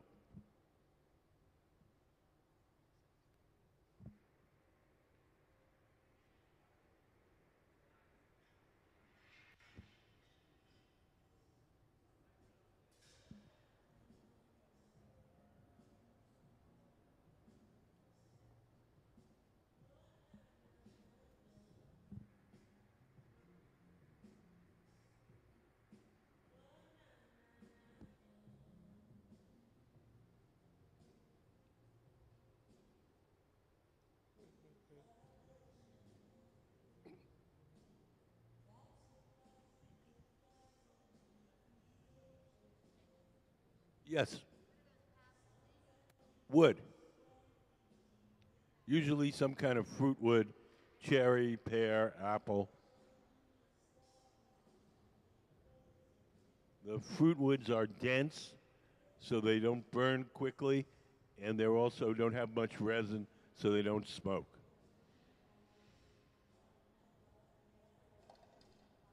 What? Well, they do when they're brand new. There's lots of big flames. Once the outside is charred, then they burn very slowly.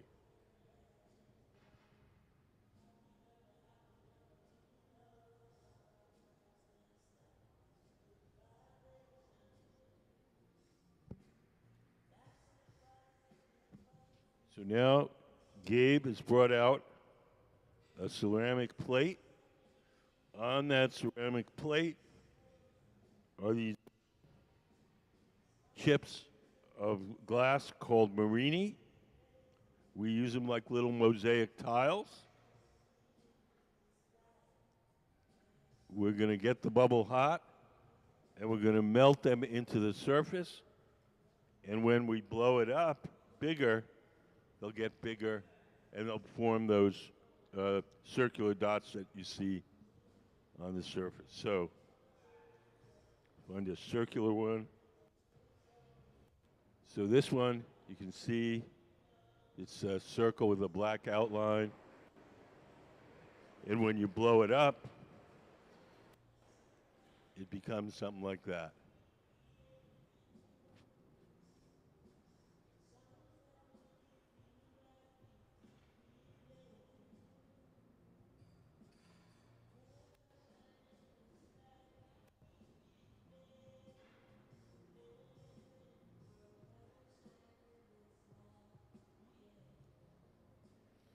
So Mr. Mitchell has picked up the marini. Now we're going to go about melting them into the surface so they're completely smooth with the outer surface.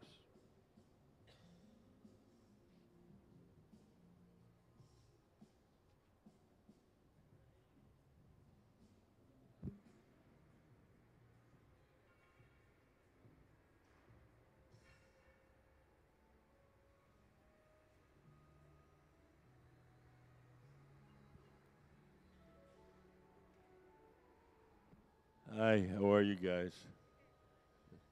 Do you guys have any questions? Yes.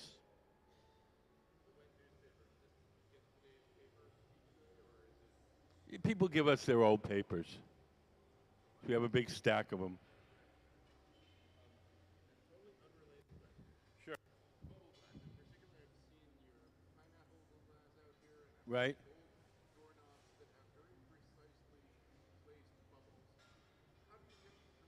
Okay.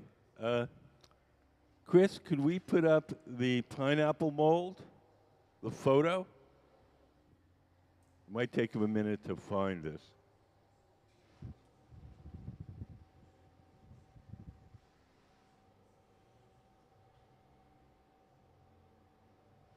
So if you look up on the big screen, that's what we call a pineapple mold. We call it a pineapple mold because it looks like a pineapple turned inside out. We blow the bubble into the mold. The little prongs make little dents in the glass. We let that bubble harden a bit, and then we dip it in molten glass again, and each of those little dents traps some air and becomes one bubble in the design. Yep.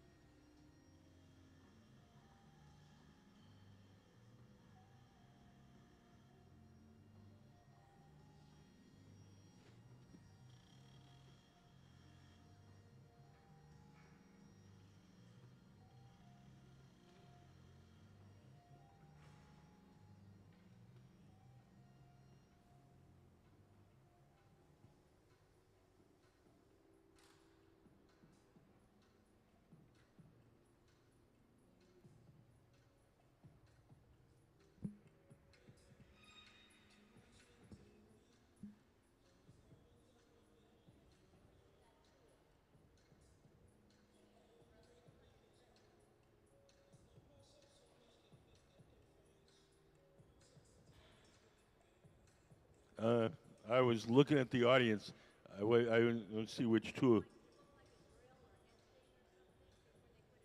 Oh, when we put the marini, the little tiles, onto that ceramic plate, we coat the plate with some clay, and some of that clay sticks to the tiles. And if there's any left on the tile, we take a little Dremel tool and grind it off.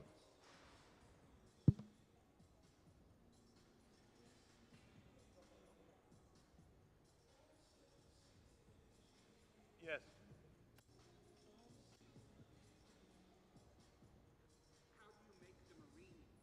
How do we make the marini? Can we put up the marini chop chop slide? So we make a bar of glass that has a pattern going all the way through it. It could be simple as a little circle, or it could be a portrait of somebody's face. And then we chip off little sections of that thing. It's like making sushi. You have a sushi roll and you chop it up, and all the little sushi pieces look the same. Or if you're older, the old ice cream cakes. I'm not sure everyone remembers that, but so anyway, so we just make one that has a pattern going all the way through it, and then we chop it up. No, they're different. We have different marini. Some he wanted to be squished like this. Some he wanted to be full circles. So he made different bars with different profiles and chopped each one up. But whatever bar we make, it's always the same all the way through. Yes. How do you make it as big as that? You blow it up like a balloon. You get all the glass you need, and it's on the end of that steel pipe, and you blow into it, and the thing blows up like a balloon, like a big balloon. Yes.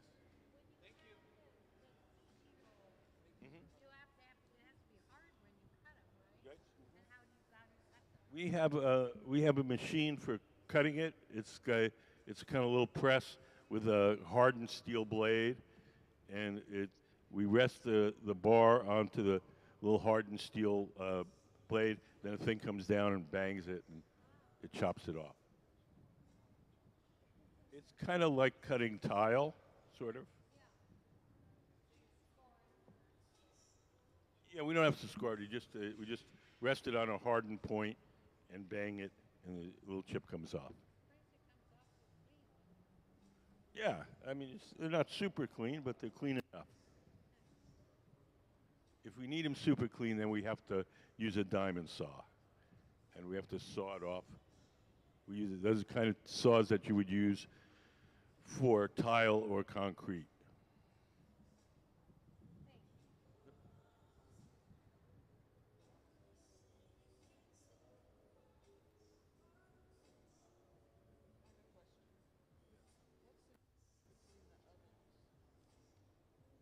What's the difference between the ovens? There's two kinds of ovens.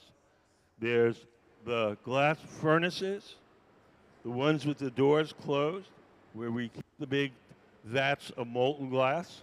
We put up the glass furnace diagram. Look, look, look, look. So those are the ones with the doors closed. Those are glass furnaces. And then the glory holes are the ones with the doors open. Can we put up the glory hole diagram? So those are just for heating and softening the glass while we're working. There's no glass in them.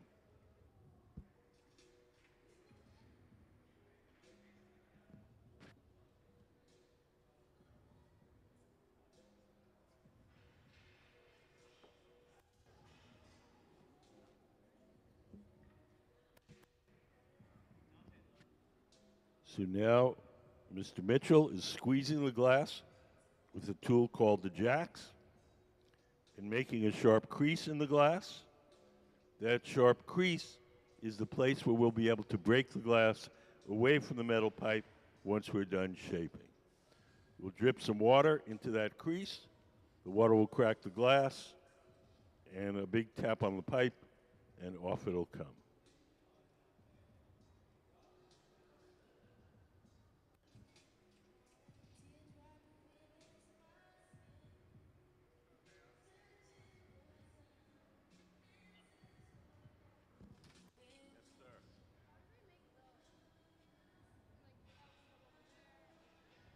How do you make the dots?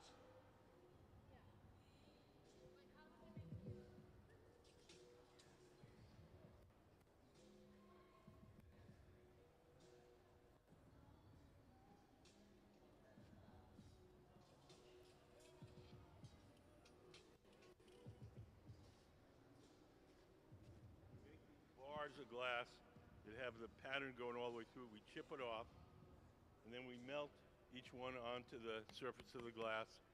And then when we blow it up, they stretch and make the big dots. What? Oh, you can make it. Those we took. We made a different style. We made it with the color on the inside, and then we squished it so that it made all the little peanut shape. So let's try.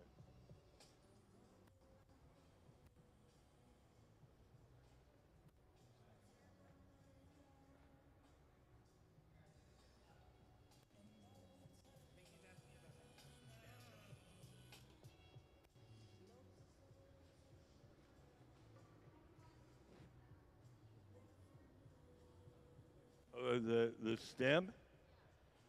Oh, we just blow a bubble, stretch it out, heat it in the middle, give it a little wiggle, and we're done. So we make those separately, and we put them in that oven, keep warm. We'll blow the bulbous base, and then we'll take our wiggly stem out and stick it on.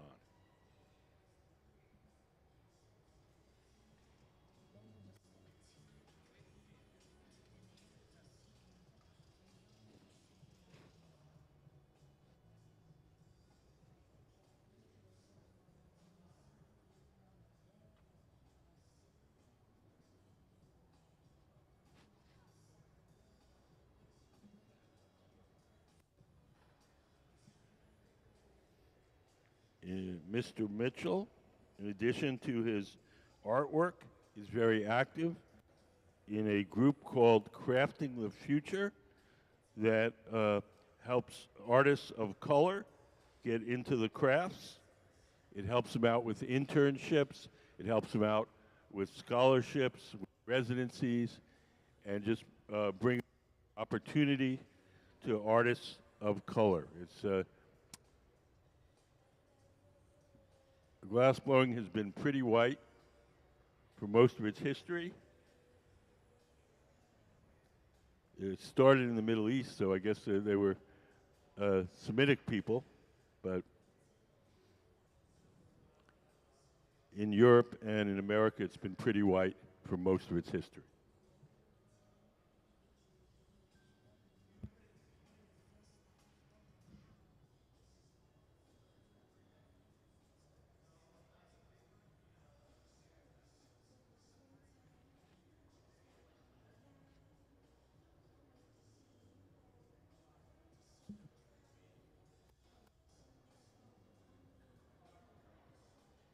So Gabe is blowing as Mr. Mitchell shapes the glass.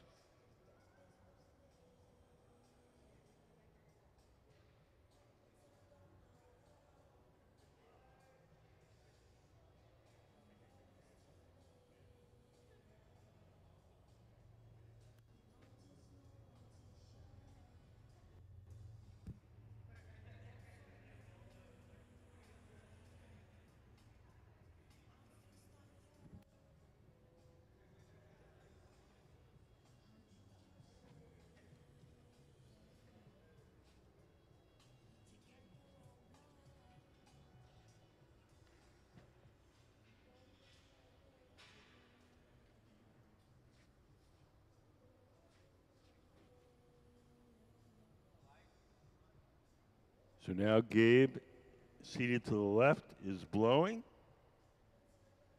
You can see the end of the bubble is glowing, so that's hot and soft. So when Gabe blows, that soft part expands more than the rest of it.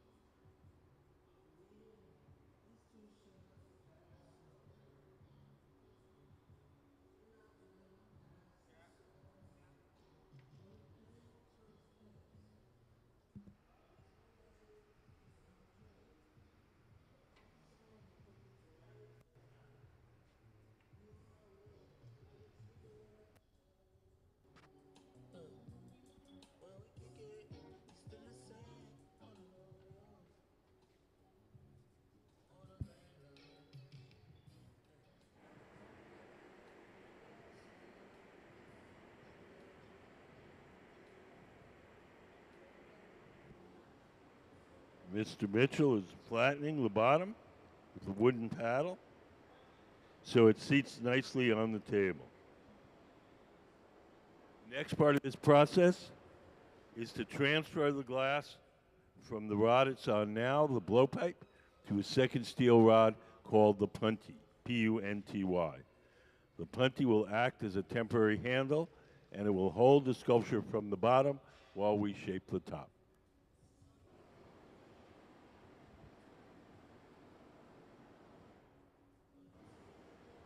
Gabe, in the black hat,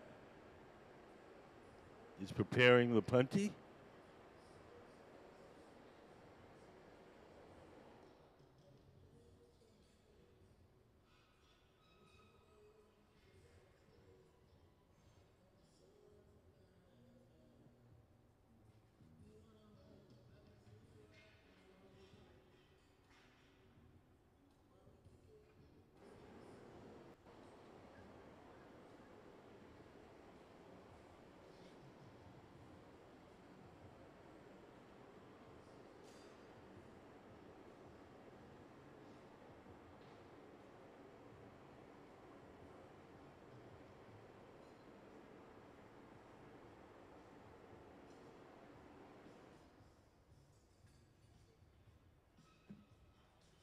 So in the center, we're just keeping everything warm until it's ready with the punty.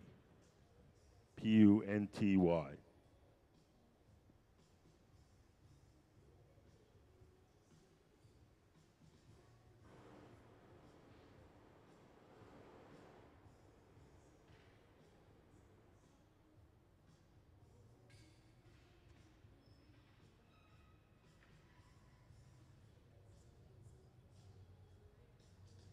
Has anybody got any questions?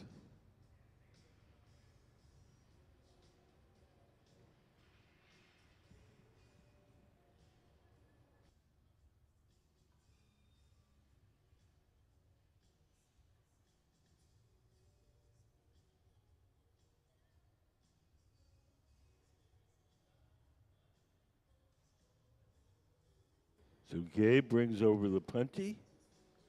We attach it to the bottom. When they feel that bond is firm enough, we'll break the glass away from the original pipe. We'll do that with water.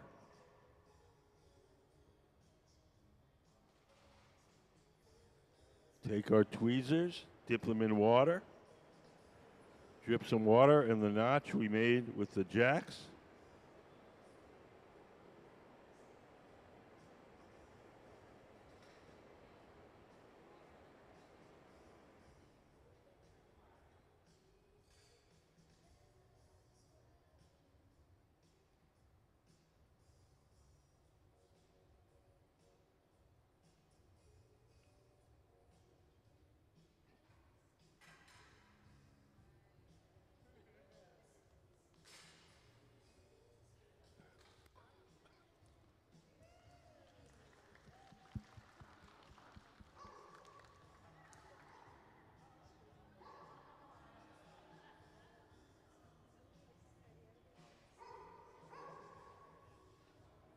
have a fan here.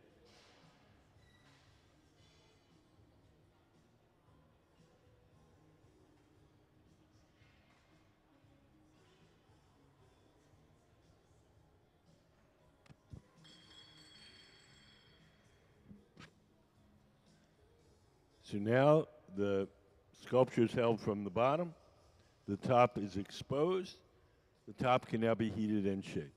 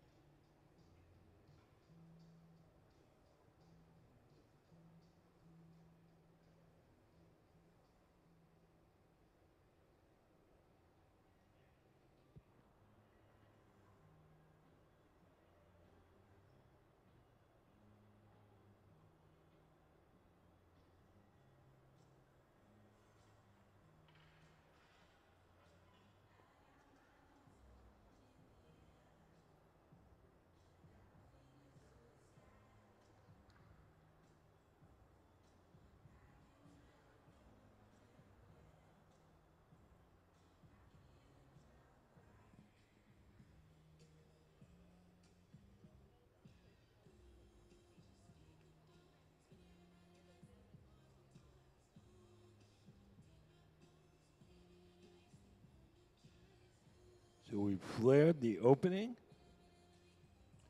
I'm going to use that flare as something to push against, and we're going to pull outward and stretch the glass at the very top.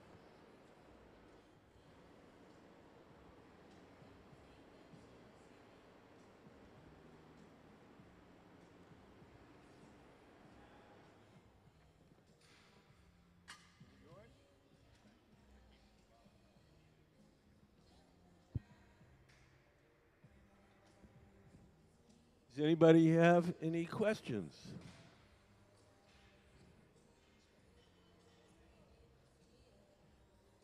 So now that we've stretched it out some and thinned out the glass at the top of the bubble, we'll bust off that gnarly part.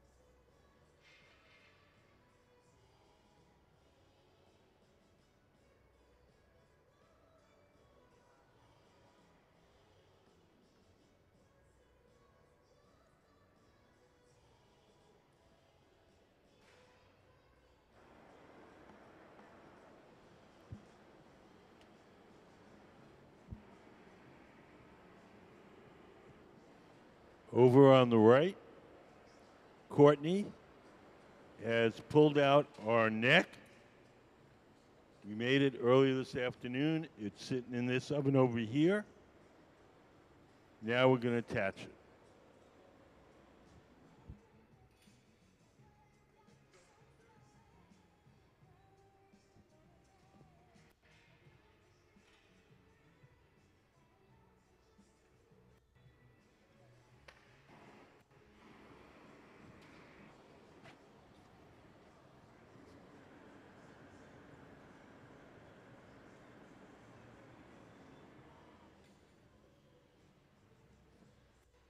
So now Courtney's going to heat up the tip of the neck. We're going to do the same thing over here, the main body of the sculpture. And when we press the two hard parts together, they'll stick to each other.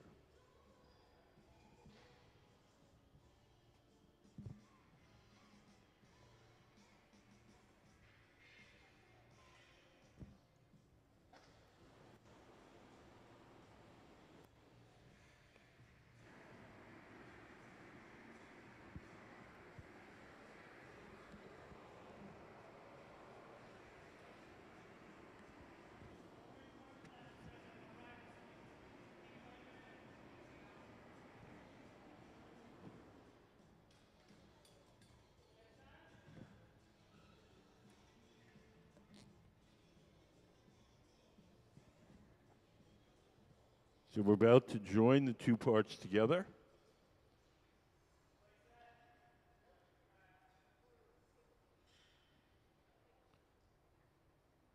So we come over.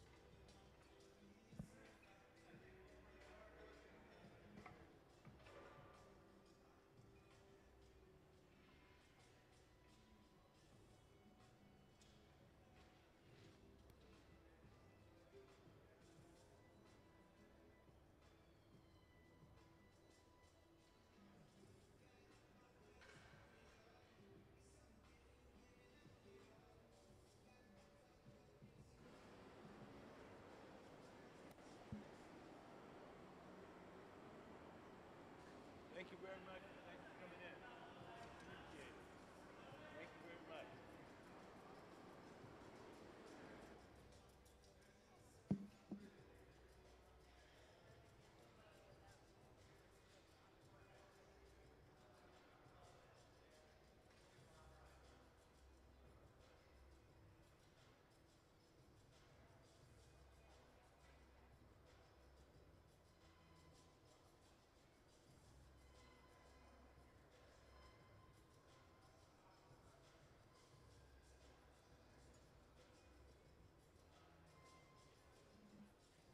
So we're getting very close to being done.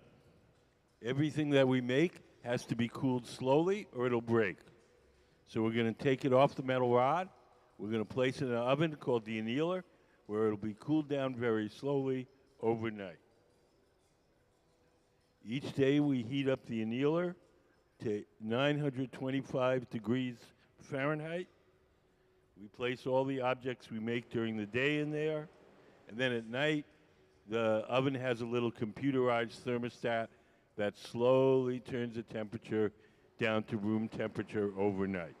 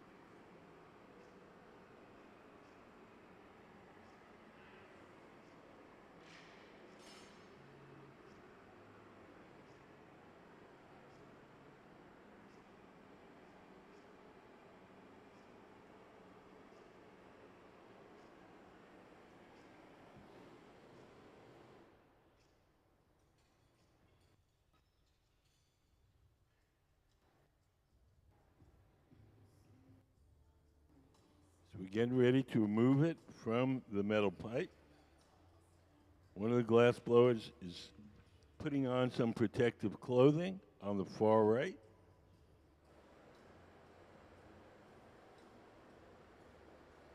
He's going to carry the finished piece to our annealing oven.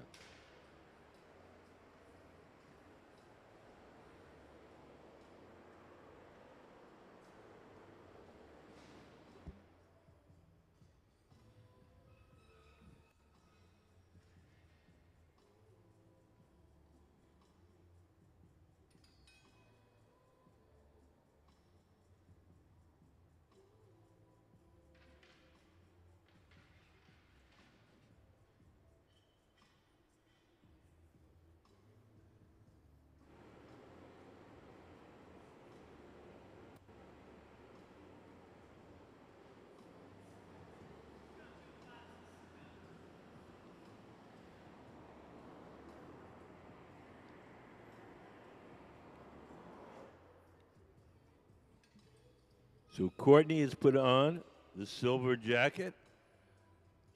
It's aluminized Kevlar.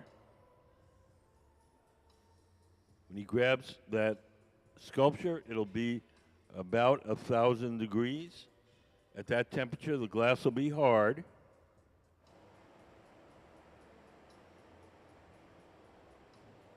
And we'll put it in the annealer, the big black oven, to cool slowly overnight.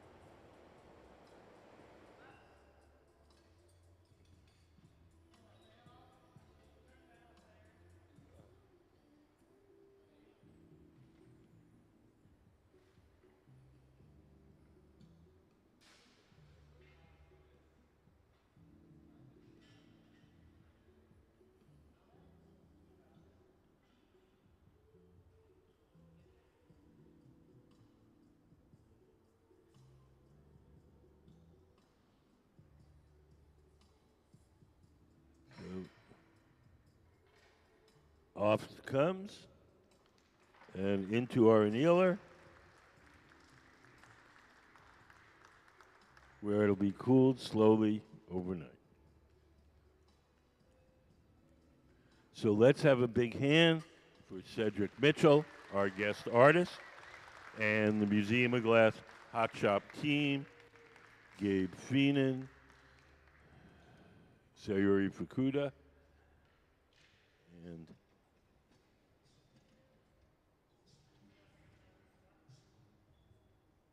Courtney Branham.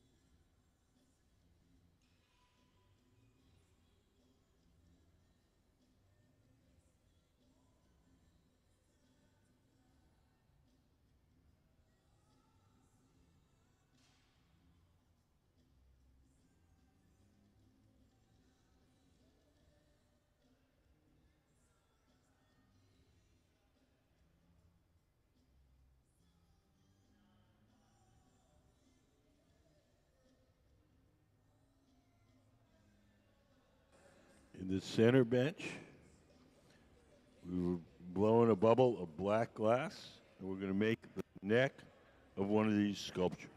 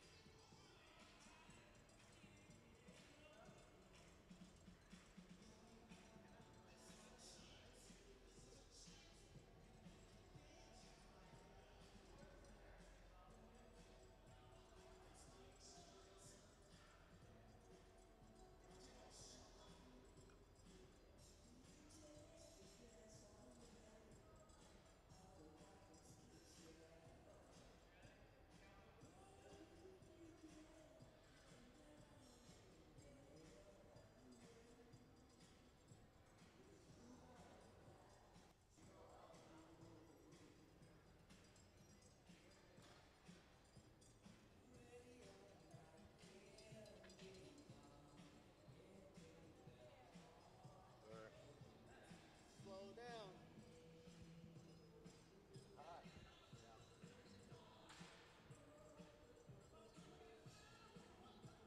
There should be some way to turn all this waste heat into cooling.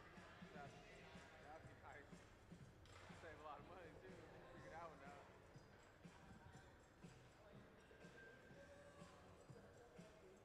All this gas equipment is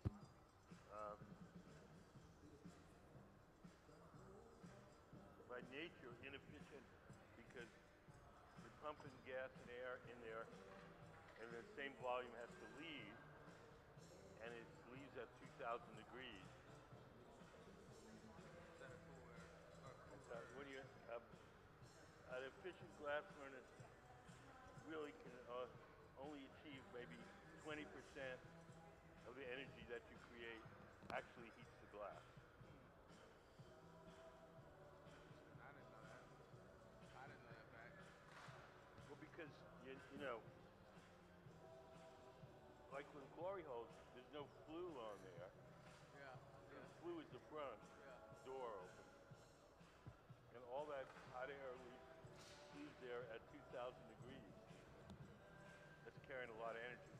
That's a lot of wasted energy. There are in industry, there are actually bottom fired, where you fire the directly into the glass. And there's also resistance furnaces, electric resistance, where they use the glass as a conductor, as a resistor. They have two electrodes. Glass is an insulator when it's solid, but when it's molten, it conducts electricity.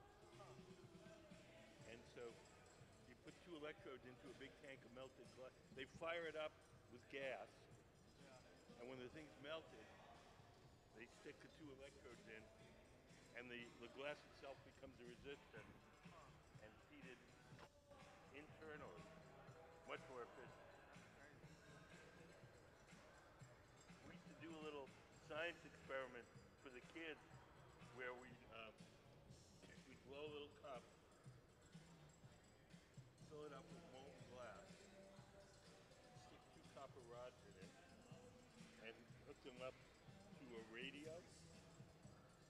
And so when the glass is super hot, the glass is molten, the radio's at full volume. As the glass cools, it conducts less, and then you hear the volume of the radio go to nothing. It's the sodium in the glass that carries the current, the sodium ions in the glass. Damn, I have never heard of that as an experiment either.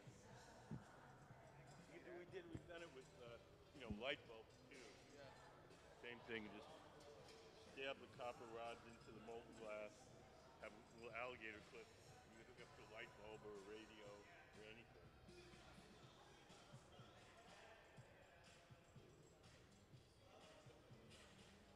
But yeah, so the molten glass actually conducts electricity.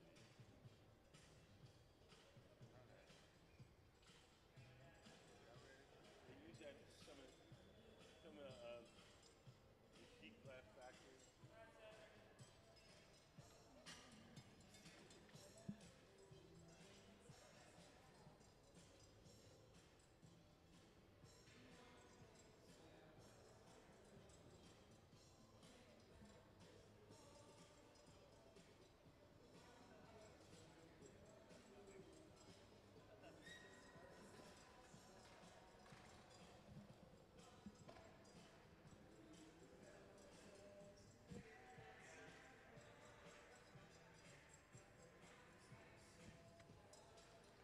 So our guest artist, Mr. Cedric Mitchell, is working the glass now, and he's making these wiggly necks for his sculptures. We've blown a little tube of black glass.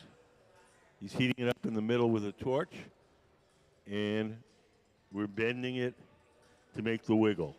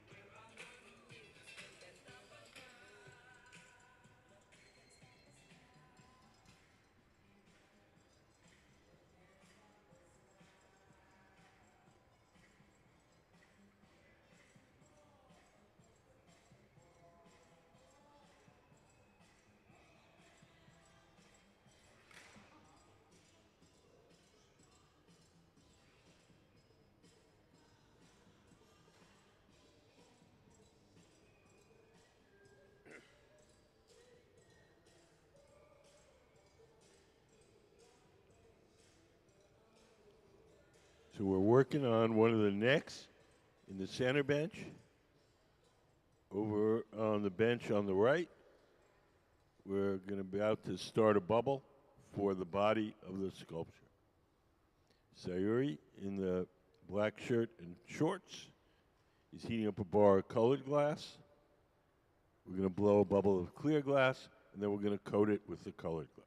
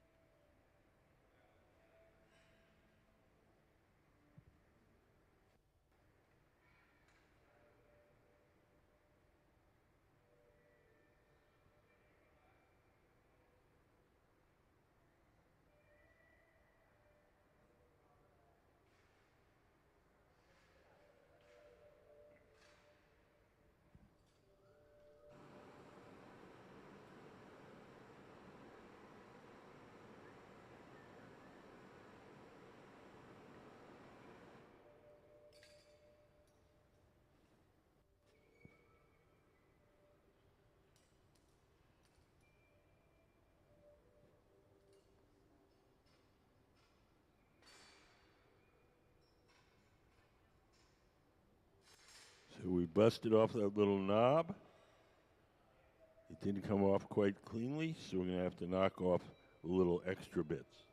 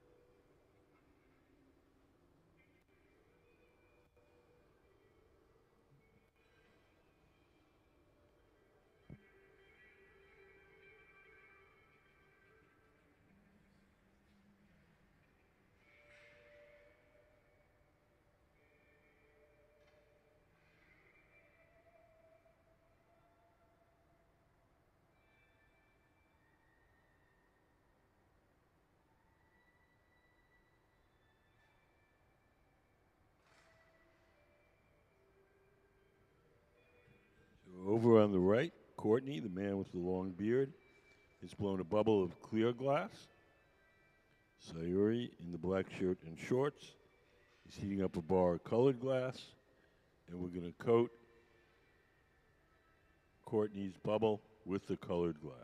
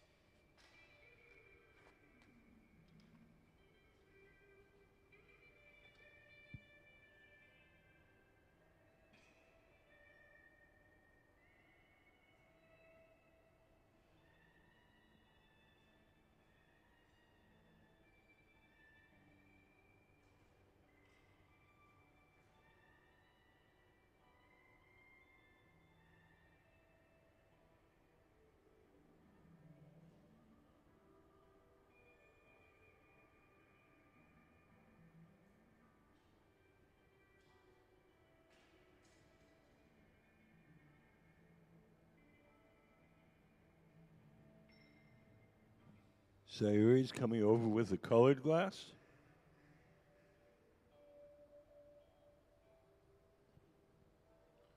We'll drip a big blob onto the clear bubble.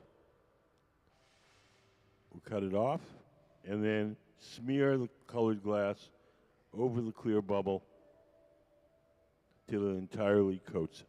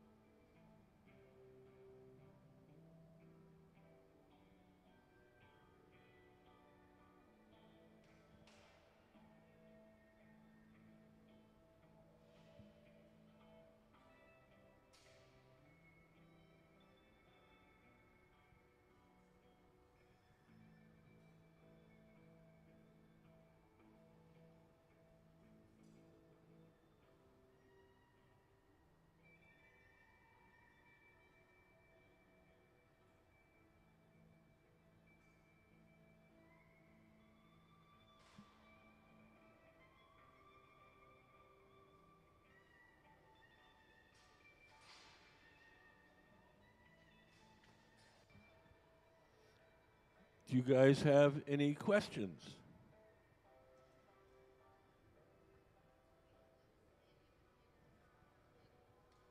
Yes.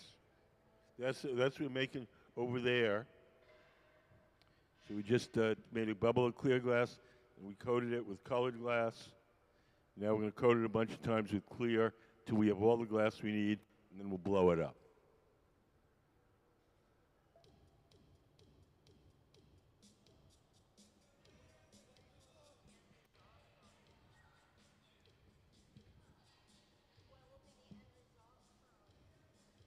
It's going to be these guys that you see here.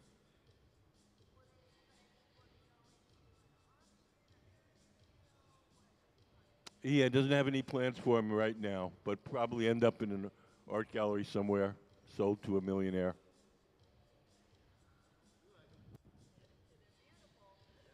There you go. So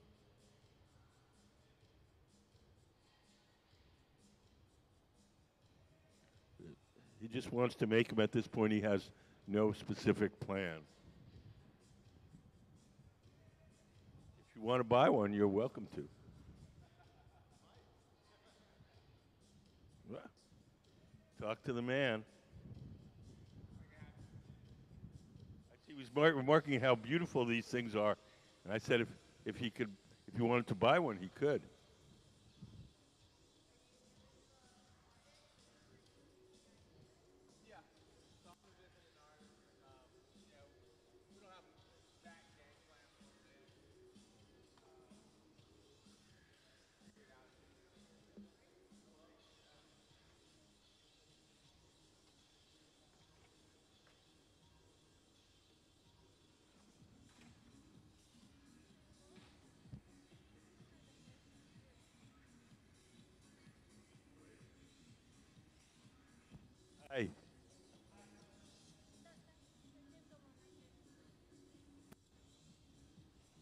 Yes.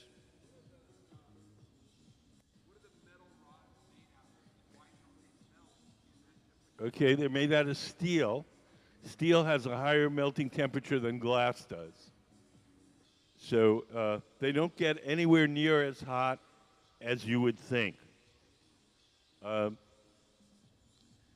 Once you coat the end with glass, glass is an insulator, so it shields the end of the pipe from direct heat of the furnace. They're also very long. They have a lot of surface area compared to their mass, so they radiate the heat very efficiently.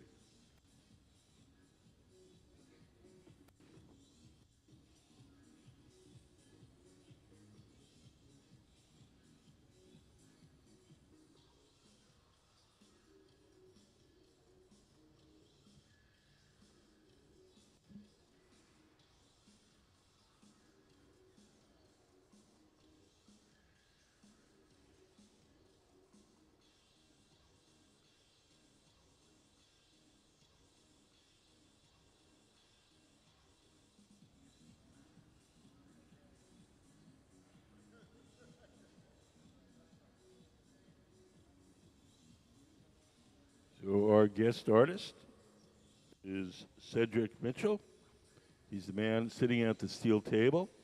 He's working with our resident team of glassblowers to make his sculptures. You can see some examples of the sculptures we've been making, and what we're making now is very similar to the ones that you see on the tables.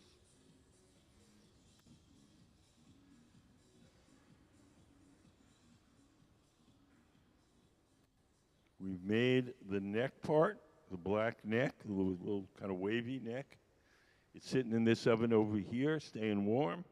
This is called the garage. Now, over on the right, we're making the beginnings of the body of these sculptures. We're collecting enough glass to blow up into these big forms.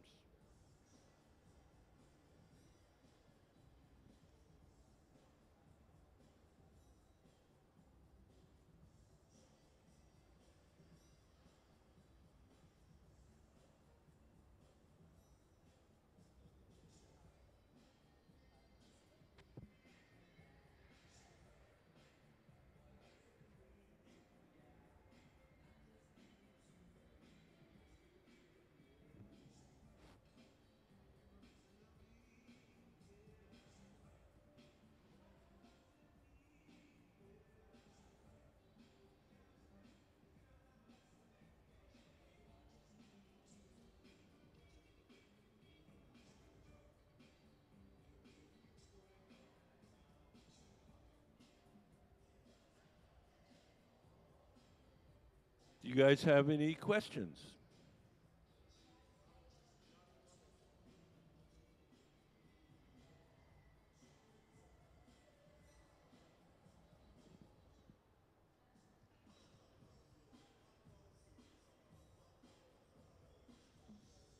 So on the right, Courtney is going over to our glass furnace.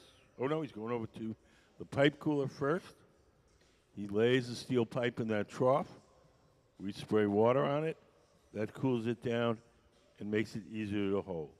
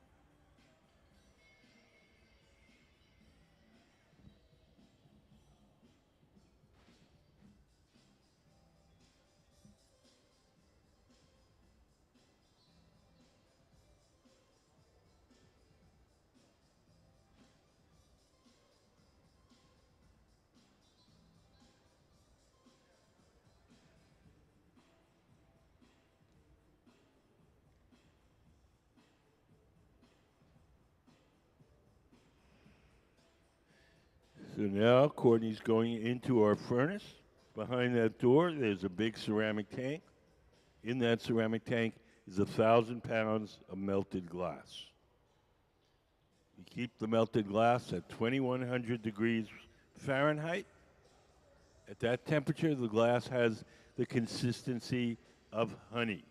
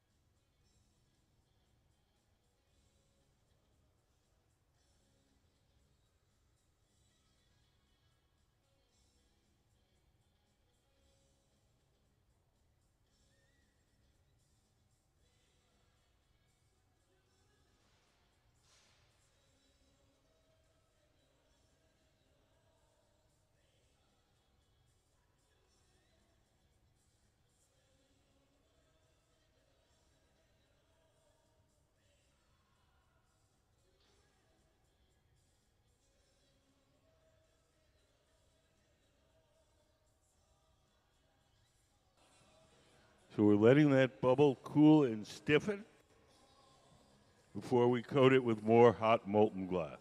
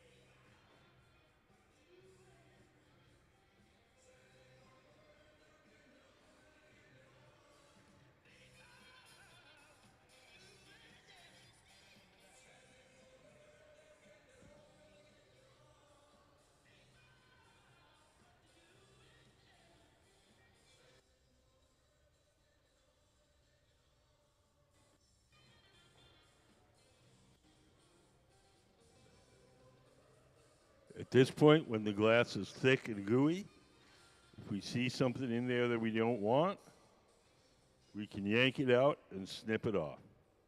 Could be a bubble, could be some impurity.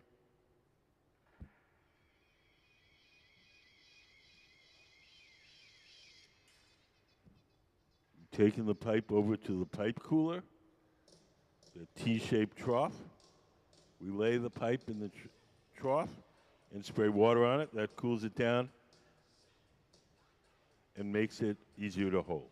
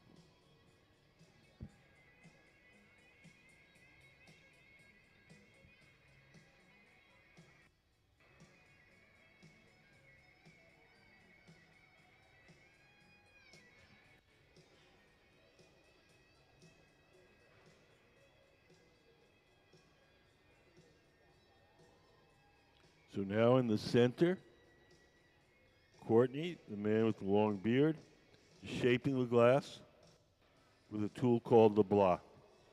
The scoop-shaped tool is made out of wood. It's stored in a bucket of water. As long as the wood is wet, the tool doesn't burn, and it doesn't leave any marks as we shape the glass.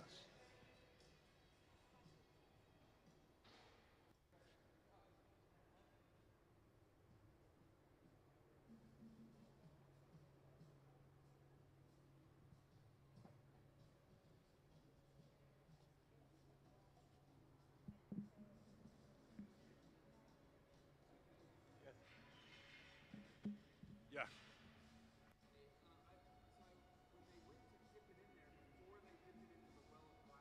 Mm-hmm.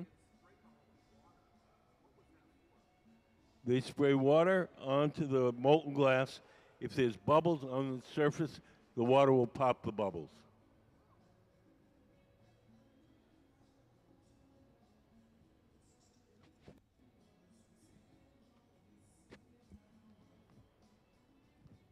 Do you guys have any questions? Okay.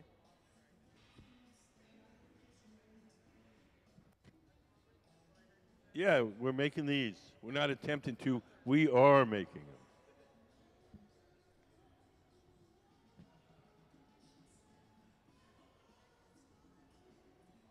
So earlier this afternoon, we made the neck. It's sitting in that oven over there, staying warm. Now we're making the big bulbous base. And then when we finish this, we'll stick the two together.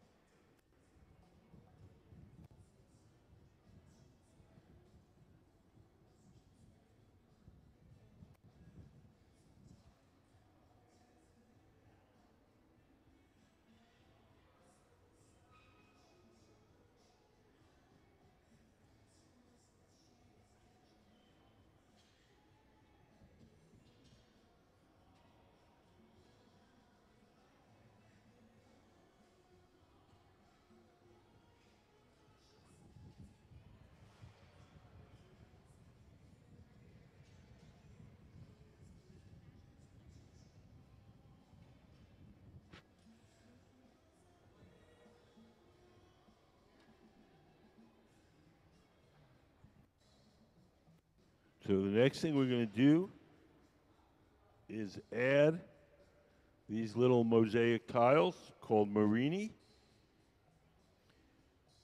We have some laid out on a ceramic plate. Gabe is going to heat those up.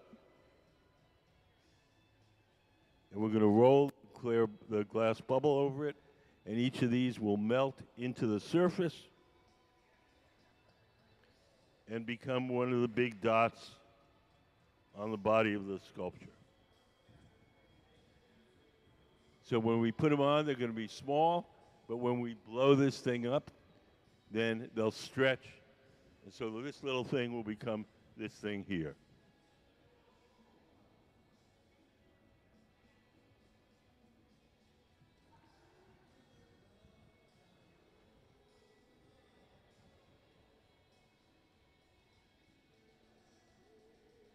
So in the center, Gabe is heating up the Marini, these little mosaic tiles. On the far right, Mr. Mitchell is heating up the bubble. He's going to bring it over to the center, and we're going to stick on the Marini.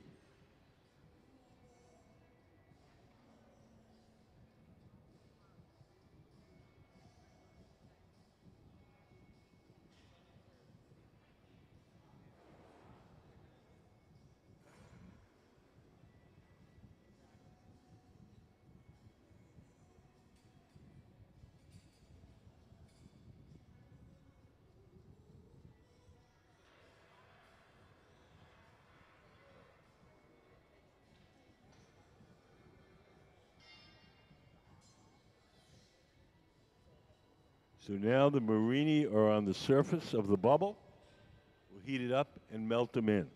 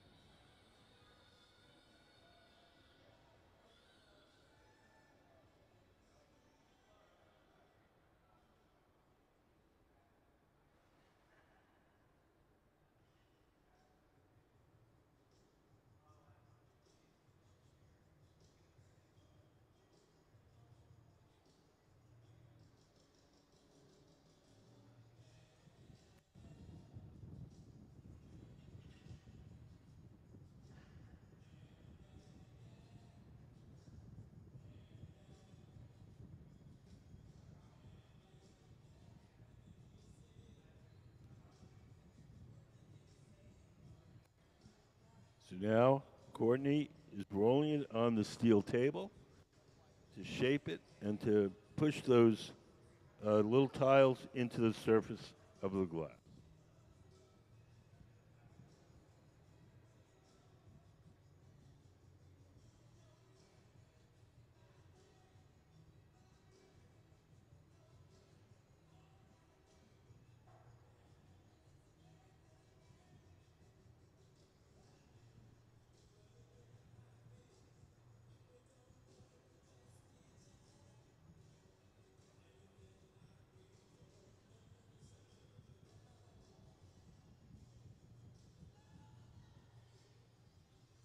Does anybody have any questions?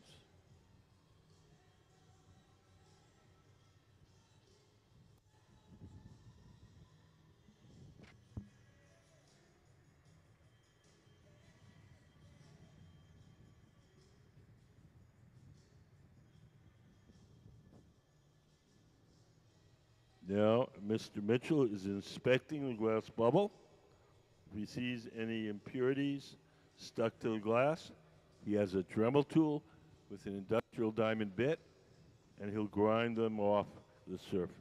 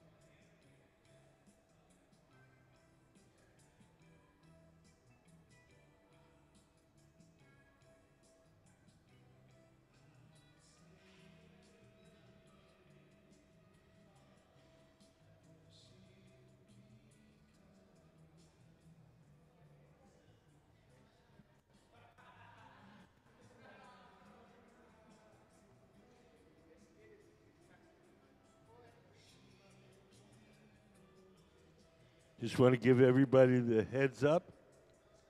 It's 4:35. The museum closes at 5. If there's anything else you want to do besides the hot shop, if you want to look at the exhibits or go to the gift shop, now would be the time to do it because we will be closing in 25 minutes.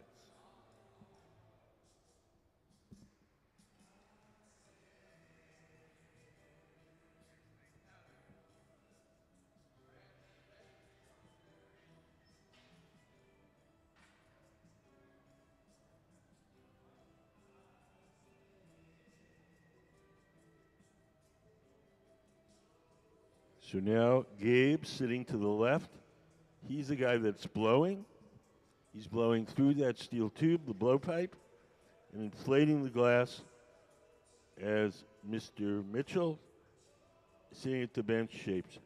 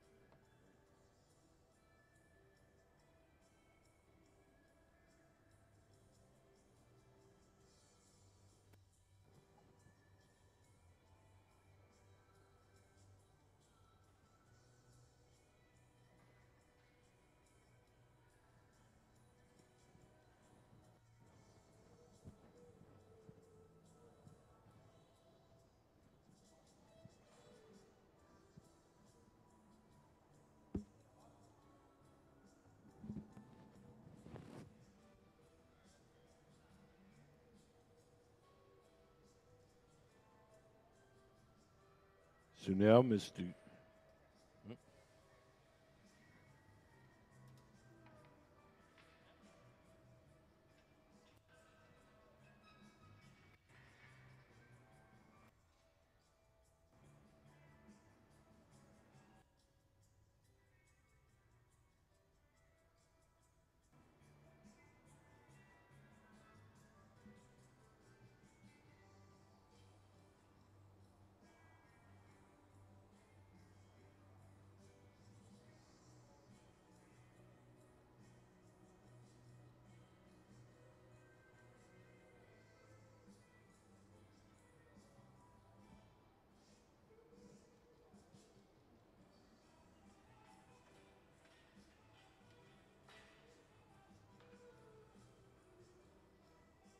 When we point the bubble down at an angle like that, the bubble is hot and soft, and it'll stretch under its own weight, making the bubble longer.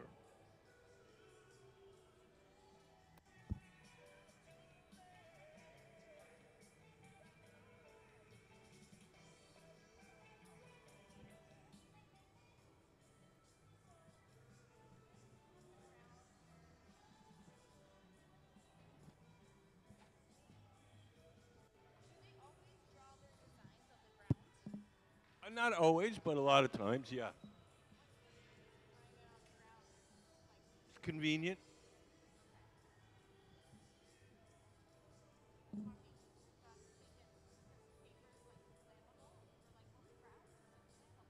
No, no, it's just there. We have a bunch of chalk, and I know it's been a tradition.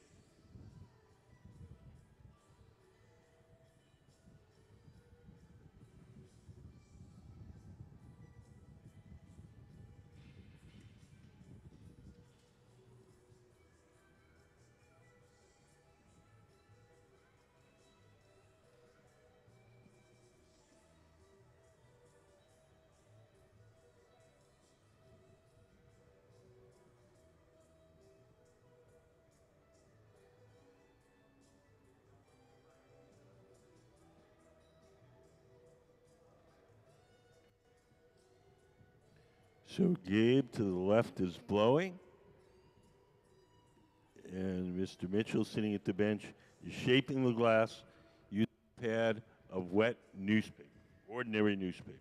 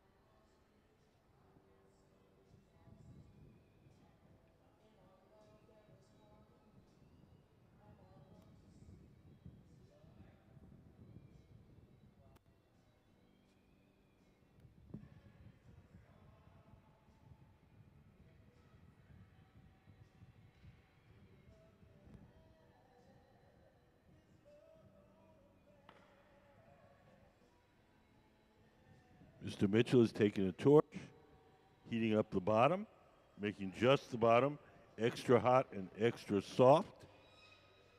And we're going to take a wooden paddle and flatten the bottom so it'll sit nicely on the table.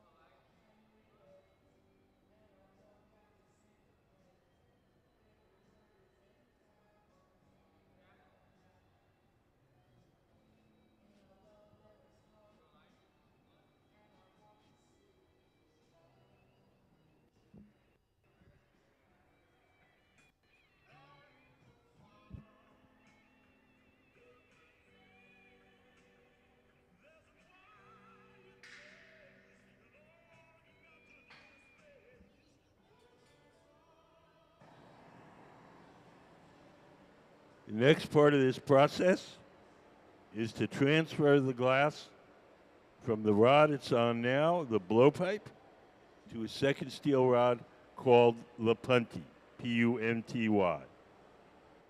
The punty will act as a temporary handle and hold the sculpture from the bottom while we shape the top.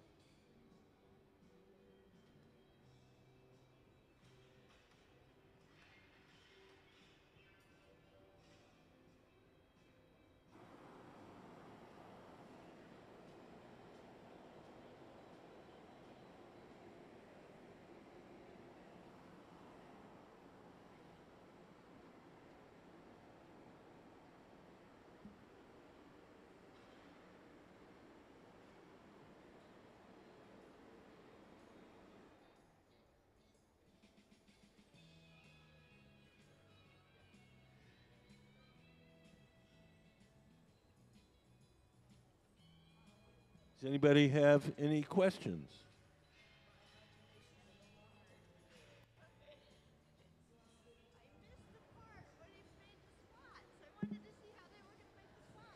Well, we laid out these little tiles. They're called marini on a ceramic plate.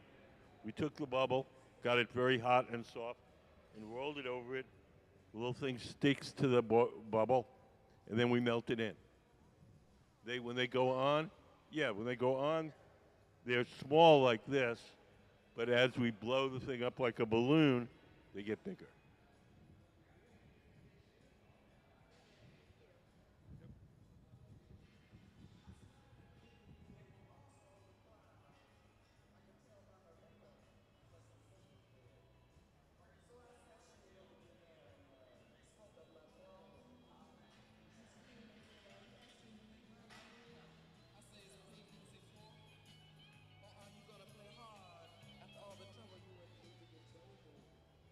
Hi, how are you guys? Good. Good. A little warm. You get what? Oh Oh, a little bit. You know, like you might if you worked in a kitchen. No worse than that. It's getting burned is not a big deal here.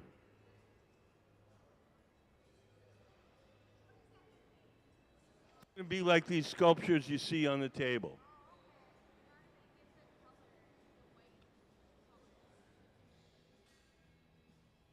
The color you see right now is distorted by the heat. I think it's turquoise. It's going to be a kind of a turquoise.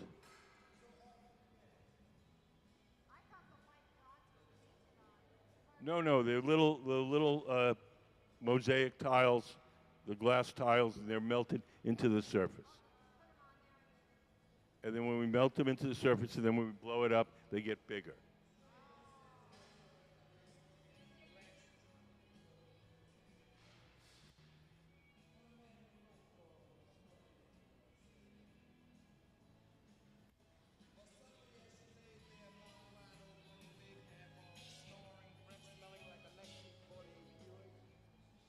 So they're like this. They're made out of glass.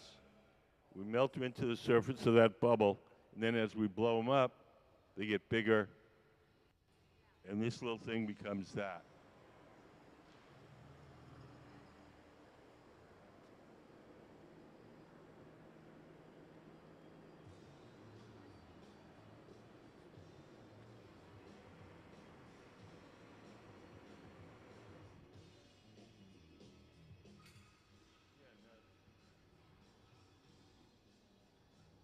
So now the glass is held from the bottom, the top is exposed, so now the top can be heated and shaped.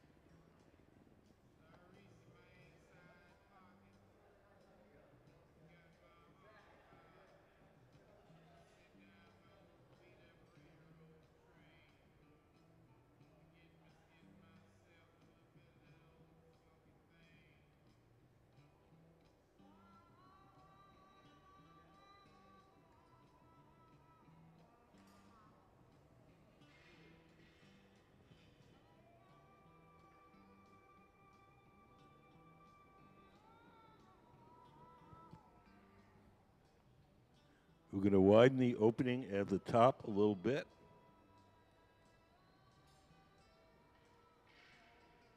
We're going to blow into the front end.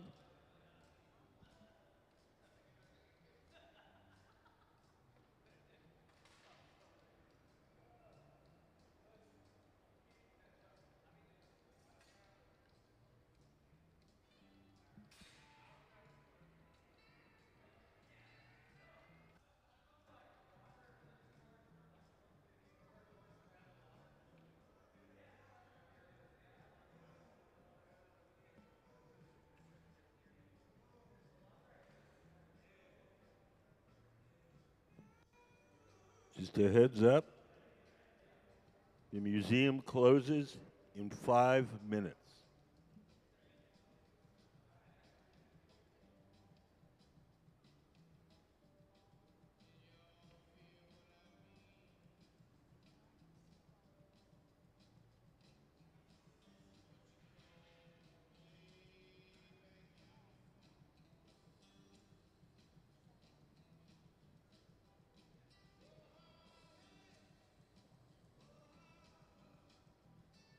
We're blowing air into the front end. You can see the front end is glowing. That means it's hot and soft. And we blow, and the place where it's hot expands.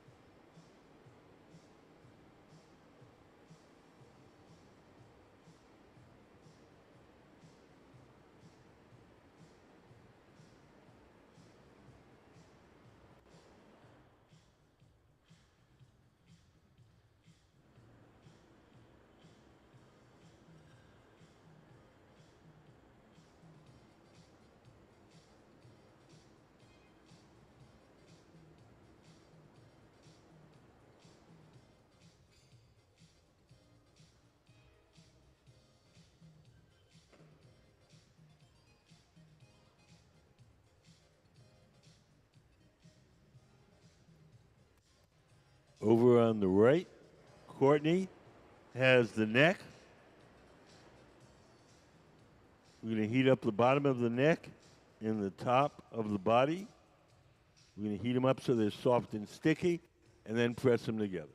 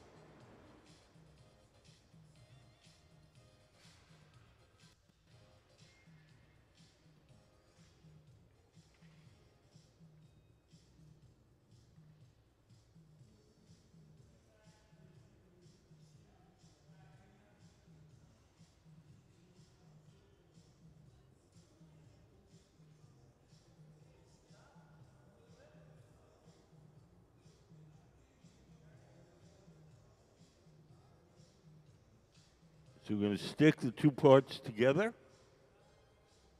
Hot glass sticks to hot glass.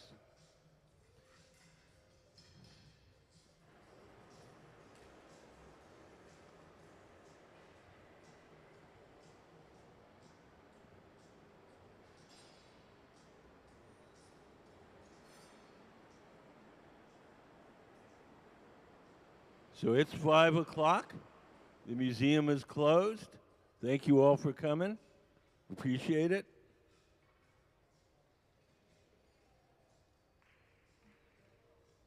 Now give these guys a hand.